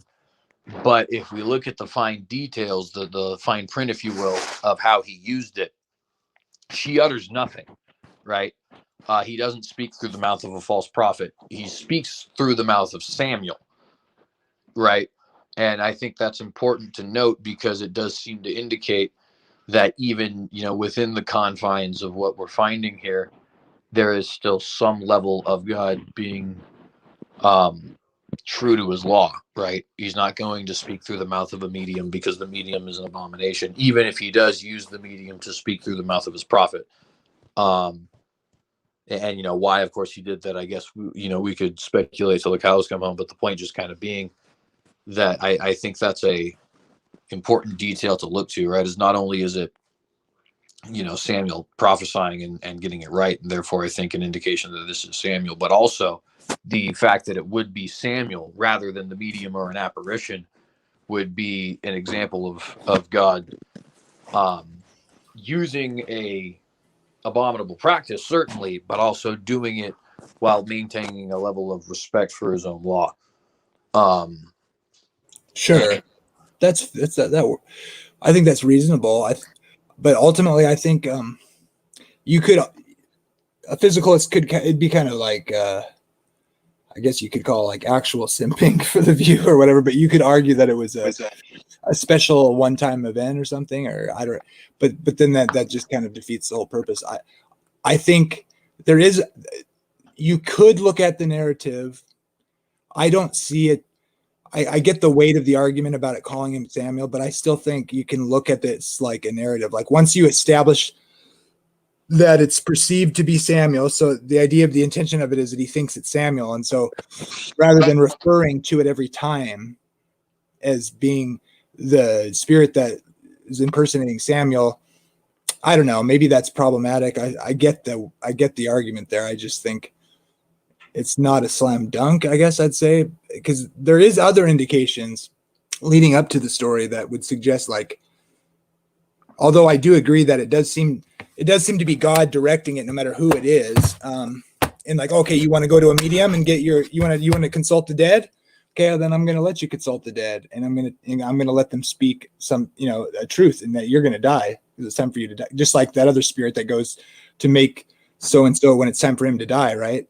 God sends this spirit that's got I'll go be a lying, voice in the mouth of his prophets or whatever, because God wants him to die or whatever. And then what happens to Saul here? So I'm not saying that means God sent the spirit or whatever, that it's a spirit, not Samuel or something, but it is interesting that it has a correlation there. But also there's a correlation, kind of unrelated contextually in a sense, but you could argue that it's being borrowed from this thinking, and that is in Revelation, talking about the lying demons, or what is it? The lying, the fallen angels or whatever that come up out of the pit and go to the kings of the earth and or deceiving spirits or whatever. I don't know. But I was just going to say that the context also, it does seem to say like God is not communicating with Saul. Like he tries to communicate with God through all the methods, the and tun, whatever it's called, the tools of asking God questions or whatever. What is it? The and thummim or something. And then he prays and God's spirits left him or whatever, and God's not answering him. That's what sends him to the. So in a way that almost would indicate like God will not communicate with him through the channels given by God, right, to the king, and that God, it's saying God like has departed him or whatever.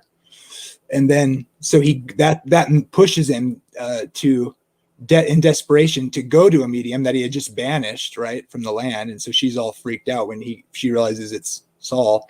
And so anyways, what do you think about that? Well, this is one where my Reformed view is definitely going to come out a little bit for certain.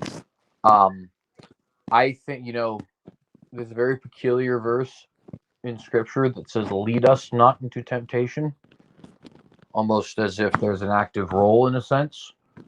And I think Saul chose freely, because I'm a compatibilist, I think Saul chose freely to do everything that he did.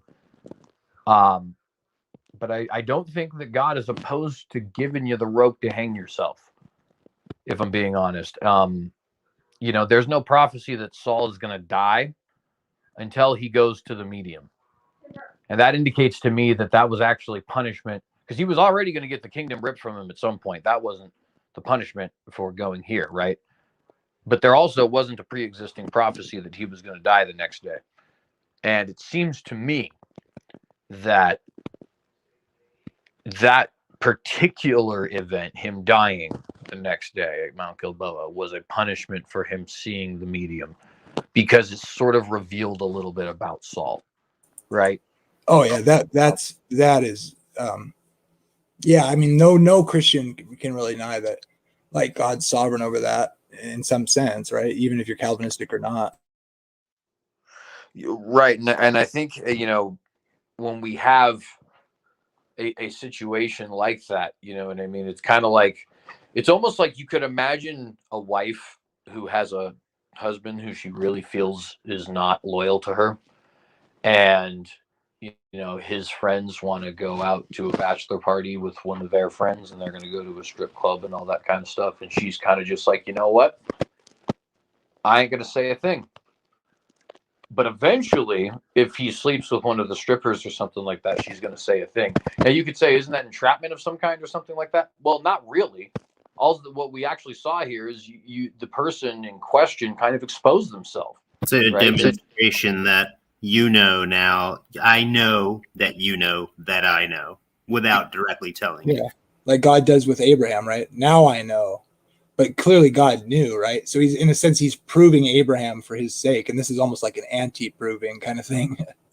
Yeah, well, we're not tested for, when God tests us, it's not because God's trying to learn something. But I'll give an example. A long time ago, I had quit smoking. I had quit smoking, right? And then like during a Bible study, right outside of it, I found a bag on the street of just some dank. It was just like what it like, and it's like, okay.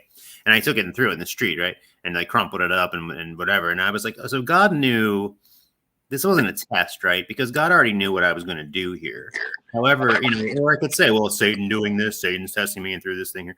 But since, but again, it proves something to myself, so that there's no point in the future where I could say I can't pass this type of test. So, and it really made me think about how we're tested and how it's really a lot of the results is like you said, for our sake. Right. And notice, right, this is one thing that we see from the book of Job. The accuser, or Hasatan, or Satan, as we know him today, right? He has a bone to pick with God's righteous, and he does go out and he does exactly what his name suggests. He accuses, right? And when God has already put you through the testing, the prosecution has no case, so to speak. but also the flip side of that works just as well, right? And there's a lot that goes into this, right? Whether or not you're redeemed or not redeemed. Obviously, it gets into questions of Calvinism versus non-Calvinism and stuff like that. But just to be very brief in general, to sort of skip past that stuff. The point is that this does end up being a double-edged sword too, right? Because some being tested are revealed to be schmucks, so to speak, right? I would venture to say that when a Christian prays and feels that they are not hearing from God, the response is for a Christian to pray more fervently, and confess and read scripture and things like that. You know what I mean? And in fact, the scripture says as much. I think one kind of interesting example of that on a national scale is the Jewish people, right? Would for a very long period of time, and an even longer period of time, if you want to say between 70 and 1948. But even if you're just talking about the biblical exile, because we know for a fact that one is done by the hand of God, right? I'd argue for the other, but nonetheless, the point is there's a long period of time where I'm sure a lot of the Jews very much feel like their prayers are just outright not being answered. They're just being ignored. God's not listening to them. And yet, if you hearken unto the words of what Daniel and Jeremiah had said, you could take that as a sign of hopelessness, or you could take that as a sign that you need to do what you were commanded, to pray more fervently, to look forward to the future. And it sort of reveals a lot about you personally.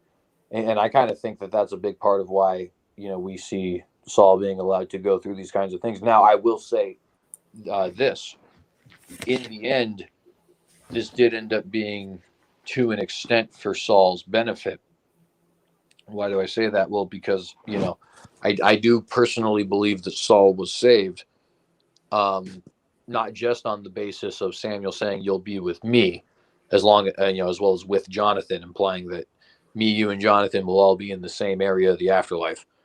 We know for a fact that Samuel and Jonathan are righteous, right? So that implies to me that Saul would also be in the place where the righteous are.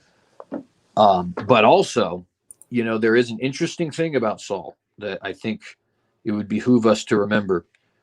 And that is that he always, he goofs unbelievably, to say it lightly, but he's got a very interesting response once he's actually past a certain point, a point where he's, clearly going to be punished. And that is that, he does always go back and ask, well, can I at least go to the temple and worship the Lord? And that, I think that also reveals a certain level of his personality, right? A certain level of who he actually was, in that, he was a disobedient child, but he was a child. You know what I mean? In the end, when push came to shove, Saul wanted to be where, even when he would be punished, even when there was nothing he could gain from it, Saul wanted to be worshiping the Lord and rather than not. While this certainly proved why the kingdom was to be taken from him, how he was disobedient, all this other kind of stuff, I think in the end it also did prove out for his benefit, right? In that Saul, I think, is ultimately redeemed. Well, God alone knows individual hearts. So I think I think no matter what, that's I think that's something that we can always be hopeful for. And I think it's a beautiful thought. And I mean that. Although I'm going to take the liberty to disagree with you on this one. And in that, I think this is where like certain doctrines that are not, don't really necessarily matter that much can affect our thinking, right? Because although I think even if what I'm about to say is true, that doesn't mean that idea is false or that Saul is lost, right? But so like if your view is true about the intermediate state, right, then surely that if he's being with him, the fact that this Spirit tells him he's going to be with him and Jonathan, right, that seems to indicate that they're on the side where the good people are, that are going to be saved upon Calvary or the final resurrection, let's say, or however you look at that, or after Calvary they go to heaven or whatever. I'm not sure. Different people have different views, but my point is just this: from my view, he's just saying you're going to be you're going to Sheol, like you're coming to the grave. And so, or that's what's interesting about that statement there. It's a fascinating one, but that's how I would take it. I would take it. The idea is like, I'd like to explore that a little bit more, but I think he's basically just saying you're going to be dead, right? Land of the dead, or the abode of the dead, you could say. But what was I going to say about that? Because this is something that's come up. I'm really curious what you guys think about this too, because it ties to that. So like when we were talking, I think it was when we were talking about soteriology, but like somebody said something about like with the ones that worship the golden calf. And I was really shocked at what everybody was saying, because I disagreed in the same way in the sense that God kills like so many thousand that were worshiping and having sex or whatever before the golden calf. He was going to destroy all of them, right? Quote unquote. And Moses, quote unquote, talks them out of it. And I think we all agree that that's not exactly what was going on, but you know what I mean? That's kind of the narrative. God's proving Moses, and to be merciful or whatever, however you want to look at that. But the point is, he did kill these people, right? Some of them, probably the worst offenders, let's say. Like, I just cannot imagine that means they went to heaven. It's like, because if you deny God, right, you're condemned already. And it's like, that's like disobeying in the most fervent manner the first commandment, which is love the Lord your God. And it's like, why would, it just doesn't seem like God takes them home early. That whole phrase concept seems totally doesn't make any sense to me. Like, how do you, that's like a blessing. Ananias and Sapphira, do you think that they actually went to heaven and they were used as a demonstration, but they're still saved? I doubt they're saved, but I think I think it's doubtful that they're saved. And I surely don't think they went straight to heaven, but I think, the question is, are they going to go to heaven on the last day, in my view? Well, I just mean saved, whatever. Yeah, right. Okay. Yeah, we'll just go with that. I doubt it. So I don't know. What do you think about that? Just seems like are the people that died in the flood, are they going to heaven? I mean, it's like, it just seems problematic. Sorry, I'll shut up. I don't know about the people in the flood for sure. I don't think that, but I think it's possible as far as Ananias and Sapphira goes, that because if they actually believed and had the Holy Spirit in them, it's still possible that they grieved the Holy Spirit and that he killed them directly, because clearly that's what they were killed by that, or by him. I don't think there's any arguing against that. But whether or not that's just simply, in a similar fashion to where I think that, I've heard LPP describe that, and what is commonly described as God will chastise somebody that is saved to the point where you will actually, whatever it takes. I don't necessarily think of punitive punishment for people that are saved, but rather corrective punishment, in whatever form that takes for the sake of their soul, and that God is going to do whatever he needs to do. So for people to be, I do think it's possible that those two to save their soul. Why not take them out before they do it? I mean, because they had to do it, in order to but then that also revealed their heart and what kind of heart somebody can't have. But if their heart was still being conformed, then I still say that, because all of our hearts are still being conformed in that way. It's just that we're not, being used to demonstrate that. We're not taking the place of Job there. But if any, I've asked myself, if somebody told me, look, you're going to be blind your whole life, but in your life as a beggar, you're going to be but you're going to be saved eventually by the Redeemer, and he's going to personally heal your eyes, and you're going to be talked about by people forever in Scripture. Would you take that deal? And I dare say I think I would. If I had that true. Yeah, but well, to sort of answer, because I think it's an interesting point that you bring up, Jamie. But if I may, I think there's a couple things that I think would demonstrate where I see a little bit of a difference. Right. The first is Saul's personal spirit, if you will. And I mean that in the colloquial sense, in the sense that his personality, right, the way he acted. Go to 1 Samuel 15 if you want to see a specific example of this. But Saul, when he is told that he's going to have the kingdom taken from him and all that, right? And the deed is done. He's done, right? It's already done. He's already going to have the kingdom taken from him, all that other kind of stuff, right? Because he's already not gone through with what the Lord has commanded. What he actually says is, he asked Samuel, will you at least go with me to the temple so that I can worship the Lord? Yeah, that hits me, by the way. I find that to be, I'm way more open to that concept with Saul here, like being the case with Saul. Let me just say right. that. Because there's like exactly, right? Because it's like he reminds me of Samson, honestly, in that, like, you've gotten yourself to a point where here in the carnal physical world, it's over for you. And yet there does seem to be a little something where it's like, in the end, I want to serve my God. And Samson, like I said, is another example of that. But I do think that Saul appears to be an example of that as well. Now, that then does open the question, though, like you said, so could that apply to like other people? And I just mentioned at least one person I think it does apply to, but what about some of these other examples? And I think you do have to be a little case by case, to be honest. I was about to say, what about that slippery slope? Because what about Balaam? Balaam had a personal relationship with clearly he was talking to God. Right, right. So where do you go with that? But yet he's specifically mentioned as this curse, the way of Balaam. I mean, that's a capital. The calf worshippers, though, he didn't kill all of them. He killed some of them. It tends to tell me that, like, which ones did he take home early? The better ones or the worse ones? The ones that were really getting nasty, or the less bad. Well, it's an interesting thing to consider when it comes to those ones as well is, on one end, you could say, well, they didn't enter the promised land, and the promised land is clear typology of Jesus, of the heaven, rather.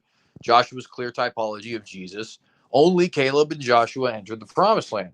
But that ends up proving too much, doesn't it? Because that means Miriam and Aaron and Moses didn't enter the promised land. And so it's like you really have, I think, a very case-by-case situation, even in that. Now, I will say this. Corporately versus personally, that's got to be. Well, they're an example to us. This is a great example. Go on, CJ. That's I would say it's typing people that are lost. In that sense, they're probably lost if you took them out before they entered the promised land. If we're going to take the typology consistently, but please, I know you have a different view, probably, maybe, or. Well, and I agree to an extent.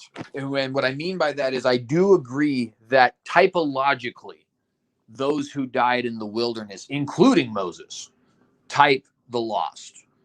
Moses, in my opinion, and Aaron as well, type a very particular kind of the lost, namely those who are lost despite being righteous, quote unquote, because they're under the law.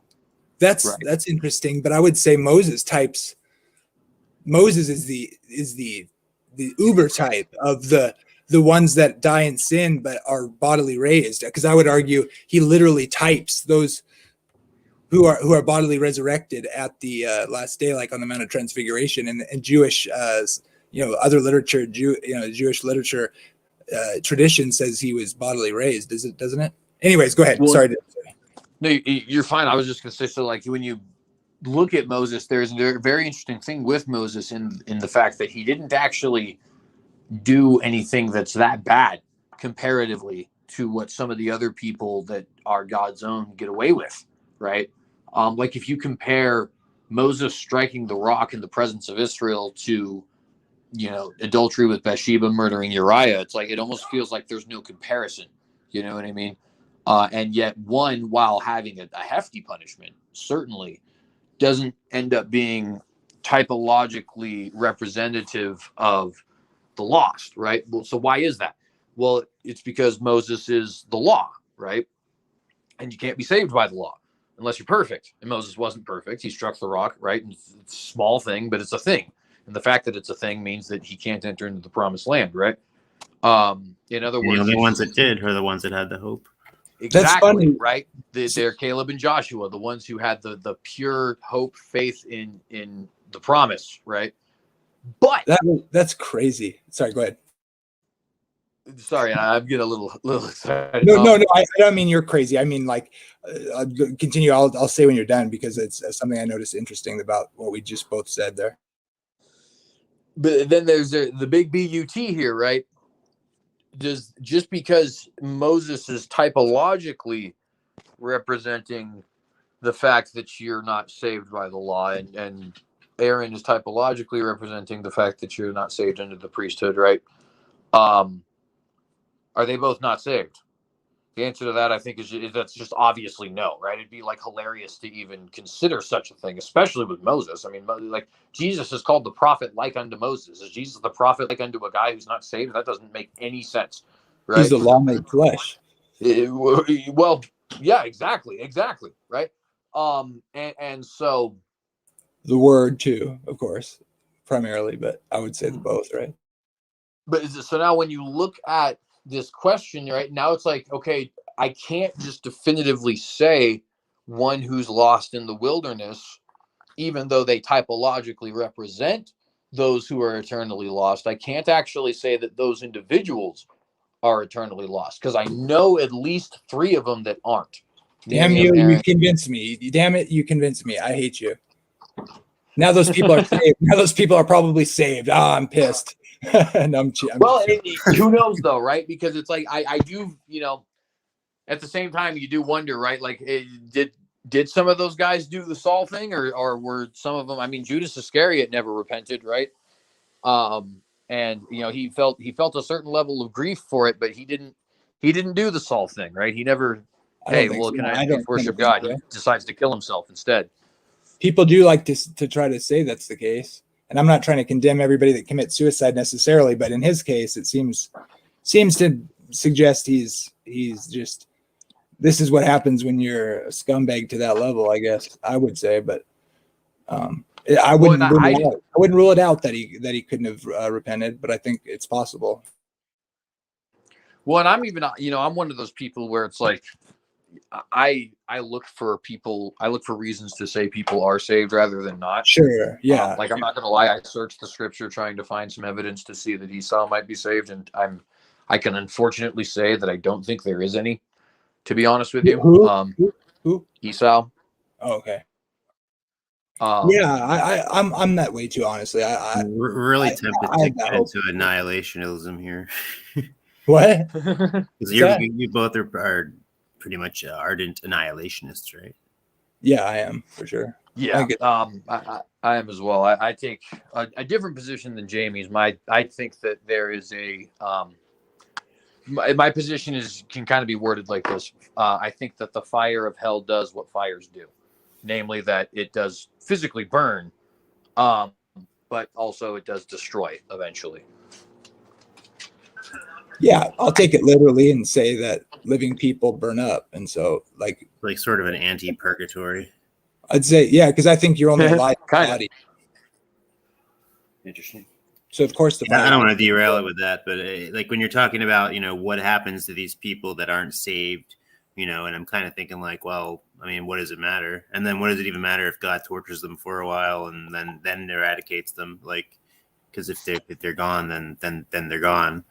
So but again, I'm not trying to derail it, so I apologize. I think it's an interesting question. This is where I want to explore more, because I know Chris really emphasizes that they're not attached, and I don't think they're necessarily attached, the physicalism thing and the annihilationism thing, but like I do like how they go hand in hand, and how it's I just feel like it's more real and like tangible sense. Like I would say the fire consumes them. Literally, in the sense that because they get burned up and they're gone. Now, I guess you would take it. How would you understand that, CJ? Like, you don't have to quite it literally, right?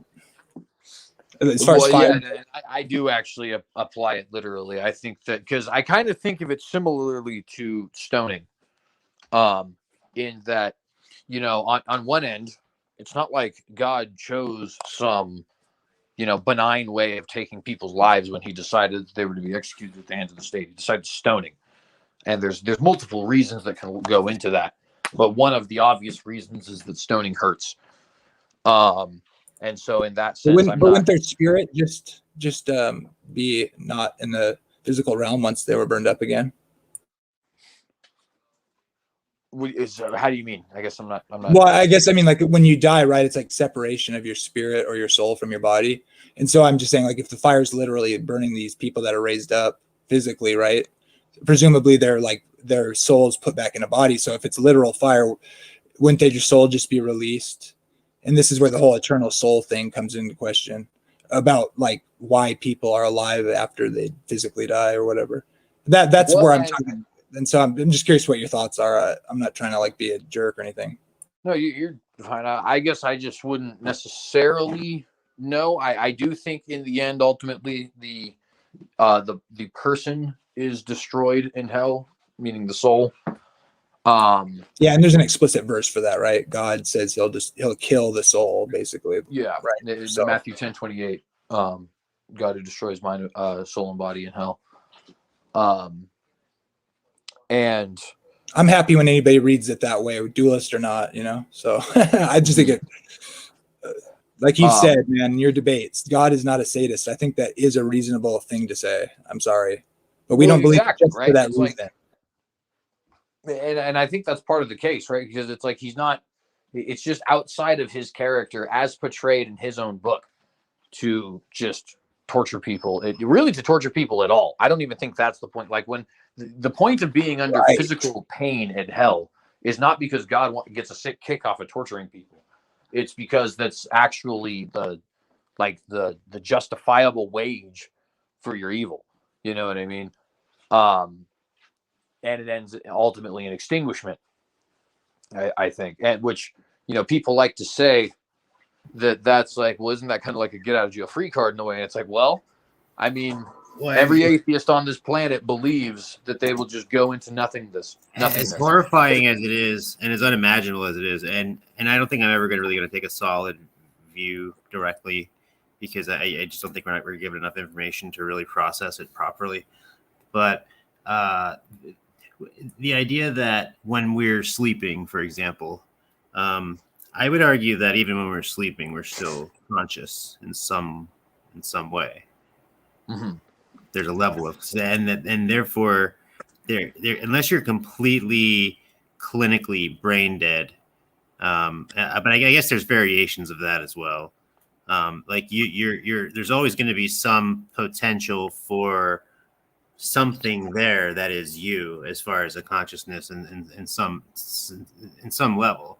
And then and that could also bounce onto the original topic of where that consciousness exists within space and time as well.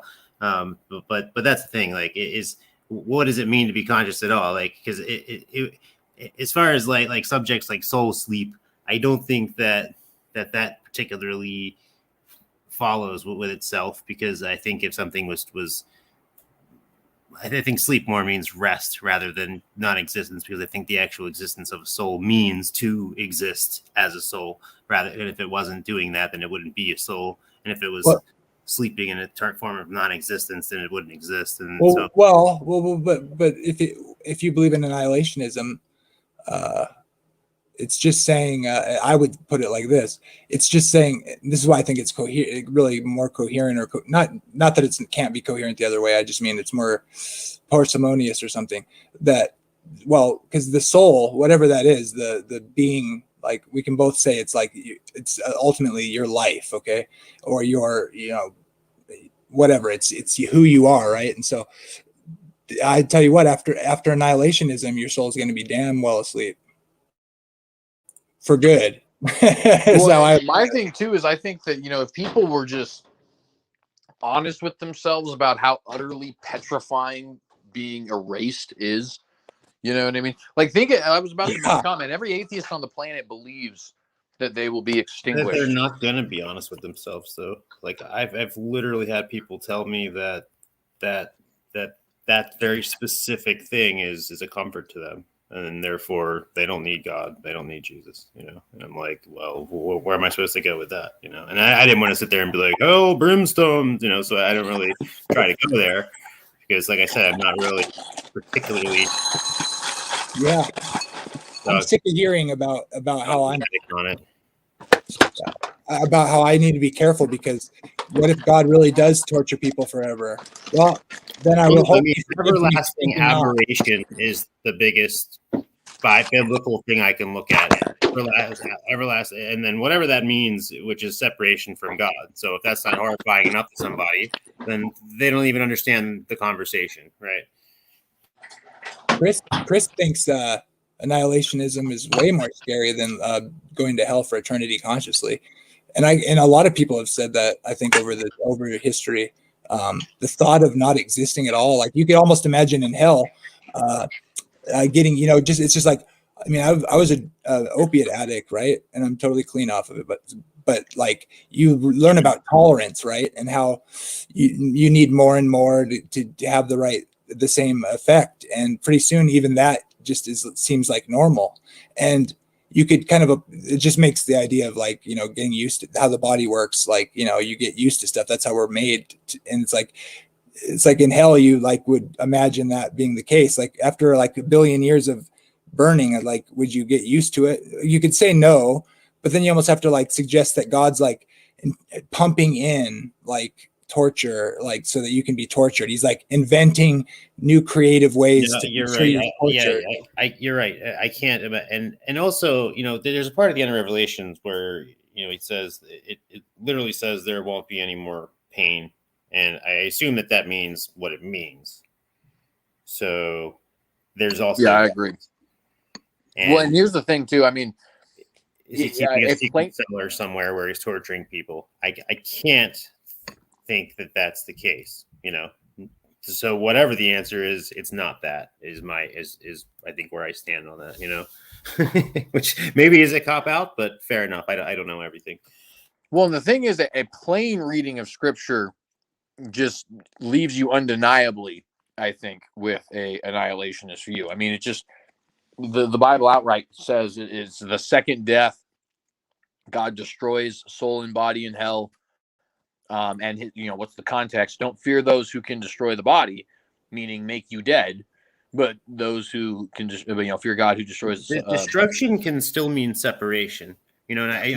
But you got to. That's why I say you got to look at the context here, right? Because when he says don't fear those who destroy the body, he's saying specifically don't fear those who can make your body dead.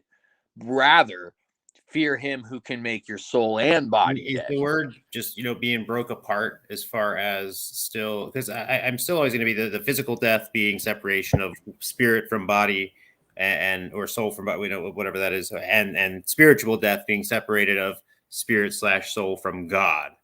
Like those being the two, like death doesn't mean sleep. It doesn't mean something being inert. It's just this particular, well, unless, you know, inert meaning separated from being moving, because, you know, spirit is just animated. Go ahead. That just defies the whole definition, though, because if you look at the word apollumi in scripture and like how it's used, like it can be used as destroy, but then when you start to look at the way it's used all over the New Testament, you know, like Chris says, like Herod sought to apollumi the baby Jesus. Clearly that means kill, right? Whatever that means to you. But I suggest that everybody that makes sense. Ultimately says or uses life and death like I would want to say is almost always the sense in which it's being used, and then they expand it from there. Everybody has to a little bit, but they're always contrasted, and so like I just think like clearly like kill means to just change state, and even in that context, to change a state. Not what I would argue, not when applied to humans, but maybe. I mean, you can argue for that. Well, I mean, like death and Hades are thrown into the lake of fire, which is the second death. Like, what is that supposed to symbolize? Seems like destruction to me. Well, and my thing too is I just think the context of this is, you know, like we can make all this, you know, like the separation of spirit from body and all that kind of stuff, right? But I think if you just let the context speak for itself, you know, you just listen to what Jesus is saying again, right? He's saying, don't fear those who can kill your body. So that we all know exactly what that means, right? That's unambiguous. It means make the physical flesh dead, make it a husk, right? But on the flip side, fear God, who can destroy both the body. We already know what destroy the body means. It means make it a physical husk, right? And the soul. Well, he didn't separate these things, right? What he's doing to the body, now he's doing to the soul. So what does that mean? It means if you can kill the body, God is saying he also kills the soul, not destroys in the sense that he's like making somebody it who ruined. would keep you apart from salvation. Somebody. Well, you could torture it to death. That's a misuse of the word, though, right? Because Spiritually he's dead. not saying keep you from salvation, right? He's Well, saying there is one make your caveat body I should mention. Sorry, because we're all spiritually dead initially, as we exist as well, pre-regenerate, reprobates, as it were. Yeah. See, this is my problem with using Paul to define anthropologic terms, because Paul clearly doesn't use them. He's clearly borrowing from anthropological terms from his scriptures that he knows, I would argue, and then he uses it to type the eternal consequential life in Christ, of course. But he often says things like, the flesh is dead, right? Because the flesh represents like the fallenness in Adam. But then he'll say things like everybody's flesh is dead, but clearly he doesn't mean anthropologically everybody's zombies, or Well, but I think that's a conflation, though, if I may, because it's while it is true that there is a sense that the scripture uses the word death to refer to those who are separated from God, right? And in that sense, you can be physically alive, but spiritually dead, right? And again, I have to stress this passage in particular has a very clear context of that which extinguishes the life in your body, and then saying God does not only that, but also this other thing, namely extinguishing the life in your soul as well. Oh, I absolutely agree with you. You know that, right? I didn't even just going off on a totally another thing, and that was stupid. Sorry. But yeah, I totally agree with you.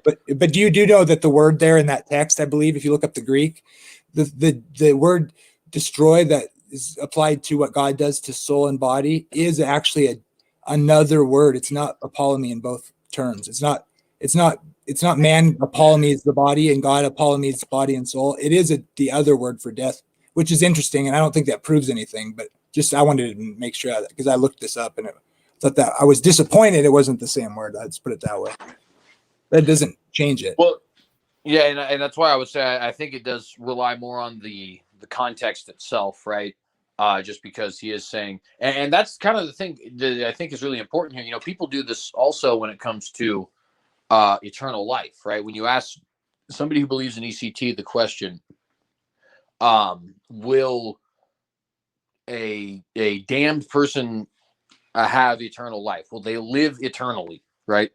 And they'll always try to say no, and they'll change what the word eternal life, or what the phrase eternal life means, right? They're saying, well, that's a quality of life, right? But the thing is, those words mean something. Like the words eternal and life in conjunction with each other, amen, being brother. alive without end, right? Amen. Well, eternal death, does that not follow? Well, yeah. So so then what is eternal death? If eternal life is being alive without end, then eternal death would be being dead without end, right? In other Not words, alive. Not alive eternally, as opposed to alive eternally. Eternal separation from God.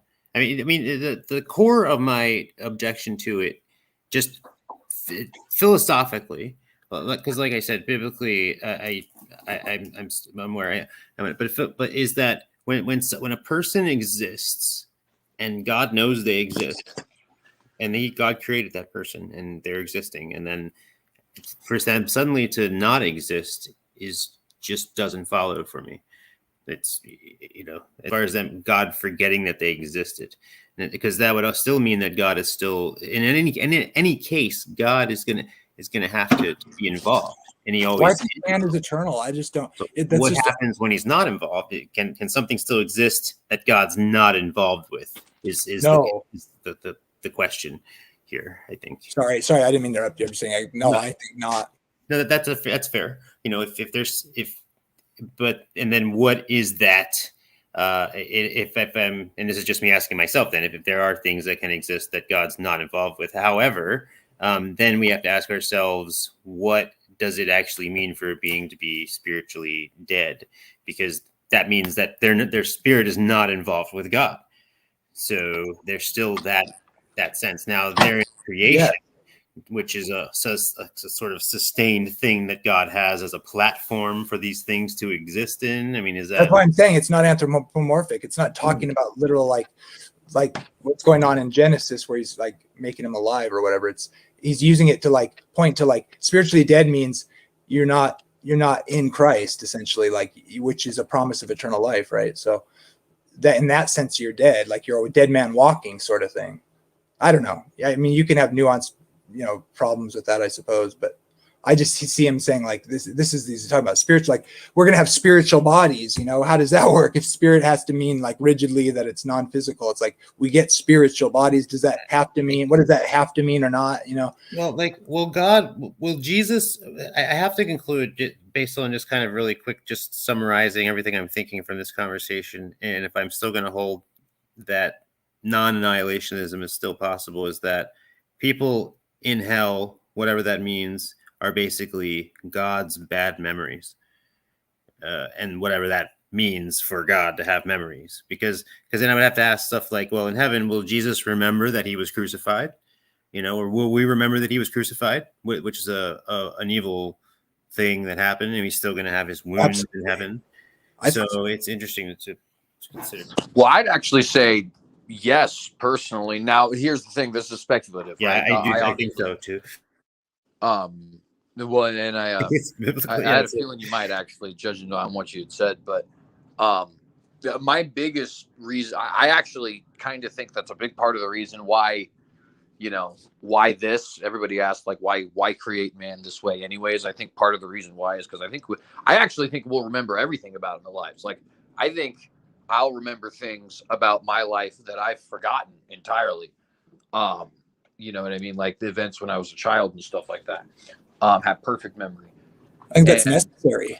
Yeah, I do too. And I think part of what will make the experience of heaven, I think, so incredible in communion with the saints and with Jesus himself is that prior knowledge, right, of where we all came from. Amen. We're going to be telling the other created beings or the angels for eternity how Christ saved us and learn more about his plan of salvation all through the ages. Sharing that with angels, whatever, however you want to look at it. Amen. Yeah, exactly. And now there's obviously a question, right? So how do you, and especially when you get down to like nitty gritty, right? Like let's say your wife wasn't saved. Well, how do you remember the fact that the person closest to you, a person who's literally so close to you that they're like your own self, is not saved, and you remember that for eternity? And to be honest, I don't actually have an answer to that question. I just genuinely don't. But I suspect that however it works out, it would end up working out in such a way that experience would actually be turned into an intensely positive thing. I have no idea how that's possible, right? That just sounds unfathomable. It may still be that because of Christ's sacrifice, that is basically that, and going with my still solid thing that nothing can truly be forgotten by God. As far as information goes, then God himself takes on the memories of everything. And then if we were to try to think of our unsaved wife, it would just be thinking of it would just turn into thoughts of Christ and our redemption somehow. And I don't think that's an overriding of our agency. It's just it's more like a comforting. If you're comforting somebody, you're not taking away their quote unquote free will, right? Like you're just kind of. I don't. How can we know such things? Yeah, no kidding, right? I will say this. I think one thing that's really cool is it does appear to be the case that obviously this isn't universal, right? Everybody's going to have family and friends that are on the other side, so to speak. But both in the scripture and throughout history, and even in my own personal experience, it does appear to be the case that when there is revival in a family or a friend group, it spreads. You know what I mean? And I've always found that to be, obviously it's not a universal, and we never want to get into a position where we're like demanding things of God, because of course not only are you demanding things of God where you have no position to, but then you also get expectations that you don't have any right to have. But it does seem to me to be a demonstration of God's mercy in a way, right? Where, so many times you see mom, dad, or child get saved, and then all of a sudden the whole family and grandma included are all saved. You know what I mean?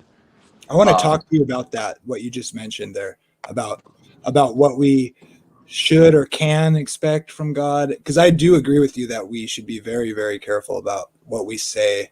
What we have, certain expectations we have based on our own like emotions or whatever. But at the same time, I do think there's things we can say about God and things we can determine. So like my tradition has ideas like that you might be kind of might raise your hackles a little bit. I'd want to I'd just be curious what your input was on that, but I don't know what you'd call that subject exactly.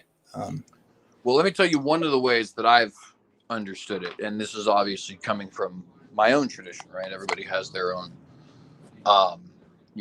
where they grew up and stuff like that.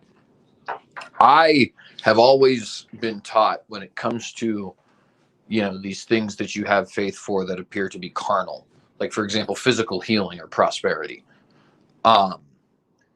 It's not that those things are wrong. In fact, they're even 100% of the time, and I mean that sincerely, right. It's a matter of when you get it, right? In other words, let's say I got diagnosed with, some horrible disease, some cancer or something like that. The thing is it like it's already been proclaimed I'm healed. It's just that's the end of it. The question is, will I get that on this earth, or is God going to have me wait until I have my glorified body, right? And people might think of that as confusing in a way, but in reality, the way it ends up playing out is it's just a complete and total sold out trust of, this, whatever this thing isn't even relevant because it will be healed, period. Or, my financial hardship or whatever, it's going to be solved. It might not be solved here is the thing, but it will be solved. Somebody is, my view on that in general, based on what you just said, as far as that scenario playing out, is that a person would have to be like I think of like an old lady who goes to something like that and kind of buys into that whole thing. I think somebody would have to not have to, but it would generally be saved first, but then just be highly led astray in that regard. Because but it's like that argument. Like I don't know your view on like Catholicism as far as like if you think that somebody is a Catholic. I would imagine you would say something like, if they're specifically adhering to the doctrines of the Catholic Church, then no, they're not saved. Like they can't be saved. But if somebody can be a Catholic, but yet still believe in Christ and be saved, even though they're a member of it, is that kind of like? Yeah, I would definitely say that it's, you can, God is sovereign and he can do anything, and you can certainly be saved in spite of bad doctrine, I think. And I think many people will. But I do think that Catholicism is different from but the difference of Islam. Well, somebody's saying like, all right, if you believe in Christ as your salvation, that's good. But all of a sudden, if you're like, well, all of a sudden you're trusting in something else for healing. You have to be Roman Catholic to be saved. You have to have the sacraments. That's a problem. Well, yeah, but if I go to like one of these revival things and I'm trying to like get healed of my disease, like, is that like, I mean, well, you guys don't, I know you don't think that you can really lose salvation in that regard, but when somebody's doing that, like that's really just neutering their witness as far as I'm concerned, Seems like, that's a tough one. I mean, what do you think, CJ? Well, I think it depends, right? Because so my home church is It's not denominational, but you could describe it as Pentecostal, in that we certainly do believe in the continuation of gifts, and those sorts of things, and of course a lot of the other things that kind of come with that territory. Do you speak And- glossolalia there? Say again? Do you do the glossolalia thing or whatever it's called? Do you speak in tongues? Like, how does that work? So I have never personally, but I know people who have. And tongues to be clear, tongues is a very specific miracle. It's not what people make it out to be. The biblical miracle of speaking in tongues is speaking in a known language that is not known by you. And Okay, good. That's what I was hoping you'd say. yeah, it's people. I've heard arguments for the heavenly language stuff. I'm not convinced, and I have not seen anything of the sort in my own church. But my understanding, biblically and experientially, which I thank the Lord that those are the same, right? Because unfortunately, for many, they're not the same.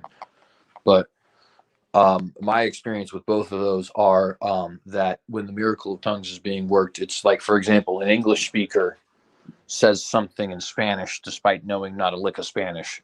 And I would point out, when it happens, there's a Spanish person in the room who's going to be edified by that, right? In other words, God didn't just have you speak a random language. It's not like God is having a hippie circle where a whole bunch of white people are sitting there around. Hey man, this is really cool, and then they go into Japanese. I don't even know Japanese, bro. It's like that's not how it works. And I know that's not how people think it works, right? My point in exaggerating it like that is just to say that when the miracle of tongues is being worked, I think almost universally, I wouldn't say always. It but seems almost, like signs and wonders and that sort of thing are for making believers, but that doesn't make believers anymore. Like that's just the gospel. So it would seem that somebody would have to be saved first in order to, or have some form of belief, whether or not they're saved or not, in order for that to even be worth anything. Well, I don't necessarily think so, and let me give a kind of an example as to why. Right. So first off, I do think that people do definitely still get saved by way of miracle, because I think for a lot of people, they see this kind of thing, you know what I mean, and it really is like an experience that is absolutely life-changing for them, right? I also do think that there is just it's edifying to the faith of the believer to see miracles, even if they already believe, and sometimes it's just God being helpful, right? But to be honest, one of the biggest things about the idea of the continuation of gifts is the fact that I've actually I don't mean to start to just rely on my own personal anecdote, but I happen to have been around a lot of it at this point, just because of my home church, and like some of the things that you see happen, like sometimes it's like it seems like it's nothing, right? Like it could totally be a coincidence that 3 sister churches in 3 separate states preach the same message despite no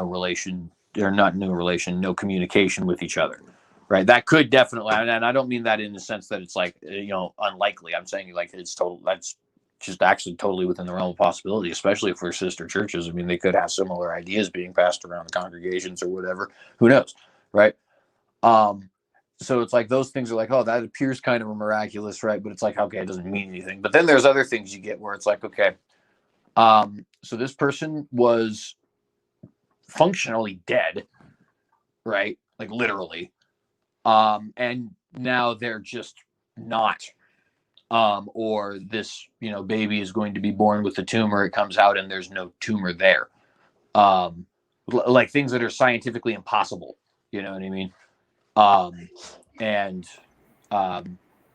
that sort of stuff. I mean, I don't want to, like I said, I don't want to just force people to believe my own experience. But like I've seen that in my home church. You know what I mean? I believe you. You have to believe God knows and is in control of all things. Obviously, He's sovereign.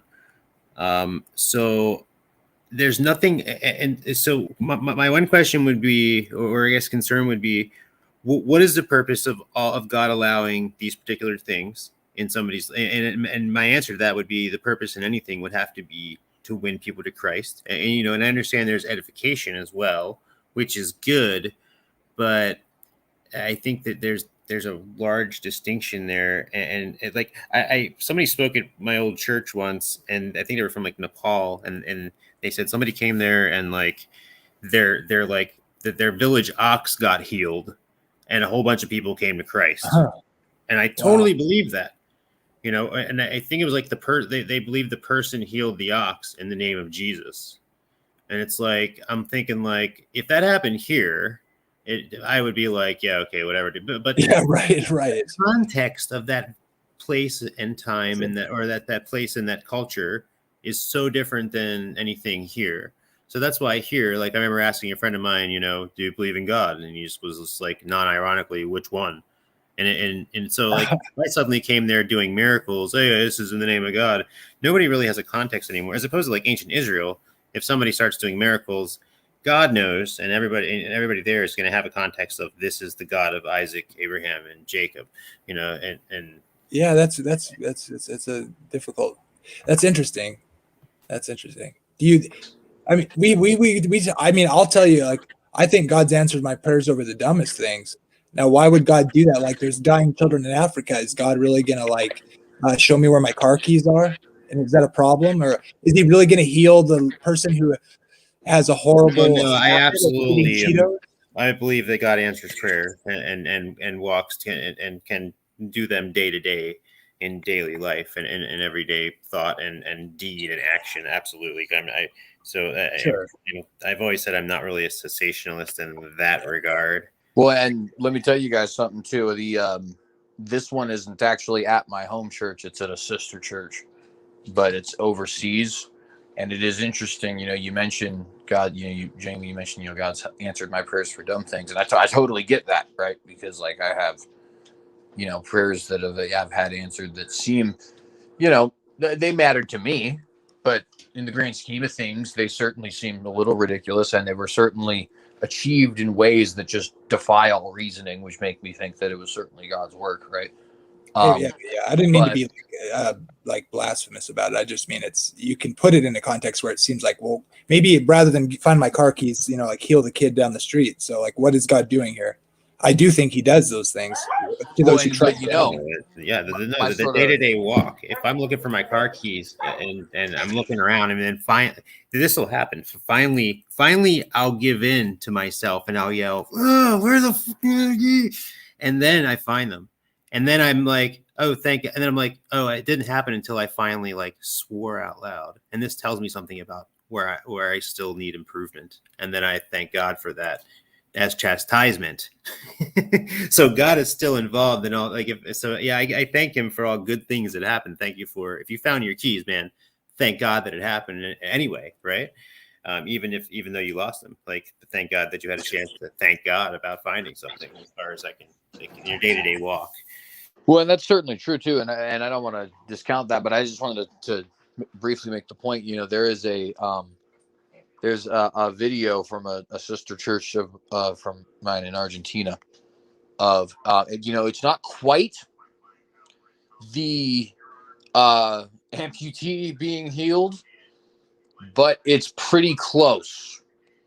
And it's weird to even see, right? Because it's like, this is like a dinky little kind of video that's not even focusing on this person. It's focusing on the pastor.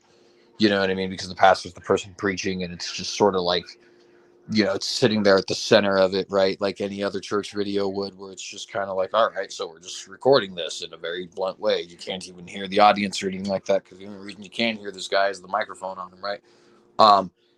But this person happens to be in the front row, in the corner, and have you ever seen somebody with the only way you could even describe it is mangled limb, but like things are not only twisted and contorted, but sticking out, you know what I mean? And like this is just unbelievably destroyed. Just crippled up and like what do you call that? Like atrophied kind of thing, or do you mean like bent out of shape sort of thing? Like I mean, it's hard to even describe. It almost looked like it was rotting. You know what I mean? Like gangrene. The leg was decomposing on this woman's body. You know what I mean? I think that would be so. If somebody saw that and got saved, and then later on they're witnessing or something, which is what we're supposed to do, and then like, well, why do you believe? And it's like, well, I saw this thing. That's why it's kind of like it's not really powerful to me because, and plus there's also the notion that I experienced supernatural things prior to being saved. So it's and I think a lot of people also a lot of people that have really gotten into the real assemblies of God and heavy charismatic stuff have really usually I talk to them like they had this particular supernatural experience and they just said it must have been God. And I'm thinking like would have like 5 of those every morning, back in the day. And it's like, so if I'm going off of that, then I'm just kind of like, I think the point of it though is like, it's not necessarily just for someone's salvation or not, right? Like there's a couple things, like it could just be God demonstrating his own power. It could be God demonstrating his mercy. It could be edification for the individual believer, right? Maybe they are a believer, but they're kind of doubting Thomas, you know what I mean? And this is sort of a demonstration to them of like, hey, God is your God in particular, exists and is personal and is listening to you, right? And all these other kind of things. And I think there's certainly a risk of couldn't I argue that for a Catholic view as far as going through all that ritual stuff in order for edification and that sort of thing? Because that's what I've heard Catholics describe. Well, no, because the problem with that is that these kinds of edifications are directly scriptural, right? In other words, the Bible told us to expect God to be a miracle worker, but he never told us to expect any sort of supernatural significance from icons or praying to a picture or anything like that. You know what I mean? And so it's like, well, while you could say it's the same logic in a way, and that might even have a certain element of truth to it. I think. Well, not just that, all their dictates, the hierarchies and the authority and all that sort of thing, like all that would have to go. But I'm not trying to get off on the Catholicism thing, but just. Well, the only point though is just be to say that, like, that's, and also the thing is too is like, all of that stuff in the end isn't actually a work of God, and the Catholic would even acknowledge that, right? Do you think people should cast out demons? Well, I mean, if it's necessary, absolutely. I mean, I don't think that there is, I tend to, this may sound a little odd, but I do tend to believe that, the things like demonic possession and stuff like that are definitely real. And the thing is we kind of fit ourselves in a weird position. And, there is the experiential aspect of it, right? Where it's like, I feel like I have bore personal witness to an obscene number of actual miracles. But on top of that, even if I just wasn't thinking of that and I was just thinking about things from a strictly scriptural perspective, right? God does say he's going to do these things. He never says he's not going to do these things, right? So the Bible presents an expectation that these things are going to be happening. So wouldn't it just be super coincidental if God stopped doing the thing he never indicated he would stop doing as soon as things started to become somewhat scientific? You know what I mean? Like, it's almost like offering people on a platter, like, hey, God's a phony. You know what I mean? And I don't get me wrong. I know that's not what anybody's intention is. And I want to be clear on that. I don't think anybody intends that by any stretch. But, unless there is a clear scriptural command that says Christians aren't to expect miracles in their own lives and in their own church, what you have is essentially God just being silent all of a sudden and spontaneously as soon as people start, actually being scientific about things in the West. That seems very, and I don't believe that's true, by the way, right? I think there's a lot of documentation of miracle in our own time. And I think I've even bore witness to some of it, if I can just be honest about it. But let me give, because me too. It's discernment is just that's the main thing it's called for, because it's like if you're I'm sure you've been approached by a person who's like fivefold ministries and they have a prophecy for you and all this kind of stuff. Yeah, absolutely. Or like people who like go as far as to call themselves like, my name is Apostle so and so. And it's like, what if they're true? What if they're right? How would you know? And that's why, and I think God, knowing that state, couldn't possibly expect somebody to be edified by that, unless, and therefore I can't think that God's in it, because you see these kind of things, and it's like, well, demons can whisper in people's ears.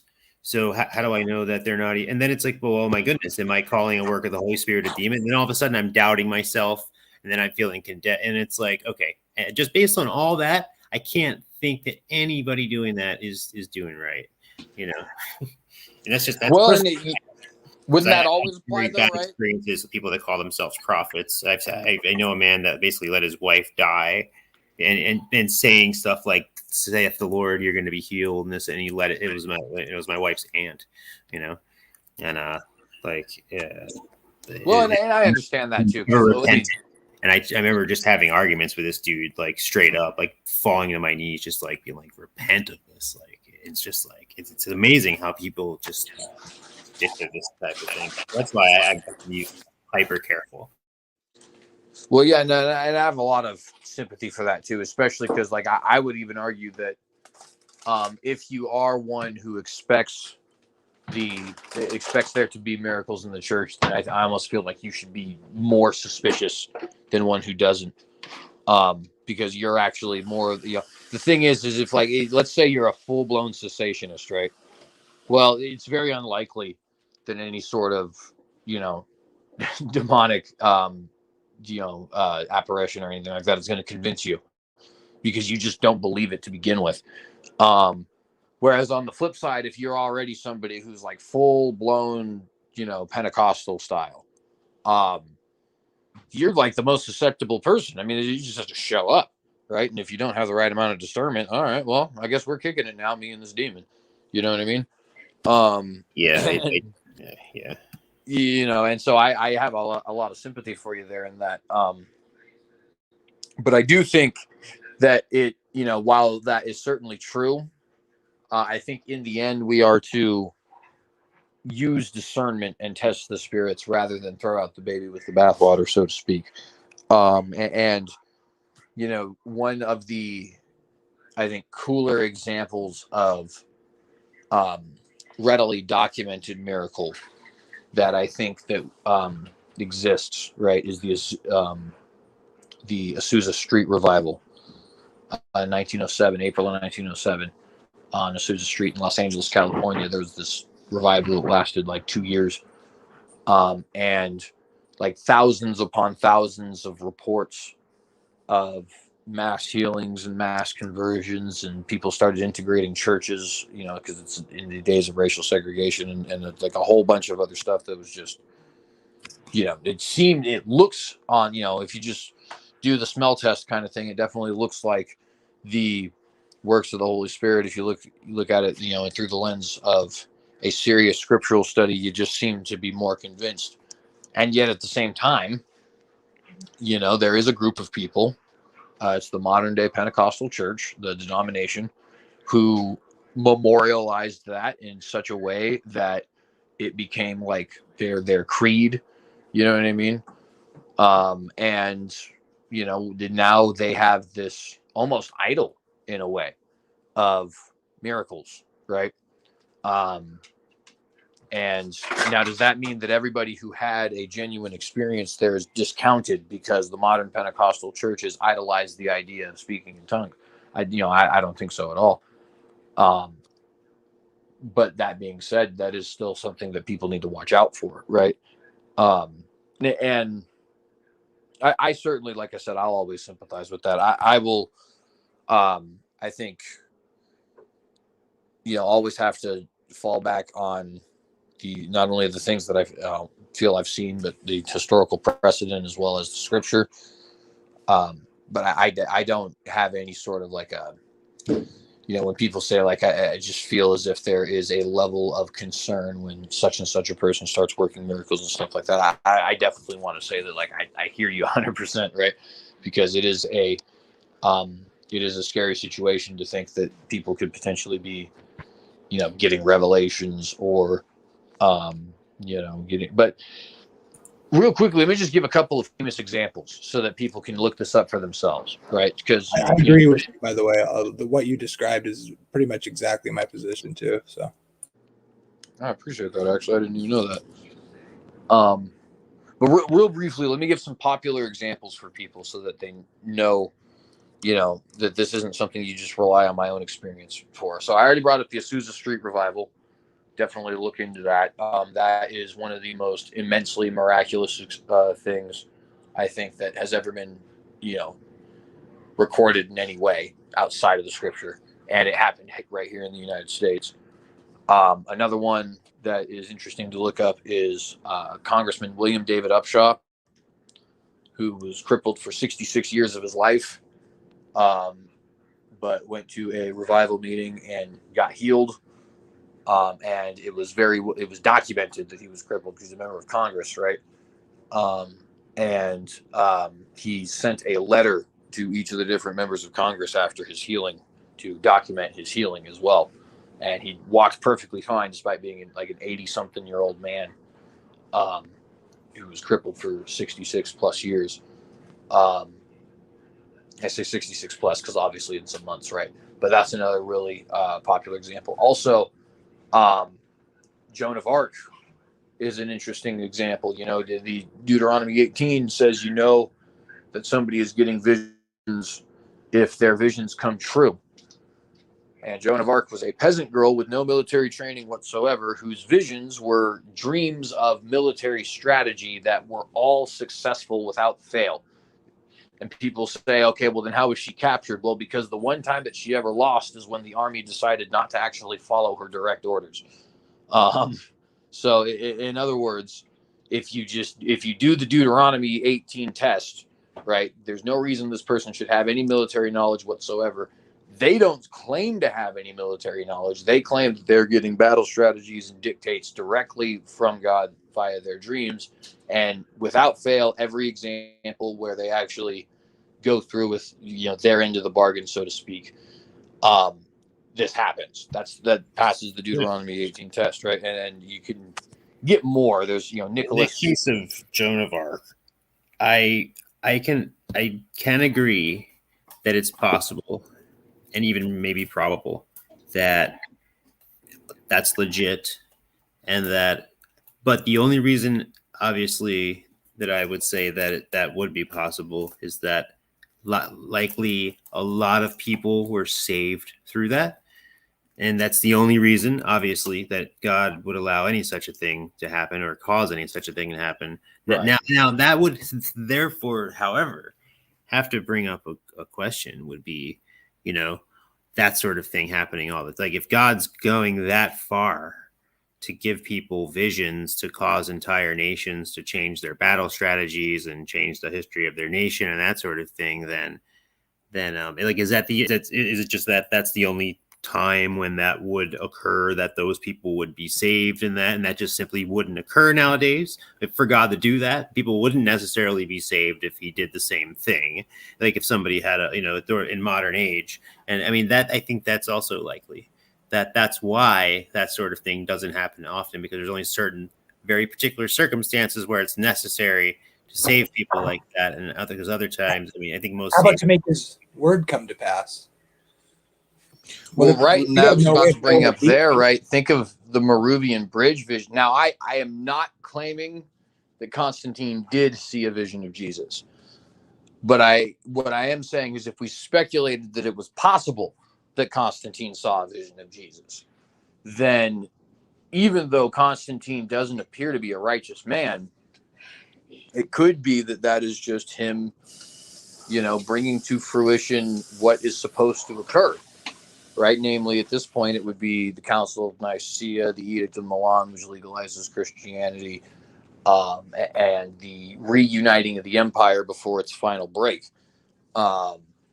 which of course is a massive deal for the rest of history. Now that doesn't mean that vision comes from God. Hang on just one second. I actually have something I recently came up with. Interrupt. Okay, hey, CJ, go ahead. Well, and the point though is just being, if it was, there would be a reason that I could see, right? And there is a lot of example of what I personally think as a history buff are things that are so coincidental and fate driven that I feel like, even though they're not necessarily visionary, although I'm sure that there could be other examples like that, where it's like, man, this reads like a Bible story. And I'll give you a couple brief examples. Perpetua. Yeah. I believe it. I totally believe that entire story. Well, and let me give just a couple examples that are even popular among history buffs, right? So think of in the American Civil War, right? You have this army in the South that is, trigger warning to those who don't like some historical facts, but unfortunately, it was just better in every way. I mean, it just whipped Union soldiers all up, at least in the Eastern Theater, all up and down Virginia, right? And every single time that the Confederacy loses, it is on one of the weirdest flukes you've ever heard of. So, for example, in Antietam, they march up to Maryland, right? Because Robert E. Lee, he's like, I'm confident enough. I've been beating the crud out of these people, so I'm actually invade. That was my best friend's direct relative, by the way. Nice. That's actually super cool. But nonetheless, he marches up there, right? And he's like, all right, so we're going to deliver a crushing blow to the Union on Union territory. It's going to be just a total political mishap, and then they're going to sue for peace, right? So he goes up there, and he's passing on his plans to one of his other generals, and they're wrapped in, this is a pretty standard thing to do, they're wrapped in a cigar, right? And somehow, without actually noticing, the courier drops the Special Order 191 cigar, and a Union soldier later on, who is off track because he's going out to take a leak, finds the cigar and thinks to himself, hey, it's my lucky day. I get a cigar. Only to find out that these are actually the Confederate battle plans for the entire invasion. And they were still only able to fight them to a stalemate, but the point is a stalemate is not a Confederate victory, right?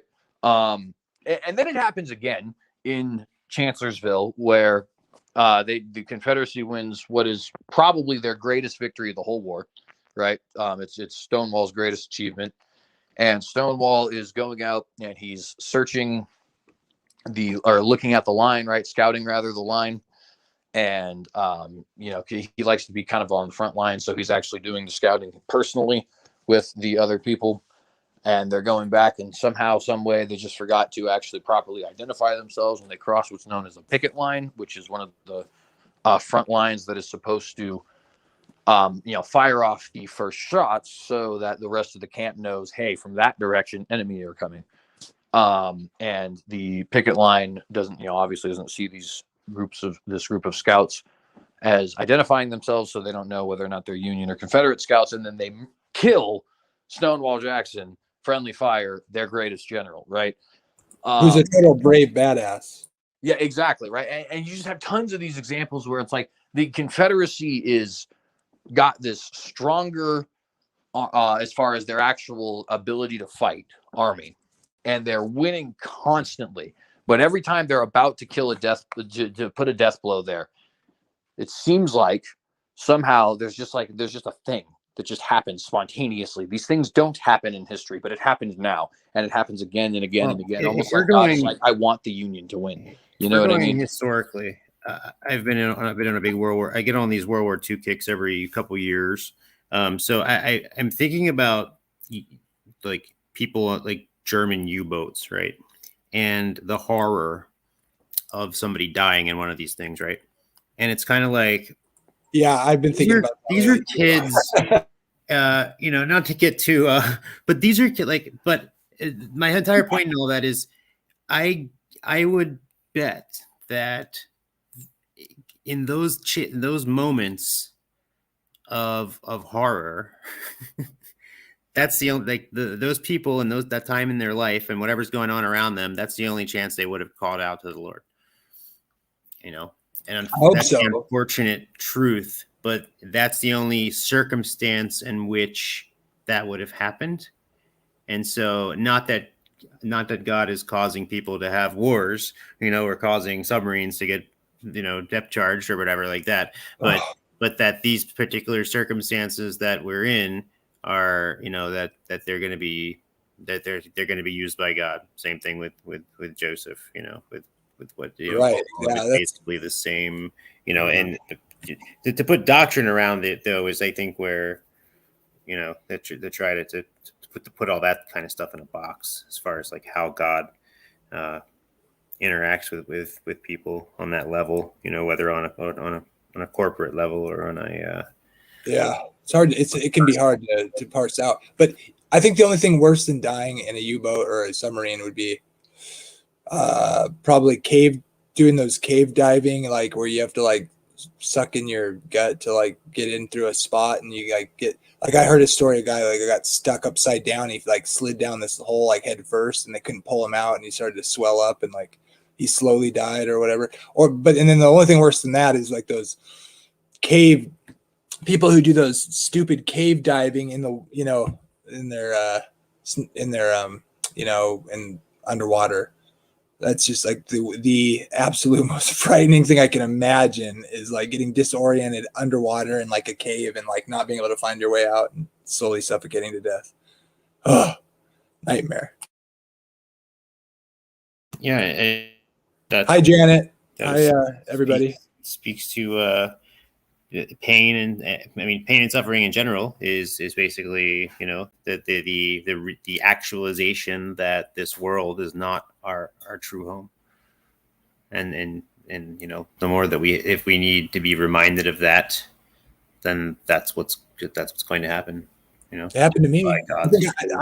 I know what it feels like to die on a battlefield in the Civil War. I think when I had surgery and they like messed it up and like couldn't figure out what was wrong, and it was like, I didn't think you could feel this much pain and not go into shock. And it was like literally out like days on end. It was terrible. But I wouldn't trade it. I guess I wouldn't trade it. Well, and also though too, we talk about like the personal level of getting some people saved, but there's also like you can see some things where God's purposes are just clearly accomplished on a grand scale. Like, this one is one that it's always gets you in hot water to say, but it's so obviously true. That there is God's hand in the Holocaust. And what I mean by that is, you see, so for the first time in 1900 years, the state of Israel is reestablished in Israel, with Jewish people living in the country, ruling the country, returning from all over the world, Africa, India, North America, South America, Europe, everywhere, right, to live here. And what's the catalyst for that happening? It's the Holocaust, right? Holocaust for sure. Exactly, right. And that's so what got them able to get the land. Because of the horror of that, I think that people were inclined to. Did you know that Hitler moved the actual literal seat of Pergamos, which is described as the throne of Satan in the book of Revelation, like that actual thing, which is a thing, an altar at I thought that was in the Pope's joint. It's in Berlin. Like they actually moved it to Berlin. Oh, I'm thinking it's something else. I probably. You're thinking of that big crazy. Yeah, that big death throne that's like 300 feet wide, and it's got like upside down Satans all over it. And the Pope's like, "Yeah, this is my spiritual captain's chair." Yeah, no, I feel it, but it's the point just kind of being, and I'll sort of wrap up with this, and I actually do have to hop off, but just to say, like, I think when you see these kinds of things, it's, sometimes it does take the form of, what appears to be straight up visions, like Joan of Arc, but even when we don't see that, it does appear, I personally at least see God as being very active in human history and up to today and the future even. And I don't know if that's a view that you guys would share, but it's just something that I personally always felt was the case. Well, it's also through us, isn't it? Don't leave Todd talk to you. Go ahead, Kelby. I apologize. Well, it's also through us and our prayers and our actions. Like, because again, if somebody's going through some suffering, and again, you still need to tell them about Christ, and also in our prayers. And I think a lot of things that go into what our prayers are, is basically if we prayed for somebody and something and God and then they're saved, it's not that our prayers are saving them or that are causing these things to happen, but rather when I think in heaven, or however we want to define heaven there, we're gonna, to God's glory, all of these things are going to be known. So you praying for this person, God saving that person, not because of your prayers, but sort of you're still having, or through your witness, you're not sharing in that glory, obviously, but you're going to be aware of that glory, and you're going to glorify God more. Yeah, I've definitely come to agree more like with that way of thinking, and more of a reformed way of thinking about what prayer is for. I think that's more probably correct, in that like it's God changing us through the prayer, not so much like you could say he made the world in such a way where that's an interaction, like, and so prayers, I think prayers do matter or whatever in that sense, but I do think ultimately they're like edifying, sorry.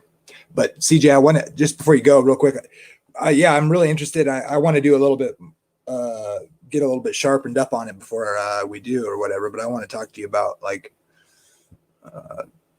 the historicist interpretation of some of Daniel's prophecies or whatever. So it seems like I've heard you speak about some as if you affirm some of that, but I'm not totally sure on that. Like maybe you just see it as God's intervention in history to bring it forth. Because I mean, you can just look at it as Daniel's, the Nebuchadnezzar statue, maybe. But I mean, I'd say it continues to today. And connects to yeah, totally.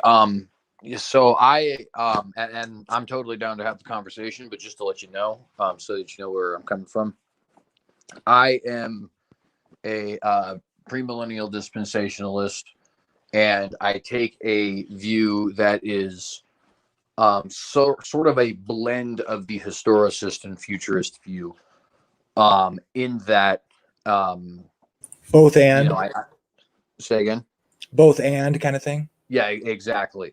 That there is, first off, I think there's dual meaning to the prophecies, but also secondly, I think that some of the prophecy timeline just extends from the historical points to our own time. And it depends a lot on interpretation and stuff like that. But I'd be really down to get into the conversation with you. One little thing I'll throw as a little monkey wrench in there is a particular thing about my view and views of people like me is I would divide the church age into seven,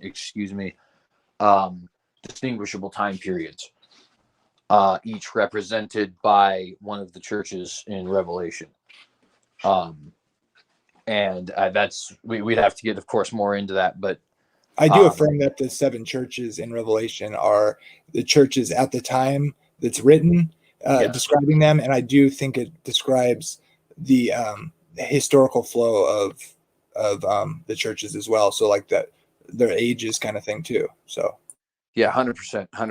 I think SJ teach that. So well, and I think that's how it works a lot of times. I think that that God tends to write such that the immediate audience has clear and obvious edification and understanding, but also such that subsequent audiences for the rest of time will get the same as well. And in the case of this in particular, I do think that John is writing to the actual churches there, giving them actual messages and exhortations. But I also think that there is a clear, breakup of history since the cross that can be seen in these seven church ages. And just to give you an example, so the sixth in the chronology would be, and it's listed in the same order as Revelation, Philadelphia, right, which is the love of one's brother. Yeah, at least that's what the word means, right?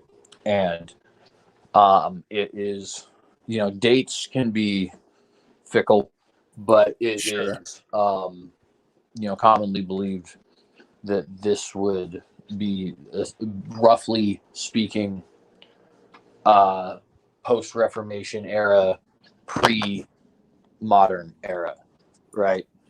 They would also be spirits of ages, because I would argue that, for example, Smyrna is alive and not well right now, right?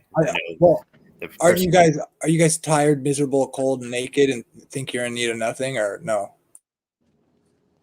Or however that goes.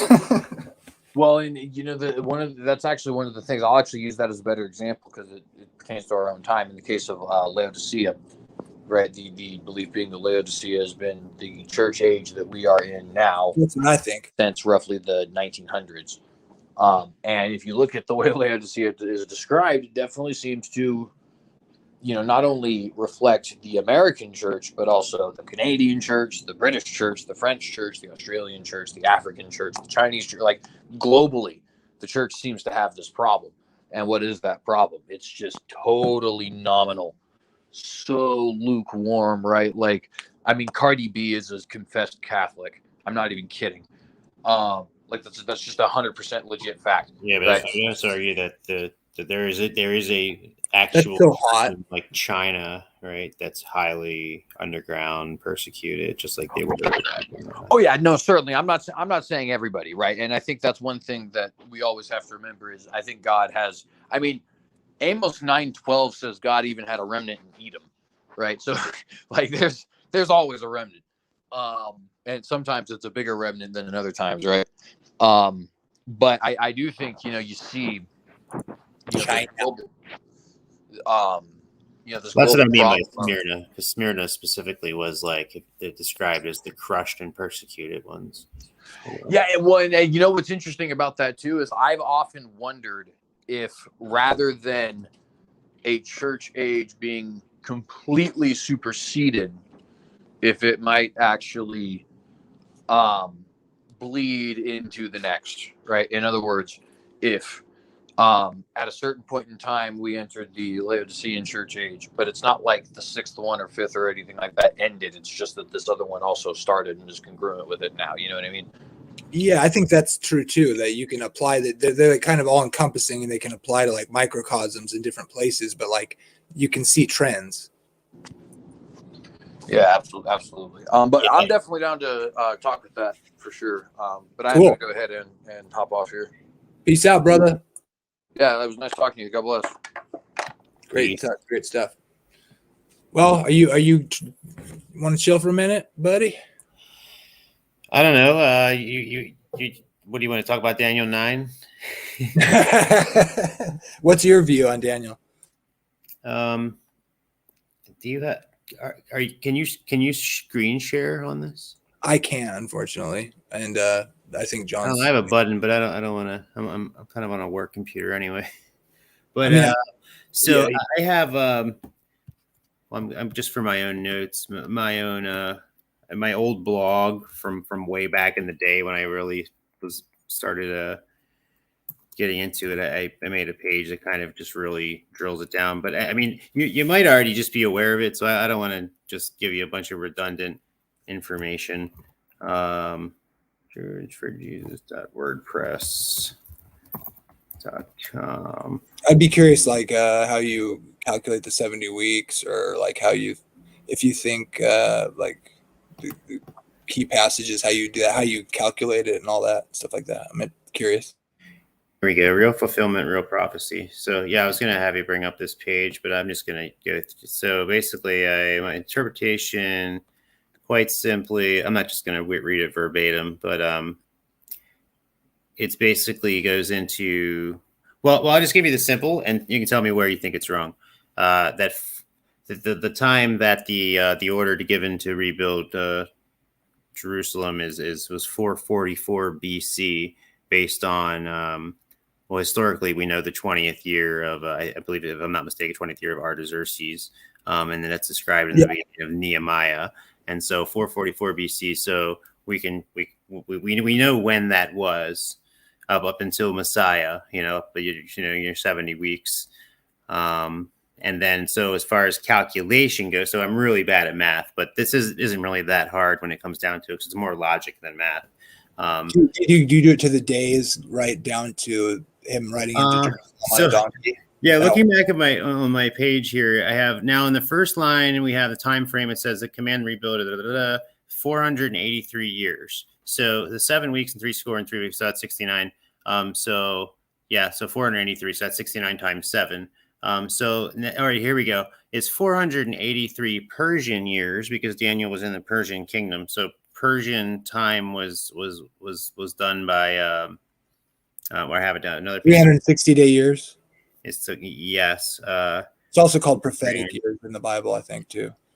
Yeah, it's just their type of calendar as opposed to what we have. So so you use that as a tool to basically say, well, how many actual days is that? Because days haven't changed. Right. If you want to go to my channel, we could do it, and then I could share your screen. But I'm familiar with this view. Yeah, it sounds like we're pretty much there on that. But I mean, I think it's pretty, because I made this page because an atheist friend of mine was like, "Well, I don't. There's no right proof," and I'm like, "Dude, this is like mathematical proof of like you know, I've had people be like, "No, well, the Romans must have been in on it because this is the exact time that." But yeah, so 483, so 60 would makes 1,073 in 880 days. And then just divide that by our actual amount of our calendar year, 365.22, which makes 476.05. So that's the amount of years. So add that to actual solar years. BC. Yeah, that makes 32.05 Anno Domini, which is Anno Domini 33.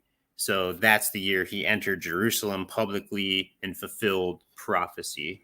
And I've heard that they say that because we know the date of Artaxerxes, or maybe we do, or whatever, that when you I don't know if you know this. I appreciate this view, but I do differ. But I see a few problems, but I do think it's a powerful potential answer to the text, and it's generally along the same lines. But anyways, I'll let you finish. Go ahead. Well, no, that's I mean that's pretty much it. I don't see if you have a different. So I mean, do you have a problem with the math? Well, so like it's not a big problem, because I think that's a powerful potential thing with the day thing, right? But here's the thing: I think might be wrong about it. I think we'd have to, maybe we could do it on my channel or whatever. And I'm really interested in talking to someone with this particular view, which is a very common view and popular view. And I don't mean that in a negative way. I just mean it's a commonly accepted view today, but it hasn't been around for a long, long time. And I don't mean that to say it's wrong. I just mean a lot of people find it. Church fathers had this view. Some did, yeah. Is that right? I mean, it's definitely been around in some form. Right. Yeah, that's true. I need to look into more of that and get the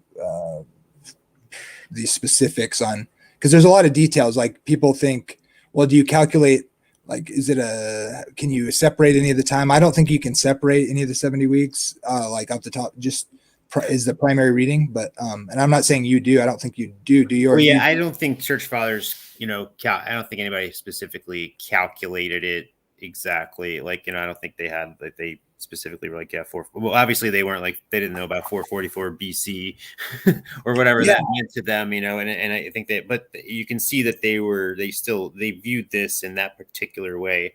But I think they knew it was close. They came to different conclusions for different reasons. Which I agree there is kind of makes everything suspect, when you come down to it. But I think mathematically 33, and here's when he enters, and that's it. To me, that's just kind of like, all right, like that's it. That's why I expected CJ to hold this view too, because he is adamant that it was 33 AD, which is also the more common view, I guess. I'm still needing to look into that part of it. I think so. Like, I just think the decree was 457 for like a multitude of reasons or whatever, and like I still need to look into that better too. I've been trying to get a more of like a general feel for the different views and why people hold it. And so I would say the part where the differences I have are strongest would be like. So what does that just mean? What does that mean? Just Jesus was 10 years older? Yeah, right. So we both agree that like there was a decree around that time, right? And that the days equal years, which it tells us, right? And then it comes to Jesus' ministry. Now, I would say Messiah comes in the after the 69th week. And so, well, what does that mean? Does that mean he was born? No, because he gets cut off, I would say. He dies halfway through. What do you mean the people of the prince? Well, yeah, I would just say the So you primary think that means Messiah? Yeah, I don't think at this point. You don't think that means the Antichrist? Right. It's a pretty big difference. Yeah, I know, right? That's the thing why I want to talk to people about it, because that's one of the parts I focused on a little more, and so that me and CJ went over it on my channel. But it's like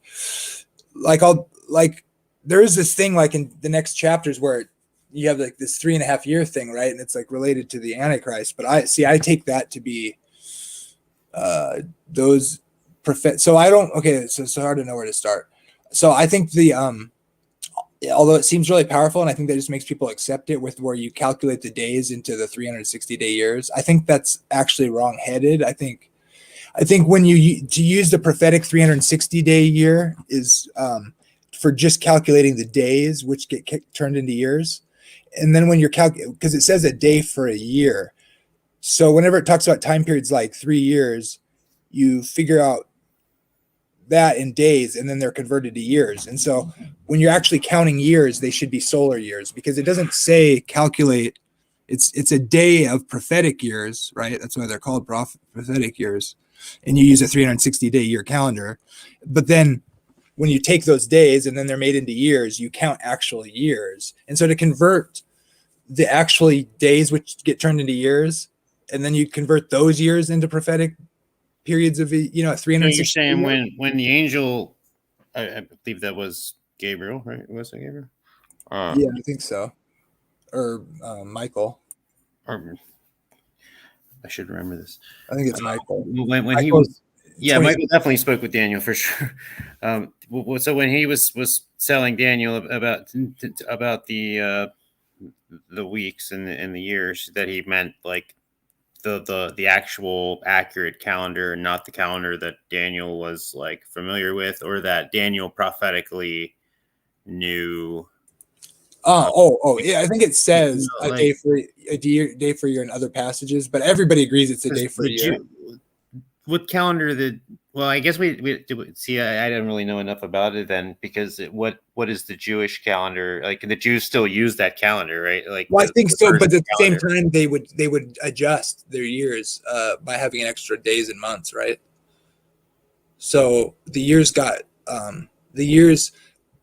I think they used a 360-day year calendar, but they would be like adjusted to keep it on track with the actual seasons and stuff. So like they have like an extra month or whatever, right, to like fix the thing. So I may be wrong on that, but I can't remember exactly what the reason is. But my conclusion was that it didn't make sense to take the prophetic. I would take the 360-day calendar to be a prophetic calendar, right? Because but I do acknowledge that. Yeah, but that's just cultures use that. Was their actual calendar? It's not just a prophetic calendar. It's right. Actual. I mean, I'm not saying it's an actual originally accurate. I mean, our calendar is not even really accurate, Well, that's the thing I've been wanting to discuss with people and hear the arguments for it. But it just seemed to me like, and providentially, even if like there's all this reason to say it's they didn't actually. I'm pretty darn sure they didn't actually keep years as 360 days. Like they literally, it would be just like in that sense. At best, would be. Oh, they most definitely did. Well, that's the thing. It depends on who you're talking about, because there wasn't any sort of unified, right. Like, it's a mystery of everybody that your random people living, most of the people living in random huts somewhere didn't have calendars, but they just kept track of stuff, things like that. So I mean, this is obviously the biggest argument against this that I've seen is is if you're going to use this argument, then you have to look at Jesus accusing them of not knowing the signs of the times as saying you didn't recognize this in this prophecy, and it's is that reasonable? Well, I would say they would have recognized that. I don't know if I can answer that. So, I'm sorry to interrupt you, man. I'm excited because I'm interested to hear why I shouldn't think of it the way I do. But so I would agree with you.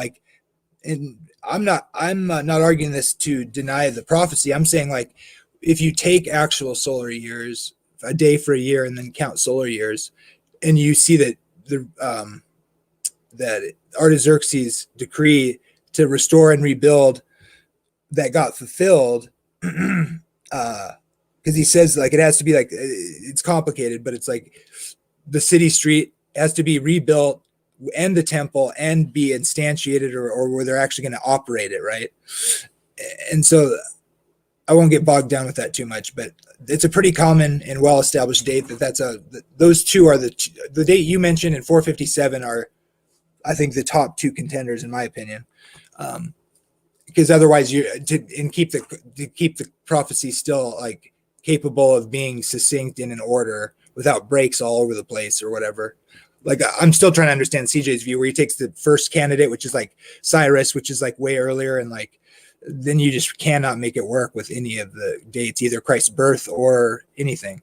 Because it's too late in history, or early in history. But so if you take solar years from 457 and you count actual solar years, actual changings of the seasons, you land on the 69th week ending at Christ's baptism, 27 AD, I would say. And then 3.5 years later is another candidate for his death, right? Or 31, I guess. There's reasons that may not be true. I'm still looking into that, but 33 is the more popular date. But I would say the Messiah is cut off, or he's baptized, and so there's a lot of good evidence to think that is the proper marking to mark the beginning of his ministry, and then he's cut off 3.5 years later, and then the 70 weeks ends 3.5 years after that, and you see Stephen getting stoned, and then Paul's converted, and then he's goes out to the Gentiles. So because it suggests the 70 weeks are for the Jews, right? For thy people and thy holy city. And so you'd expect this, if you're going to, I do, I'm still being open to this idea, but it seems to me the 70 weeks should be. So that all seems a little too obscure for it to really work, for it to be something that should be a sign, as opposed to a Roman emperor, a prince who was, because Titus was the son of Vespasian, who was emperor at the time, coming in and destroying the sanctuary.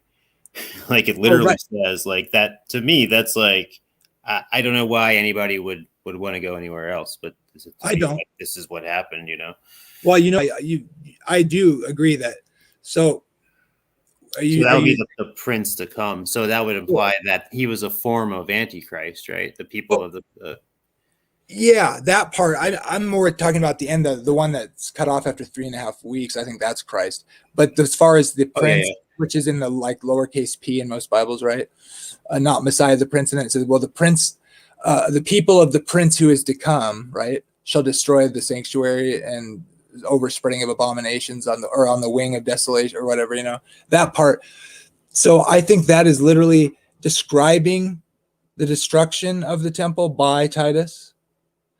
But that's one way to read it, and I think that's the popular way to read it. But I would say you could also read it as to say, and then this makes it kind of succinct though too. Think about it like this: the context is Messiah, the prince, and so if you just presume that the prince is the same prince in context, ignore the capital P or lowercase p, but then you say, well, the people of the prince are the people that the prophecy is about, right? 70 weeks are upon thy holy city and thy people. And so when it says the people of the prince, so it's focusing on this Messiah, the prince, and then to specify that it's it is a prince. The people of the prince would be Israel, the people of Israel, right? The prince to come, though, because there's the prince, the Messiah prince has already came and been cut off. Well, that's the thing. The people of the prince to come. Well, sure, but if you're reading it as a prophecy when it was written, right, it's a future event. So it's like it's describing like the people of this prince that's going to come, because that's what it's about. It's about the whole prophecy is about the prince, the Messiah, who is to come, right? Who's going to on the 70th week. So it's saying the people of the prince. So that is the prince's people, which you could read as Israel, and it would all be in context, I would argue. And I would say ultimately you could read that as Titus, which I ultimately do. The meeting out of this is Titus destroying the temple. That's what it's describing. But why does that happen?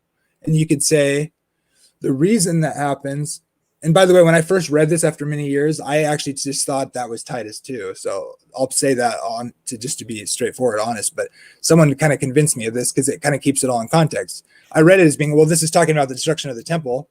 And so this is talking about Titus. So that's fine with me. I mean, because that's what I think happened. But you could also say these are the people of the prince, that is, the people of Israel reject their Messiah, right? And because of that, they are actually the reason the temple gets destroyed. Reviewing this, looking at it down to the very last lines, and the abomination of desolation shall be in the wing of the temple until the decreed destruction is poured out on the desolator.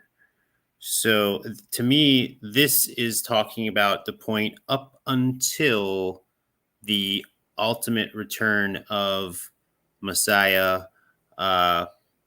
completely as Redeemer. Because when he came the first time here, he was cut off. But this doesn't actually, this pouring out on the desolator is what we see described in Revelation as the bowls of wrath, etc., being poured out upon the earth. But that doesn't, but Messiah coming, on the horse with his kingdom, to bring, to me, in my belief, is to bring in the millennium. That's happening after this, and this, of course, this ending of this Daniel 9:24 is describing the ending of the 7-year tribulation, which I'm sure. Oh, you mean 9:27, right? Yeah. So this doesn't mention. Like the last time this actually mentions Jesus here, except for the actions of pouring, like who's pouring out the destruction here in the desolator. 9:26b, right? But I mean, you could argue that's the angels pouring that out. But the last time Jesus is mentioned here is Messiah. Well, yeah, I guess it's whatever translation I pasted here, capitalized Messiah, the Prince. Messiah will be cut off. So that's the last time he's mentioned. Not for himself, but for and the people of the coming. So whatever this says is the coming Prince. People of the coming Prince. So is this? Is this that word Prince? Is that a different word? I don't think it is. That's the thing. I think so. It can be arbitrary. Messiah, the people. Well, I mean, I know the word Messiah and that's used in the 62 weeks. I'm pretty sure that word is actually Messiah. The Prince. But, Messiah, there's Messiah, the Prince, and then the Prince of the people that'll come. I don't. Coming Prince, the same word Messiah. I think that would be a question. Yeah, that's the question, and I think there may be conflicts. I guess pretty easy to figure out right here. You have it? Okay, good. Sorry, I'm starting to like run. Because that's kind of like just out of nowhere if you think about it, in a sense. Like, but we'll see here. I have listened to some scholars about it, and I've heard a lot of scholars say maybe they're just talking about the last part, not this part, but. People of the Prince, there it is. It's 9:26. So we have, and after 62 weeks shall Messiah, Sashim Sinayim Sabua Messiah, be cut off, Karat, but not for himself and the people, That's interesting. That just is of the Prince, Nagid, that shall come, Bo, which is, come Lord Jesus, come, Bo. So this is Nagig Bo, the Prince that shall come, whatever Nagig. Now, is that word in there where it says Messiah, the Prince? Is that the same word or not? That word is Messiah. Isn't there one that's rendered Messiah, the Prince? Messiah. Somewhere in this 9:24 through 27? Or is that just an English translation? Because I thought it was like there's a part where it says Messiah, the Prince, and then later on it just says the Prince. Would that be before? Let me see. Might be earlier. 9. When I was speaking, I was praying 70 weeks to people. Yes. Build Jerusalem until the Messiah, the Prince, shall be 7 weeks. So that's 25. Yada Sakal. Going forth, Mosa of the commandment, Dabar, to restore, sub, and to build Jerusalem, Bana Jerusalem, unto the Messiah, the Prince, Nagid. So Messiah, the Prince, it's Messiah, the Prince. So Prince is still used here as a descriptor of Messiah, the Prince. So as in Prince Messiah, like a title of Messiah. So then there is a coming Prince. That's the Messiah Yeah, I is, guess it is a prince. He is a prince, but that doesn't mean that necessarily this other prince is the same the prince. Messiah is cut off. But then but Messiah, but not of himself, and the people of the prince that shall come. So I mean, yeah, to me that still implies that there's You're reading it really linearly, I think, though. I hear what you're saying. Sorry to interrupt you. No worries. So You're saying it's like because it's saying it right after it's just mentioned the prince, it's got to be. Oh, hey, it's Gay Kenny in the chat. Get in here. Oh, you can't. I'm Nagid, not Nagid S. That's you, Kenny. So you're saying you're reading it really chronologically then, I suppose. This is Kenny's view, by the way, so he'll simp for your view, Kelby. yeah, I mean, looking at the whole thing, because I don't really get into eschatological arguments anymore. I just find I don't really have any, like, because I'm just kind of like whatever. Like if it's as long as we're not like throwing each other out of the kingdom or whatever, like it's as long as if it's helping you walk well with Christ, and if you're not doing that, then you're not right anyway, right? So it's beyond your eschatological view, but because a lot of people seem to base their faith around their particular eschatology, just like people base their faith around like flat Earth or whatever, through Christ Himself. Yeah, I hear you. The word. Sure.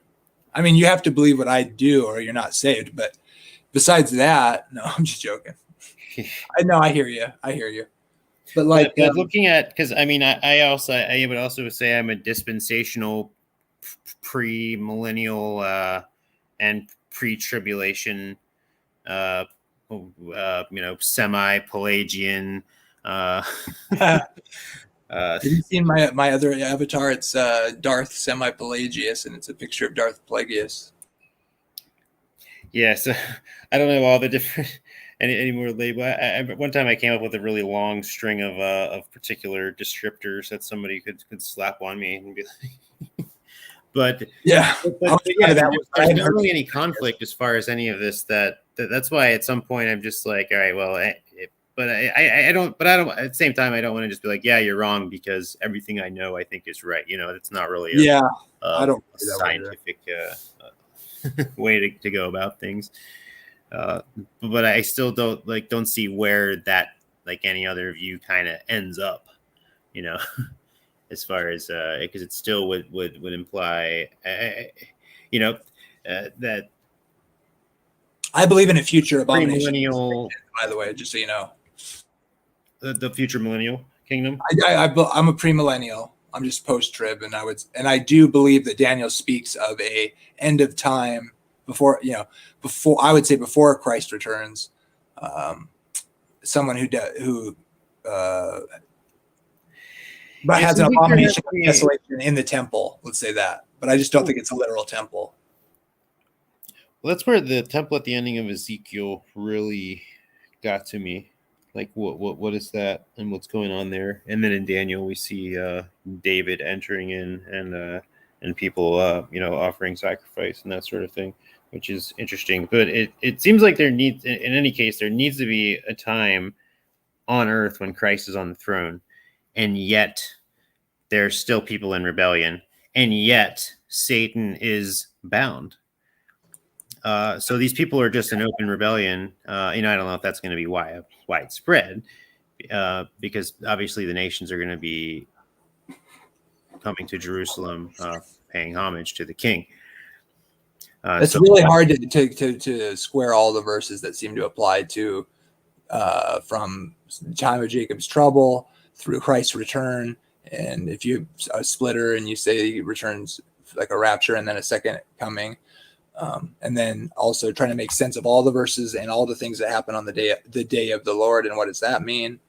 Is that a single day? Is it marked by a single day, and then it's a time period? I think it's 1,000. I think the millennium is the day of the Lord, and it's marked its beginning by the return of Christ when he appears.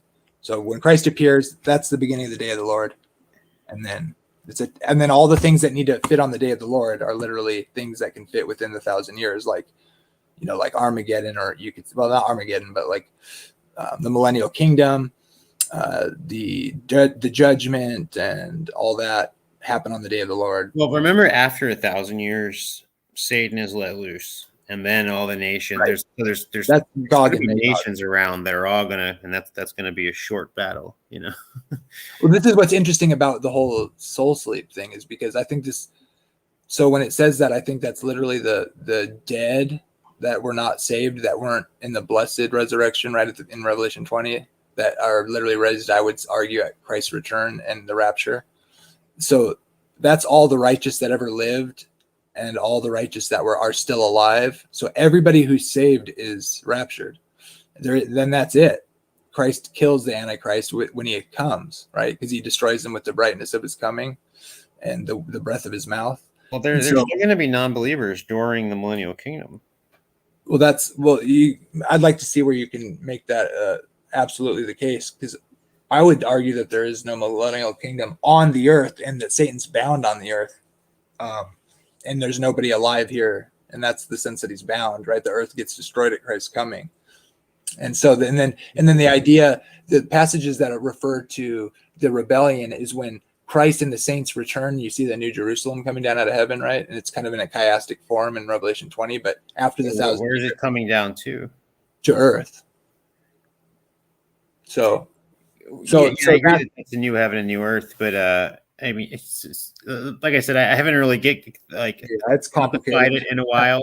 Well, I have never really had any conflict with it, though, in general, that I can think of. So if there is one, it would be interesting to kind of extrapolate. So generally rapture, because I'm a pre-trib. So rapture, 7 years for me, and that rapture is not Christ coming.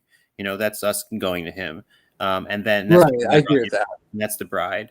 And then 7-year tribulation, which is Jacob's trouble, and there will be people saved in that. But I think it can be argued that they're not the bride. They're something else, like wedding guests or something. I don't know. That could be argued. But then after that, after the 7-year tribulation, when the Jewish people will call out to him, as mourn for him as in one who they've pierced.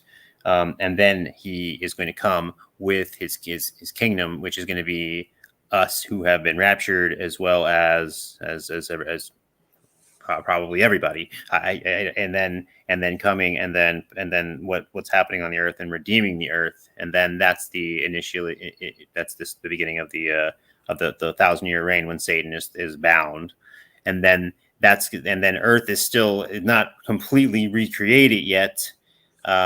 And then you can argue why. There's there's some interesting discussion there, and why Satan is released. Why is he even released? Why isn't he just destroyed right then and there? Like, what's going on there? I think there's a lot of stuff having to do with Israel happening even there, and as far as fulfillment of prophecy that has to go on. Do you think they're? Hey, Kenny, if you're still there. You want to talk, we can start a room in my channel, but I can't let you in because I'm not John. He's gone. The whole thing with 1,000 years is interesting because it's like, I would argue that Satan's bound because he's stuck on earth, and then when Christ returns, that's when the all the unrighteous of history, right, are raised, because Christ has to resurrect them, and they're not alive because they're dead. Well, one piece of the Bible I would say is, who is, and I apologize for it's like 30 stuff. Who is he going to be shepherding with a rod of iron? When he's ruling on earth there. I would say that's describing the saved people, like so that's pretty rough, man. No, when like so the judgment, they're ruling and reigning with Christ in the sense that like this is going to sound weird probably to you, but God's showing the saints why the lost people are lost, essentially. So when they come back to earth and the saints are in the city kind of thing, and the Satan gathers all the newly resurrected lost people, right? It's like a demonstration of God after he's been showing everybody what's going on, why the saved are saved and why the lost didn't make it and all that. And then it's like a final proving, right? Satan gathers them, and then he gathers them and they try to attack the holy city that's come down from heaven, right? And they're destroyed. I actually kind of agree with that as far as possibly some form of resurrected dead or something for the armies of the, that's interesting. It's an interesting view. Although I try not. I mean, when something starts looking like Lord of the Rings or something, I'm like, nah. No.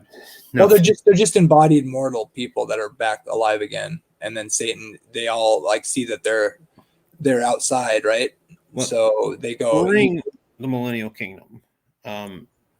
Yeah, people are still going to die, right? So redemption's not true. That not all the way. Like the world's not completely redone yet. Because when prophecy in, I think it's Ezekiel, where it's talking about, the old man is going to live to, a man that lives to 100, or a man that lives to, is going to be considered or a man who dies at 50 is going to be considered I need to look at these that. things will come to fulfillment, and maybe that's just if the millennial kingdom is a complete fabrication, then this is why, because there's all these scriptures that need to have room to be fulfilled there, and it would make sense that it's for the purpose of his chosen people, Israel. Like I do think that there's still the apple of his eye. And we're grafted into that, and not for their sake, but just for the sake of his glory, just because they delivered the oracles of the Messiah.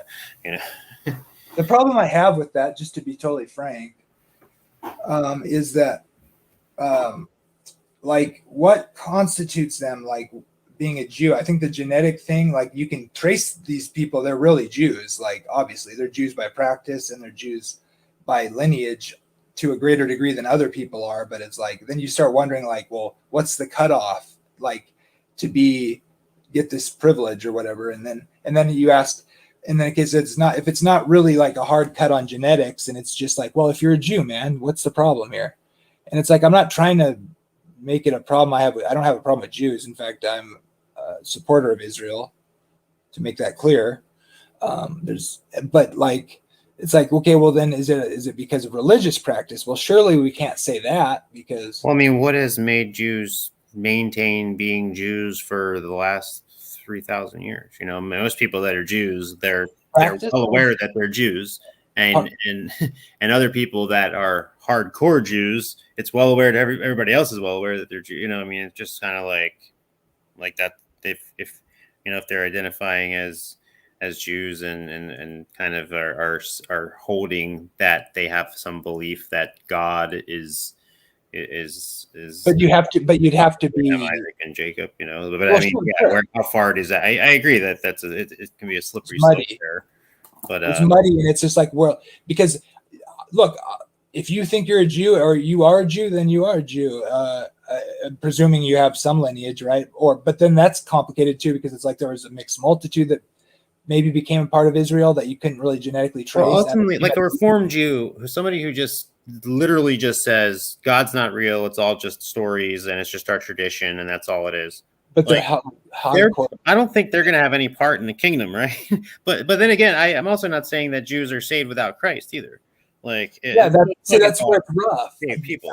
Now, at one point, I even thought that perhaps that there were Jews that were going to, just like you're talking about the dead being, or that people being resurrected for the sake of this battle of Israel being resurrected for the sake of believing in Messiah, like the ones that. But then again, that's where then you draw the line in what the resurrection actually is, as far as the living and the dead standing before Him. And right. So like, I just want to make it clear, it's really not about, like, I don't have anything against Jewish people at all, and like I hope they all get saved and all that, and I hope God has a special plan for people in Israel, just like I hope He actually does for all groups or whatever, right? And He does a special work, and there does seem to be some significance to the reestablishment of Israel. I'm open to that too, but and so I'm not doing this to like try to like rob the Jewish people of some promise or something. It's just like I really don't get how you can draw this distinction, like, because we're talking like this is like the people that God's talking about, like if that view is right, and it's like there kind of has to be a cutoff because God's going to have to decide, like, is this person going to be seen as a Jew, and is that like respecter of persons or whatever? It's just yeah, go ahead. When people reject the Antichrist, it seems that they're going to do so not necessarily because they're Christians, but because they're welcoming them as the Jewish Antichrist, the false Messiah, which means they're not saved at that point. But then this event's going to happen with the abomination of desolation, where He demands to be worshipped as God, and then it's going to dawn on them, we messed up. And then, and it seems that some of them are then going to repent and then call out to the Lord. I think that there's going to be Jewishness that's going to be there, and whether or not that's simply those, maybe at that point in the earth, all Jews have been like, if maybe the world will be so horrible where it's like, all right, you got to go to Israel or you're not going to be able to sustain. I mean, because it definitely seems that, because I remember at one point not even like thinking that like well, what is it? The Jewishness is completely irrelevant, like, or very early on. But then when you're studying scripture and you're looking at the stuff that happens in Nehemiah and Ezra, and you're like, well, what is all this for? Like, clearly, why were they even ordered to rebuild the temple? Like, so clearly there's still something going on here. And then when you really look farther into it and you see the promises and that God is faithful, and then that's it. He's faithful. But what was Abraham looking forward to, and what was the purpose of the Jews? Like, I would argue, so the nation's called, and it ends up being a type of Christ because they're called to bring the nations back to the true God, right? So God chooses Abraham to make Himself known back to the world. And so if they weren't if they weren't the stiff-necked people that they were, they wouldn't have.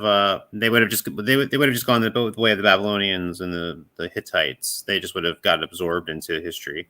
But they didn't, because of the fact that they were given these hardcore laws that molded them into this particular culture that demanded that they remain apart, which caused them to be hated by everybody all throughout history. And the reason that is because for the explicit purpose of bringing them the prophecy and the message of Messiah, so that Paul could go and say, look, this is our prophecy. This came true. All of these people believe this message of hope exists, and we have a historical record. Because, I mean, we take for granted the existence of any historical records at all. And looking back during Paul's day, they had records, but not like the records we have now. So for the Jews in particular were kind of famed for that type of thing, for having the oracles of God so old and that sort of thing. Yeah, exactly. And as opposed to like Romans had their oracles, which were given new revelation every couple decades or whatever, or however often. Delphi. Yeah, like all these kind of continuous things, as opposed to the Jews were kind of famous for. For having the true God. The temple was a tourist attraction. Yeah, like when Pompey visited it, and then he demanded that he go in and he wanted us to see what they were really worshiping. And he went in there and didn't see anything, and was just like kind of walked out like perplexed, like what's going on here. So I would argue that the Jews were at all that to keep them because to God's standard, right? And then to bring the nations back to God, and then ultimately God knew that the Messiah would have to do it. Jesus would have to come and do it, right? And which we're all guilty for needing Him to come, not just the Jews, obviously. But they end up being a type for us, and I think the body of Christ will have the same issues that they did, and have had the same issues, if not worse, as far as being faithful. So I guess is what I'm saying is it seems like that's kind of like the purpose, and the focus should be like on Christ, and so the question for me is like the typology that's used in the Bible of prophecy, like even in the Old Testament, of like we don't apply Babylon, I wouldn't anyways, to the literal city of Babylon where it was originally. You know what I mean? It's like Babylon's like describing the world, like the non-godly part of the world, and so it's like it's the great city. It's like its type is Babylon, but it's like it stands for confusion or for perversion of God's ways or whatever. And so after Messiah, it just seems like you could read it as like the same thing for Israel. It's like God's people, and you have to be in Christ to be God's people. And like, seems like Paul kind of just lays that out in a sense. Although I do think there is an argument to be had about like kind of like a more literal fulfillment, because that seems to be how everything kind of goes. And you could argue and show that some of the literal, if they need to be literally fulfilled, then yeah, I guess that's a necessity or whatever. But like, I don't know, man. I think there's like, things enfolded within each other, within itself, because sure. Yeah. The Jews, what the Jews were in the ancient world, and in regards to the truth of God, is pretty much a microcosm of what we Christians are in the entire world, when it comes to God. Absolutely. I think there's a mirror. It's a mirror on either side of Christ. I just like, but wasn't that different during the transition when Paul's writing? Like, because in that sense, it's like they're the Jewish people genetically to bring forth the Messiah. But at this point, it's like, do you have to not believe in Jesus to be a Jew, and then you're specially treated in the sense of getting like another chance after Christ returns? I just wonder if like how you can really, like, I see the distinction. There's obviously like this time that the covenant is changing, right? And then the gospel goes to everybody, but the Jew first, right? But it's like, but at this point, it's like the Jewish nation is like not even Jewish, like they don't, like what they were doing is not in the covenant of God. They don't have. Well, I look at that like even when the worst kings were ruling Israel and Judah, I mean they were still the nations, like still existed. That's true. That's true. So like whatever they're doing, but yeah, I mean. But then Messiah comes, right, and like fulfills all those ordinances that they were keeping to point them to the Messiah. And it's like now the Messiah has come. Would it really be God's ordinances to go back to him after the Messiah has come? And so that's because I'm a covenant theologist, so I pretty hardcore, I guess, in the sense where I think we're grafted into Israel. So like you can't say Israel is gone, and I wouldn't even say we replace Israel. Like we're grafted into what was Israel, but I'm like thinking like that Israel isn't what we see today, that we're grafted into. Like, so we're not going to get grafted into the Israel we see today, right? They're going to get converted to Christian. So how can we say like they're the Israel, like, because they're not. Well, I don't know, because then in that case, I would have to argue that it's whoever's a member of that nation, regardless of your beliefs. That doesn't speak to your salvation, obviously. Yeah. But Right. it's still a matter of if you have the legal right to be a citizen of Israel, then you're a Jew. But like, why would God want them to build a temple and like instantiate not instantiate, but like bring back all these things that have been fulfilled in Christ, knowing that they have to come to be quote unquote Christians or believe in the Messiah? Well, isn't that why the Antichrist is seen as the figure in Daniel, where it says he will confirm the covenant with many? Because I think that's Jesus confirming the new covenant in the 70th week. I don't think that the ending of this. Yeah, that's where the disagreement maybe. Yeah, exactly. But I do believe in a future abomination of desolation. I just don't think it has to do with. It uses the temple language, of course. It happens in the temple, right? And so I just don't think it's a literal temple. I think the New Testament teaches the temple is like you're the temple and you, the Holy Spirit, right? And so it's like your body. Yeah, because I don't think if this third temple that's rebuilding, I mean, is there evidence that this is something God wants to be done? Well, if you think the abomination of desolation that's future, which I think we both would affirm, has to be a literal temple, then you have to try to make that work. And I just see the problem. That's like saying that the Romans want, that's where we get into, the literal and spiritual. Well, how much is as far as God causing things to happen? I mean, did God make it? Was God directing, Babylon to I would say he's not more making it, but he's using it. I think we're in agreement, aren't we? What's that as far as like how God's sovereignty works, and that it's like he's sovereign, but he's like not causing it directly. I think he creates free moral agents, whatever that seems to be the most accurate term. I don't, free will is definitely a misnomer a lot, as opposed to beings that have free desires and the ability. Whenever I hear you talk about it, I tend to feel like we're on the same page when I hear you talk about what's going on, what's not going on when it says certain passages that have to do with determinism and free will. I tend to think I agree with you a little more than I agree with CJ, I think, but I don't think he's really hardcore. Yeah, I mean, a lot of it comes down to we don't know and where that mystery is. And my mystery is, how does God create beings that can do this? Whereabouts? The other the more deterministic view is, how is this not evil for God to cause people to do evil? And I'm like, well, that's not a mystery I'm really cool with.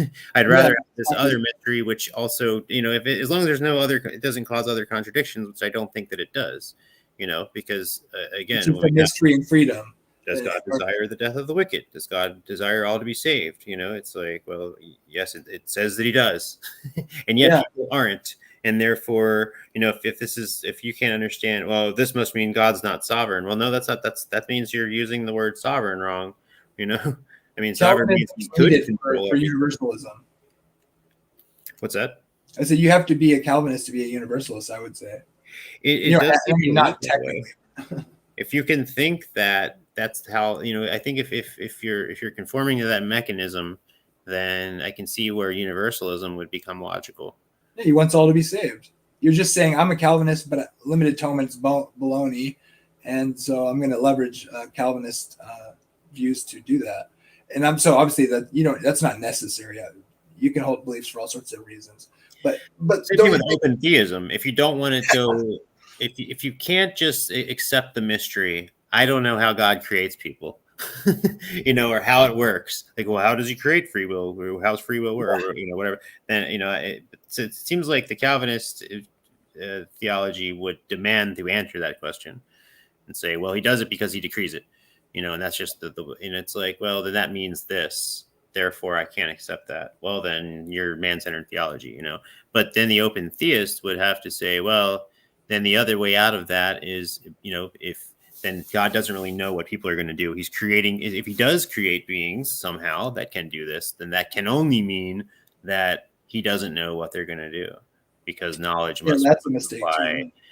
Yeah, it's like, and that's where you get into the differences between the A and B theory of time, where every single thing that perceives time is bound by it. Time's not real. It's just the perception of motion and that sort of thing, as opposed to that God's outside of time, seeing things, and time is just a part of physical creation and that sort of thing. Although I still think time is just another model of the Trinity, as far as the sequence or whatever, the sequence is the wrong word. Well, however the Trinity interacts with, is God interacting with himself, is some form of what we know as time as far as motion in space. But it's it's kind of like a correlation. And then I think what was I going to say?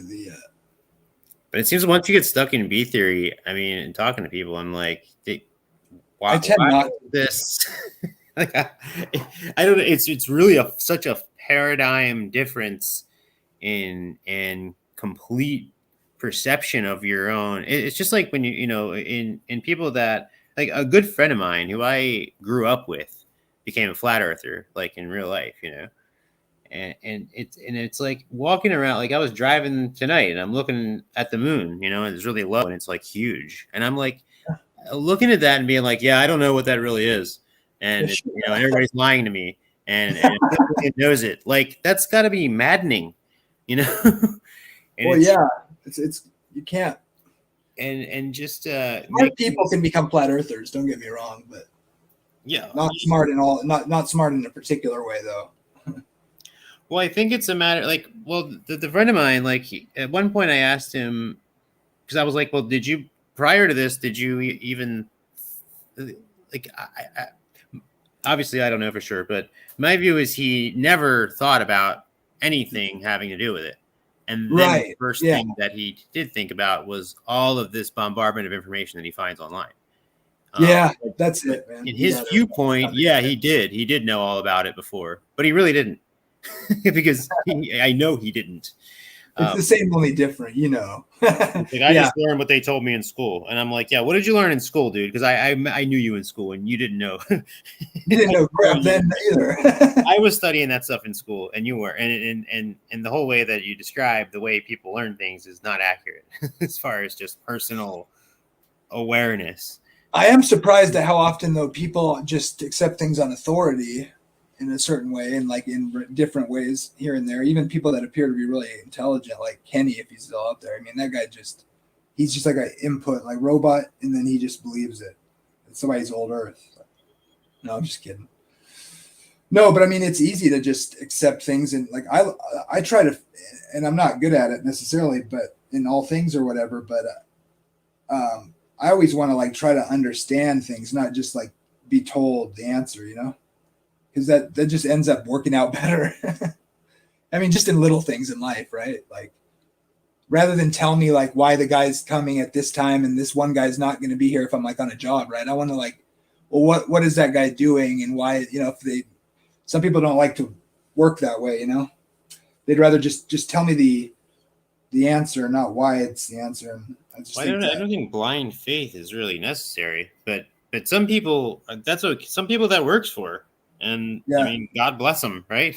Because I see I see Christians acting the fool, and I'm like, well, good Lord, I would hate to think of how much more of the fool they'd be acting if they weren't in the Lord, right?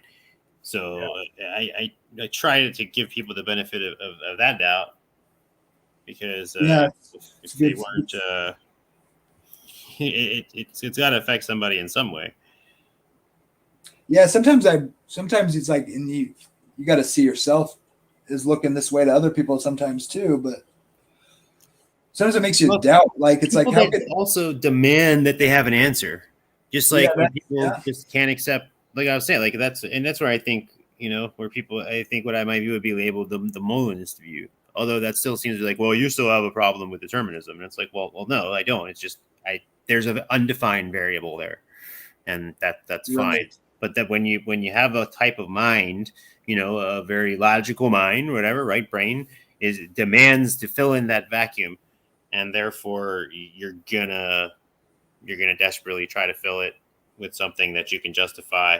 And the most dangerous thing for a person is to have a reason to feel justified in lashing out to other people because of their views. Well, yeah, that's why you gotta always have charity. Like if you want to, like, you can go out and get challenged. And once I realized that it wasn't so simple, and that people have actually good reasons for holding the views they do, you realize, and then you can decide how deep you want to go down that rabbit hole. But let me tell you right now, a really smart Calvinist can make you non-Calvinists doubt. You'll doubt, and then you'll wonder if there's a good answer, and they'll both seem like potentially bad answers in a certain sense. And so it's like we're all like protective of our beliefs to a certain degree, and like we want to challenge them, but only to so far. I think, like, I like to think I want to challenge it, but like sometimes people just ruin my whole day because I'm like, now I'm doubting everything. And so my fallback for not being a Calvinist is I'm just trying to just be honest, but like I think scripture can be defended this way, but I feel like here's my snappy little line I came up with recently that kind of sums it up. If you appoint, or I said, decrepit is the man who appoints sin to God. Who is the decrepit man?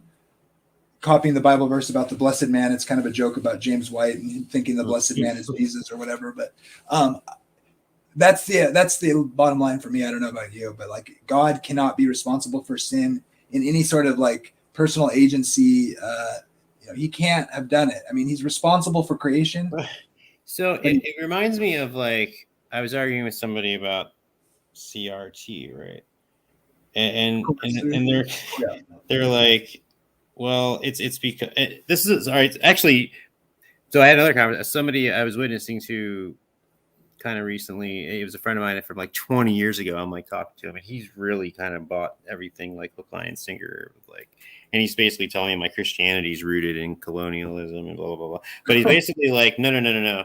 Everything that you're doing is he's just spitting to me that the white supremacy stuff, right?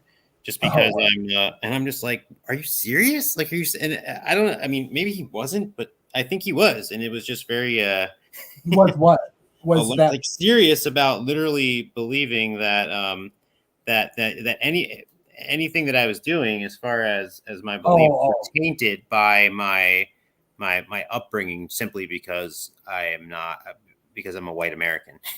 Is this it was profound. Like he was sticking to this as a talk. Like you hear people talk about it on the news, and you're like, oh, well, it's not that bad. But here's this dude just literally parroting this stuff unironically, and I'm like, but my point is, when you have an argument that you basically can present to somebody that you can just tell them, well, any detraction you give is because you inherently don't understand the argument because you're tainted by the argument itself or something like that. You can't work with that. No, that's right. It's designed for that. This is not something you take academically to debate. It was designed to not be debatable and to impose something on the other side. So with Calvinism, racism. I would say, okay, Calvin, because a Calvinist would say, well, the only reason you're I guess you're not a Calvinist, aka following the true belief, is that you want to follow a man-centered philosophy. You have a desire, and I'm like thinking, and then all of a sudden I'm thinking, do I? Oh my God, what's wrong with me? And then it's like, but God's not changing me. So what am I doing? And all you can do is, dude, I've seen people personally go through this struggle, very personally go through this struggle. Not myself. I never struggled with the thing, but I sure as hell have seen people just brought to nothingness through it. And it's like, but that's the only argument they can give. And that I can be like, okay, well then I'm not determined to be this. So what am I supposed to do about it? So that's why I'm like the Calvinist witness is basically, well, hey, good news. God, there's a very good chance that God hates you and hates you forever, and there's nothing you can do about it. That's it. but if you absorb by view, then you're one of the elect, and so you're not hated by God. It's like name it and claim it. It's only going to appeal to somebody that already has some sort of I don't know. Is that argument for Calvinism? Well, it only appeals to somebody that truly has faith. Right? Well, that's the thing. If you go to well, of course I'm elect. So yes, like who's going to think that really has a humble spirit? Yeah, thank God most Calvinists don't push it like that. Like, because you could start to think, oh man, if you don't agree with Calvinism, of course, because God's not an author of confusion, and so surely every saved elect person is going to believe in election as we understand it. That's probably why Calvinists wouldn't last very long on a desert island if they had hyper Calvinism teachers or whatever. No, I'm just kidding. There's reason to be a Calvinist, but where you can compartmentalize and the person that gave me my delivering message of the gospel was a Calvinist, and my ex-father-in-law, and I believe he totally loved the Lord, and I believe he was. I mean, he struggled with his pride, and he talked about it openly and that sort of thing. But he was absolutely a humble person. As far, I mean, that's the thing with humbleness and your thoughts in general. I mean, you can struggle with your thoughts, but your activities is if when you're sitting there thinking, oh yeah, I'm better than blah blah blah blah, then something's wrong. You can't be doing that. Yeah, something's wrong. Yeah, humility and love transcend the.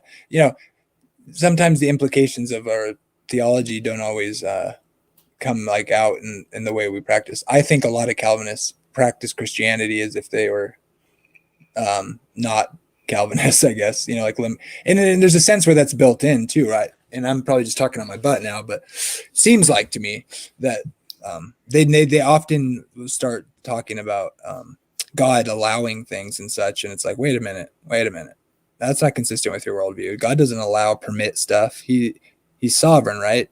So like, or you know, kind of thinking, well, limited atonement isn't really true. Like, I mean, ultimately it is true, I guess. I mean, is God going to waste his blood on people that are not saved, that go to Christ's blood was, you know, paid for people that go to hell? Heck no. And I get that argument. It's like, that's the James White argument. It's like, not one drop of Christ's blood is wasted on the, you know, and I think that's just making a category that's not really intended to be made, you know, by the idea of the atonement. But sounds good. I think I told the guy, like, if maybe, like, he told me he didn't have peace until he found Calvinism, and I was like, what? Like, did you really just say that? I'm like, what do you mean? Like, didn't you have peace when you found Christ? And he's just like, yeah, but it kind of made it all make sense. And I'm like, but then it's kind of like, maybe is that good or bad? I don't know. Maybe that's just kind of his yoke that keeps him. And if he didn't have that, he'd be worse off. I kind of thought, like, should I really? Because this is my father-in-law, and I really was like, this dude's real. I really felt that his teaching was really a bad influence. I'll just say that. And it's like, should I fight? How much should I fight this? You know, or maybe if I tell, you know, if he, but then again, it's like, well, I have to trust the Holy Spirit anyway, right? But oh, that's a crapshoot, man. You got to. If I'm fighting this, and he, you know, and he just goes crazy. But I don't think, and I never really thought that was going to happen. But just say, like, go with the Lord. How much should I? Is it really worth it at that point? Because I mean, this dude was like 60 something, you know, and it's like he's not gonna. Is he gonna? Am I gonna make him change his mind? And then what's? Because I wanted him to say that it was false, and I wanted him to admit it. To some other people, because other people that respected him highly, I think, were very deeply negatively affected by this. And that's a double-edged sword, right? Like, this God, I don't know, man. You can take it. I saw him when I first became a Christian. I didn't really understand what I was like. Oh yeah, I was like, oh, total depravity sounds great. Yes, you're right. Everybody's a sinner. So you know, yeah, I agree. And like, well, God's really and I was like, sure, somehow that's okay. Yeah, you know, that'll be resolved in heaven. But then I really thought about it. I'm like, well, this just doesn't make sense. So I'm not going to say it makes sense anymore, you know. And when I would finally start asking this guy, like, I remember sat down with him. And I said, do you think that he causes these things? Like, well, God causes he causes everything. I'm like, and then when I started talking about, you know, all the horrible things, and he's like, well, yeah, God allows it. And I'm like, well, wait a minute, does he cause it or does he allow it? Those are two different things, right? And he's just like, no, like, he didn't really. I think he changed the subject. He's like, well, we can't get into this right now. And then later on, I said, you know, look, you want your loved ones to be saved, right? And I want our loved ones to be saved. But if in your view, you know, God doesn't want your loved ones to be saved, then don't you see the problem here? Yeah. we're not more compassionate. So is our compassion evil? Like, and he got very angry. Like, for the first time ever in one of these conversations, he accused me of just, yeah, it was very, very, and that was the last time we really, I really engaged him with that, you know, years ago. So at that point, it's just like, well, this is. Have you heard John? Have you heard John Piper? His article about the potential of his kids when his kids were young. Him contemplating the idea that his kids may not be part of the elect, and what he says about that. It's pretty. I could read it real quick. It's pretty good. Let's see if I can find it. I think it's in I heard it first in maybe this isn't it. Shoot. Let's see. Whatever it is, probably really depressing. No, well, it's here. Let me play this for you. You can hear it. It's pretty good. It's in a thing. It's a thing from Jerry Walls. He quotes Piper in this thing, and it's good. This is a great presentation. Jerry Walls, I think he works for one of the Baptist seminaries or whatever, and he's written a lot of books. But it's like he does this presentation on like the problems with Calvinism or whatever. In debate, you should look up his debate. It's pretty good. But he reads this quote and John Piper, and I'll let him speak about it. But see if I can find it here. They've invented, as Calvinists like to allege, but it really goes back. The fountainhead of it is Saint Augustine. And it's been a very powerful stream of theology with determinism. Did only what was morally right. Now, do you get this? I'm trying to find it. Sorry. An apparent inconsistency and antinomy might not turn out to be. That is an implicit contradiction. Can't fully grasp this. It is not logically incoherent in the way that outright contradictions are. Now, let's go on with Packer. What he says, the Reformed tradition, basic core. 3, not all persons. It's all equally to himself through the outward preaching. Sorry, word. I'm just being retarded here. I should have tried to find it before. I've heard some pretty egregious statements from Piper, but ultimately it's, I had somebody basically very close to me that they basically told me the only way they could, because of the fact that they were essentially programmed with Calvinism, because Piper pretty much, he veers in the direction of Piper, right? As far as like his logical conclusions, which is basically just kind of honest, but the problem is with a lot of it is many of the things that I've seen people accuse typically Christians of doing, like not answering questions, being encouraged to not study particular texts, that sort of thing, which to me is like awful. But I've literally seen that, where they're like, well, just ignore that particular text. Don't into it. Don't look further into it. You're just gonna lead yourself astray. Oh man, that's a stupid thing to say, right? I mean, Calvinists don't all say that, of course, but I know. Well, I'm sure they'd say, well, no, we don't mean that like that, but because it's more like, don't worry your pretty little head, it's way beyond you. Just trust me, Calvinism's true. because one of the things that I would say, and maybe it's just because I'm a believer anyway, is that if that was the case, that what Calvinists specifically taught is true, I would have to say yes, like God is sovereign. God does have a right to do what he wants, and praise the Lord that but I don't see it that way. I don't conclude that. I can't logically think that. Like, it's just not, it's not in the arithmetic of how I view like anything having to do with any of this. Sure. So I'm not gonna view it that way, but I can still recognize that if somehow that was it, that it would be like that would be the case. But it seems like they don't. I've never seen. They don't make that concession. Take that other liberty. Yeah. Yeah, it's often that the non-Calvinists are more accurate about trying to be fair. Like, at least with like Leighton Flowers, it seems like he actually seems to try. Like when I see James White respond, he doesn't seem to like want to try to recognize as best he can what the view is and why the difference. But hey, I found that clip real quick. Here it is. It's not very long. You can see what you think of this. And it made quite an impression on me, and I've never forgotten it. Can you hear that? And this passage really is a great picture of Calvinist piety and what Calvinism looks like when it's consistent. It's a very revealing window into what Calvinism is all about. Now listen to these lines. John Piper. This was from an article entitled, "How Does a Sovereign God Love?" in which he was arguing with Thomas Talbot. And Thomas Talbot was making the argument that if God truly loves me, he must love those I love. If he really cares about my well-being, he's got to care about the well-being of the people I care about. See, you can't love me and say to my son, go to hell. Can't do that. If you love me, you will want the well-being of those I care about. Okay?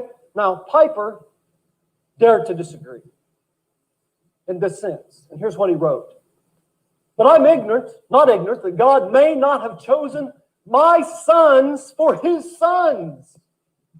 And though I think I would give my life for their salvation, okay, he may love them more than God would seem.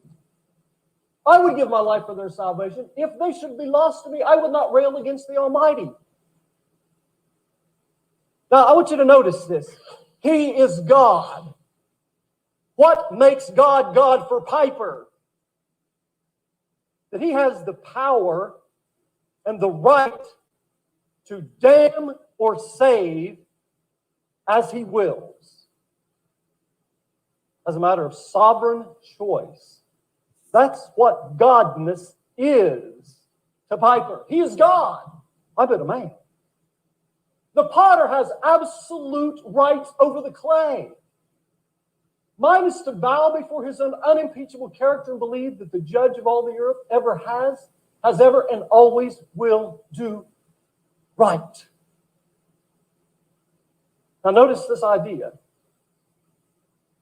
The ultimate of worship, the ultimate piety, the ultimate knowledge of God as God, as he sees it, is to think that God might be glorified even in the damnation of his own child, and he should gratefully obey and adore that. Now, this is striking. It's a very good insight. Now, let's explore this a little further. Let me say a word or two about the title. Now, the title, I understand, is a little provocative and it's a little fun. Piper's Pious Calvinist Confusions. But there's a serious point to it as well. And here is a suggestion of what makes the point a serious one as well as a playful title. Listen to this quote from C.S. Lewis. He says, "You may attribute miracles to him, that is God, but not nonsense. This is no limit to his power. Meaningless combinations of words do not suddenly acquire meaning simply because we prefix to them the two other words, God can. It is no more possible for God than for the weakest of his creatures to carry out both of two mutually exclusive alternatives. Not because his power meets an obstacle, but because nonsense remains nonsense even when we talk it about God." Now, there have been those in the history of philosophy, Descartes was one of them, who apparently believed that we honor God's power by saying God can do the logically impossible. What is impossible to us, logically speaking, logical contradictions, God is so powerful he can make both of them true. Descartes said things at times that indicated he thought this. And there's this enormous temptation on the part of many people, and it is a kind of a pious motivation to think that God is so powerful. Human logic, as they often put it, logic, is no obstacle to God. God can do the logically impossible. And they think thereby they are honoring and glorifying God. There's a genuinely pious motivation. And I want to suggest to you that the worst kind of confusions are pious confusions because they're motivated by a sincere piety many times. There's a zeal about them. When you read Piper's book that I mentioned a moment ago, right out of the gate, he starts talking about the glory of God. He is concerned to glorify God. That quote I just put up about his sons. This is about the glory of God. If God wants to damn my children, he is God, I am but a man. My purpose is to adore. And here's the point.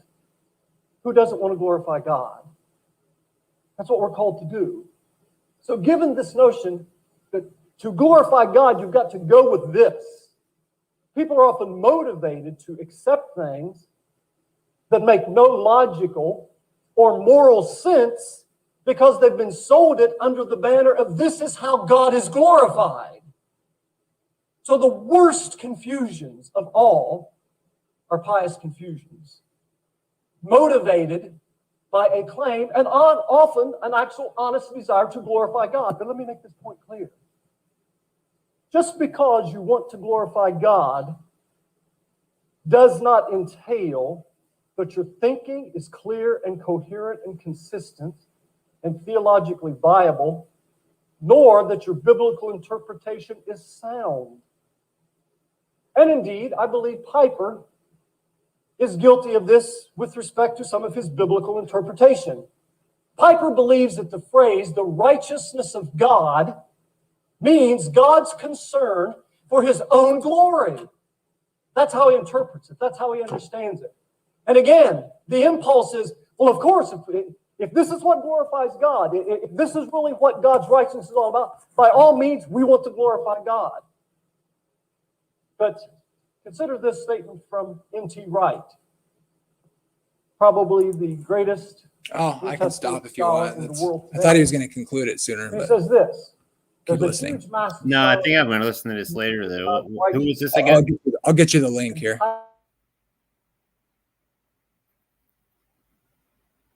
No, but the thing with God not being, and actually probably one of the longest and pretty much most interesting like online discussions I had with the Calvinist.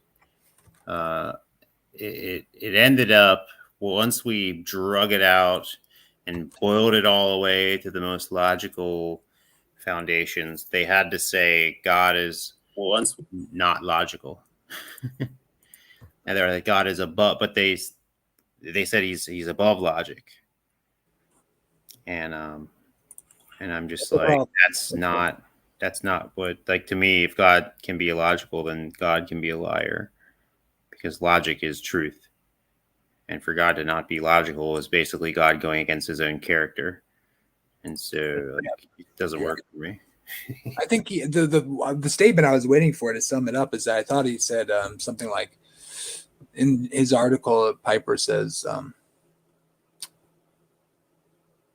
how does a sovereign God love is the question, or whatever. And then Jerry Wall is the one speaking and says the question's wrong. The question is, how does the loving God express his sovereignty is the question you should ask. Something like that.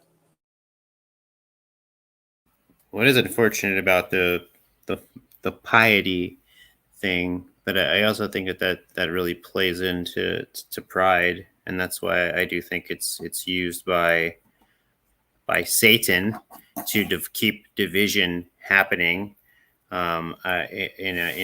People like I said, if people are saved somehow through it, it's in spite of it, not because of it. Oh yeah, that's the source of all evil, of pride, I think. Although when I first heard of Calvinism, I was shocked and appalled and all that, and but it's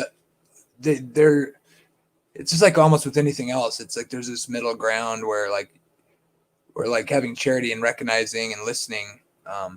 It's like anything can go bad if taken to its extreme. Like you could argue that like liberal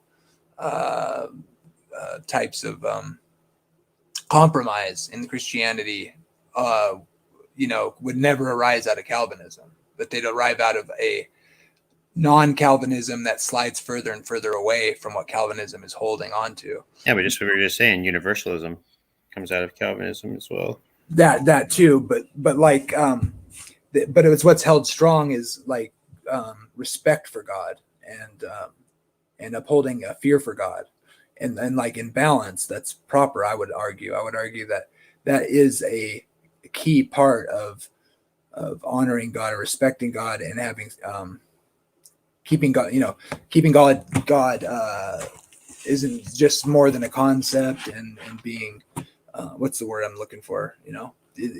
There's a love part to it and there's like a fear part to it. And so in the sense of like what could happen. Well, it does cause me to emphasize God's glory when in discussions about things, to make sure that I'm clear, lest the Calvinist is lurking in the corner, tell me that none of it's from my synergistic viewpoint. Semi-Pelagian to Pelagianism. It could be full-blown Pelagianism on crack even. Sure.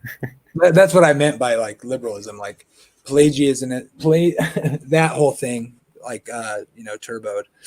But so there's like a balance. I think it's got to be a little bit of both. But like I'm not. But like I said, I don't think. Well, I disagree. I think I'm just fine with the mystery of how does God create creatures? Like I can't agree that compatibilism is a logical sentiment.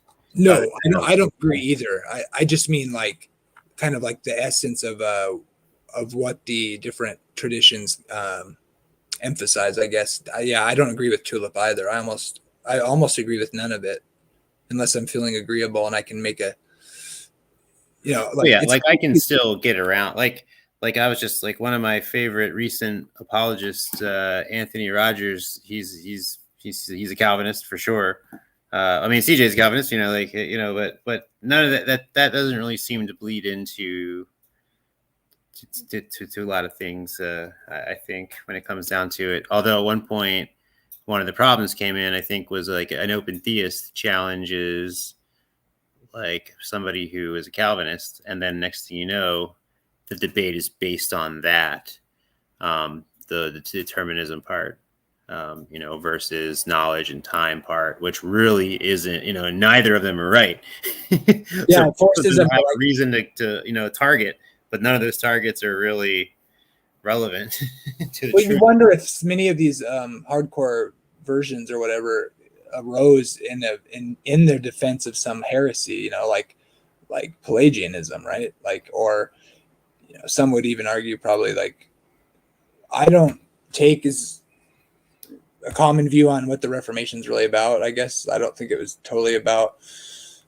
I don't think to be a Protestant you have to be Reformed. In the sense that we use it today. Believing that. I don't think being saved through faith is, you can say is a Protestant monopoly. Because the church fathers fathers believe saved through faith. So it's still something that was Scripture reinvigorated there. Yeah, it was standing where it needed to when it and I would argue it still was there. I mean, obviously people were saved all throughout history. We just because we're not told about them in history, I'm sure we'll be surprised. That's why Scripture has to be the ultimate foundation, but you shouldn't totally dismiss, like, especially if there's a majority of people that believed a certain thing or said a certain thing. Especially if it's like literally coming out against something and like everybody's in agreement on it. I mean, that has weight, but it's not the final word. That's my position. Yeah. I mean, it's the gospel. Yes. If you're believing Christ, there's a time when not a lot of people had any scripture. It was all word of mouth. That's fine. If you believe in Christ, if you believe that message. I don't know if you ever saw the movie like Amistad, where like, the people, somebody finds a Bible he can't read. He just has the pictures and it's clear that I totally believe that sort of thing happens. I don't think that God is, I do believe that God has done and is doing every single thing in order to reach people, whether or not they will be saved or not. And that's in his character and it's in his nature to do that. And yeah, I agree with that. I don't think there's a conflict there in the fact that he's judging people. Do you think God's obligated to extend salvation to people he knows won't accept it in order to for the sake of the rest of the world, to show that he extended it? I don't think obligated is a good term for it. Yeah, that's probably the wrong word, but you get the gist of what I'm saying, right? Like, do you think he's motivated to do that for the sake? See, because I have a theodicy or an idea about theodicy that I like anyway, that says that's part of the reason there is evil. Like Satan basically rebels, right? And then God is like essentially letting his accusation run its course so that rather than just destroying Satan, because that would be like kind of like Minority Report, you know, like destroying somebody before anybody understands like what's the beef, and then if he just destroyed him, and then he said, well, yeah, he did something he shouldn't have done or whatever, you know what I mean? And like, you know, God actually wants a relationship, like a loving relationship of trust, and so he doesn't just destroy like that, like instantly. So this is literally like, well, it's the same thing as consider when God told Adam and Eve, you know, the seed of the woman will crush the head of the serpent. It's like, well, why don't you just do that now and save us all? You know, all being the two people. So none of us would exist. So and that's God's grace there, that people have the opportunity to exist and know Him. And if in order for that to happen, there's going to have to be people exist that reject Him. That's His right to. In my view, that's still the only way it could have happened. Well, what if He only created people that would have accepted Him? Then I don't think that's compatible with logical, you know. But couldn't He have crushed the serpent and then they could have had babies after that?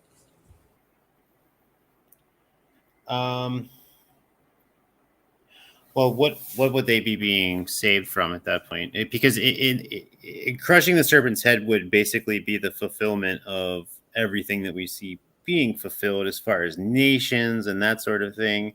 Well, I would argue that. I'm trying to think if it is a circular argument. It's interesting, but I don't think so, because there's a lot of other things that would have to have happened. Because you could argue that He wasn't right if yet. that happened, they wouldn't have believed. Like that's what my would the point. world have looked like. Because if you're going to take it in that step, then why do any of it? You know, why not just create for the sake of love, right? Free love. Garden. I'm a hippie.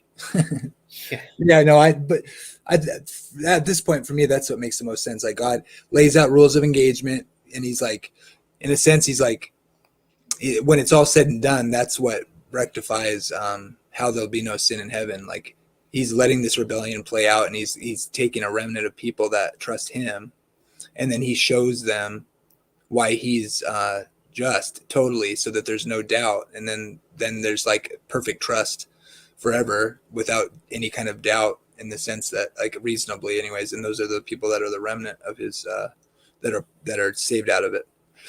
And so that kind of answers the problem of evil for me anyway, in a free will theodicy. But yeah, because that's what's being made in the image of God is being able to want things and do things, but we're not God. So when we're created, we're going to have to fulfill our role and our nature. Now, what separates one person from another, that's a big mystery to me. You know, I'm kind of fond of I think it's called the doctrine of plenitudes, where it just is God. When He creates, because He creates perfectly, He must create every single possible type of person in some way that must exist. Yeah, that's fascinating. And therefore, people just exist to fulfill roles. And you know, it's like if we have an idea of what that might be. I think it's like, forget. Yeah, I think somebody was watching something where somebody made a pattern that supposedly is infinite or has infinite possibilities, but I don't know how that. It may be the trillions before you actually start getting people that are clearly copies of each other. Like all the thought that, you know, if I didn't know these scumbag alcoholics in my life or whatever, that clearly were just we don't need the never saved. If I didn't have that experience, then I wouldn't have come to Christ. Like you know, I think that's conditional though, or circumstantial or whatever. Like, because you don't think God has to have evil to like display all of His glory, right? Or all of His all virtues are. Do you think all virtues could be displayed at the root from or do you need sin to do that? I don't know, because in order for us to exist, this is just the way it would have to be regardless. Like, I don't think there's really an alternative where something else could have been in any other way. So we had to sin? Well, yes, essentially we will be sinners because of the fact that we're made in this particular as we are, as But free. don't you think that implicates God for being like? To me, another problem I have that I'd say with Calvinism would be, what greater excuse would the person who doesn't make it in and is about to be destroyed, other than to say, you didn't grant me what I needed to choose? So it is a system, I think, leading back from the very beginning. So this is like where somebody would ask me, why were you saved and your friend wasn't? And like, I had a best friend when I was pagan, and he was also pagan, and we shared very similar views. We were roommates, and we shared very similar philosophies. And then I got saved, and he didn't. And so I had the exact same kind of, somebody can ask me that. And I think that one answer to that is prayer, is people praying for me. Now, then you could further go into, okay, why were people praying for me and not for him? What circumstances led to that? What circumstances led to this? And you can trace it all the way down the line. But I still think that it was the woman you made. She made me eat. No, it was the snake. It was your fault, God. Yeah, but none of that stuff is to my own glory, right? And none of it will really be known until we're there. And Are you a Calvinist? See, no. Okay, no, I'm just kidding. Sorry. But it's still the fact that it's not, I can't give myself any credit for my own salvation. Like, something I did that's better than somebody else. Say I was more humble. I humbled myself. I grabbed the rope. Yeah. And but then again, it's like, what I think it's all intertwined. Like, as far as my upbringing, and the people that were Christians in my life, and still that again boils down to people that were praying for me. Like, I think that holds a lot of credence. And then in the afterlife, I think every prayer that we utter to the glory of God and His mercy is going to be known to us. So and that's going to be to His glory. So I will see all those people that prayed for me, and be like, praise the Lord, that we can bear witness to this glorious mercy. Even though and if somebody wasn't prayed for, and if somebody's a jerk and people aren't going to be around him, if somebody's just become so arrogant that they're not even, like, it's just going to happen that you're not going to be surrounded by people that are going to be praying for you. But what about the guy who said yes to God, who had nobody praying for him, but you needed people to pray for you? So I guess he's got reason to glory in his choice. The guy who said yes to God that didn't have anybody. I can't imagine. I mean, somehow he would have had to have heard the gospel. I mean, that's the thing. That's what I would say. I'm just kind of being yeah. I mean, there's room for, because and again, this is where the Molinism, where somebody would say, well, you still have this deterministic problem, but I don't think so. I mean, the variable is, how is it that God is capable of creating a creature that can make his own choices and do his own decisions, while God yet will know those decisions, and we don't know how he does that. I just believe that he does that, Yeah, totally. Well, no, I wouldn't. Tries to fill that in and say, well, he does that because he's causing it, or the open theist says, well, he does that by letting it be open, where everything's open anyway. So that's the way it is. Like, what does God know? What does the open God know anyway? For sure. Anyway, and nothing, it seems. I mean, it's very educated. He has any knowledge. Where does it stop? And so now you're in trouble. Yeah, it's just really smart, really good at math, can really calculate those odds. Yeah, he's just really likely to succeed. Okay, really likely. But what I always wonder is, like, if Calvinism, hardcore Calvinists will say, like, you and your free will. Yeah, we'll see. You don't have no free will, kind of thing. And it's like, well, okay, so what makes you think God has free will? Like, if we don't have it, and that's our only example of creatures that have free will, and then we posit this idea of God, who is a sentient agent, right? And so that's what we are, and we fool ourselves to think we have free will.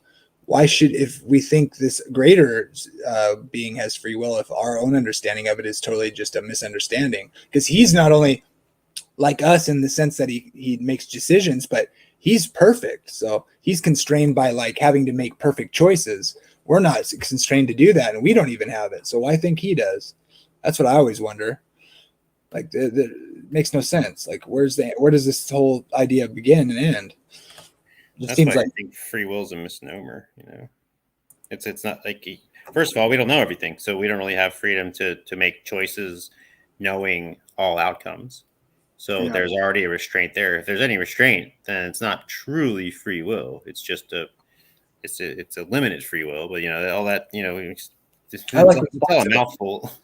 It's reason. I like what Leighton Flower says. He says, our whole moral system's based on it. Our whole justice system's based on it. It's like, you could have done otherwise and you didn't. And it was like, you're responsible. You're responsible. You're able to respond with moral decision, and you have the ability to deliberate. And so that's why we hold people responsible based on context of the circumstances, Yeah, I try to like kind of ad absurdum it and just be like, all right, if God was fully determining every single deed and action except for our ability to choose between Coke and Pepsi, like that's still free will, and then that's where it's easier to kind of contend with, okay, does God know what you would have chose? Of course he does. Okay, then it's okay. Well, how does he know that? And that's where we kind of have that logical break. But it's still it doesn't demand that he's causing it, though. No, it doesn't demand that he does or doesn't know it. He could, because I would say determinism's true in a soft sense, for obviously, right? Things are occurring. The question is in the mind, like just decision making. Seems like physical determinism would have less effect on that, although there would be like influence and factors. But ultimately, like, I don't know. It just seems like because of all the problems you have, if you don't say an agent, causation is truly free in the sense that it's not constrained and it's morally responsible for its decisions. Otherwise, it's like, if that's not the case, then like almost every attribute of the theodicy just breaks down and like we're not even agents anymore. And that's just like apparently like absurd. Like it's self what's the word? It's just like a daily obvious thing that we have the ability to decide. And I mean, it's practically pantheism when you take that to its logical conclusion, isn't it? Because if ultimately God's just causing everything to happen, then what's not God? I mean, you can say God's creating things and then controlling it all, but then what's? I mean, it's still him. It's still all within his complete and utter will. Design through no true divine intervention, because all existence is one giant divine intervention. Yeah, there's no reason. I mean, who needs Satan too, by the way? Like, why would God need a Satan? He's just controlling everything. It might as well just be a bunch of pebbles. Yeah, there's just too many logical breakdowns for it to be tenable for me. And if somebody can accuse me, well, then you're just in love with your own. You just love your little free will. You just pamper your little baby. You bundle it up like a little babushka, and you carry it around, and you tickle it, and you. That's really. I used to argue with my mother-in-law all the time, dude. And one of the things she would just break down eventually, and be like, "Oh, your precious free will, all you Armenians and your precious free will." And change his diaper. Yeah. To hell with your free will. I'm for God and His glory, and I'll glory in His when He destroys you in hell forever and burns you up forever. And you tortuously scream, I'll praise His holy name for that I got to see Him execute that attribute. James White says you that. Even agree with that. Like if I love the Lord so much that I could say my damnation would bring Him glory, right? I should fully admit. Now I can't say that I would willingly jump into a volcano or something. Like, I don't know what I would do, I would do what God wants me to do. Yeah, You're not a pagan anymore, so stay out of the volcanoes, all right? but when I would say stuff like that to people that were struggling with, people who have told me that they can't be a Christian unless they were Calvinist, because they can't think of it any other way. But if they were a Calvinist, they can't have any choice but to be a hyper Calvinist, you know. And then I would say, well, you know, if like, I love God enough to where, I mean, like, I can set the thing. I don't want to sit there and be like, oh, I love God so much I could do this, but that's the thing. I can understand that God is the sovereign creator of creation. Like, there's no getting around that. But that would be appalling to them. But I'm like, that's the wrong heart. Then you already have the wrong heart. So that's the problem with people that are rejecting Christ because of Calvinism, though. So that's why I can't fully blame something like Calvinism for people rejecting it. Ultimately, it's they don't want, because I don't think any other options too available to consider. Exactly. I can't think that anybody is other than their own sin is rejecting Christ because of some particular doctrine. Like they're gonna find, and if you're looking for a reason to reject, then you're gonna find one, because Satan's gonna have 1,000 of them dealing out like a cornucopia. Let me really quickly. If you're trying to get into the chat, we would let you in, but the owner of the chat is not in the room, so we can't let anybody in. Of course, we'd let you in. So sorry about that. Yeah, I should get going. It's like 3:30. Yeah, me too. I was just gonna say that. So hey, man, good talking to you. For sure, man. Good stuff. Awesome. Yeah, we'll definitely catch up. God bless. Be safe. Peace out.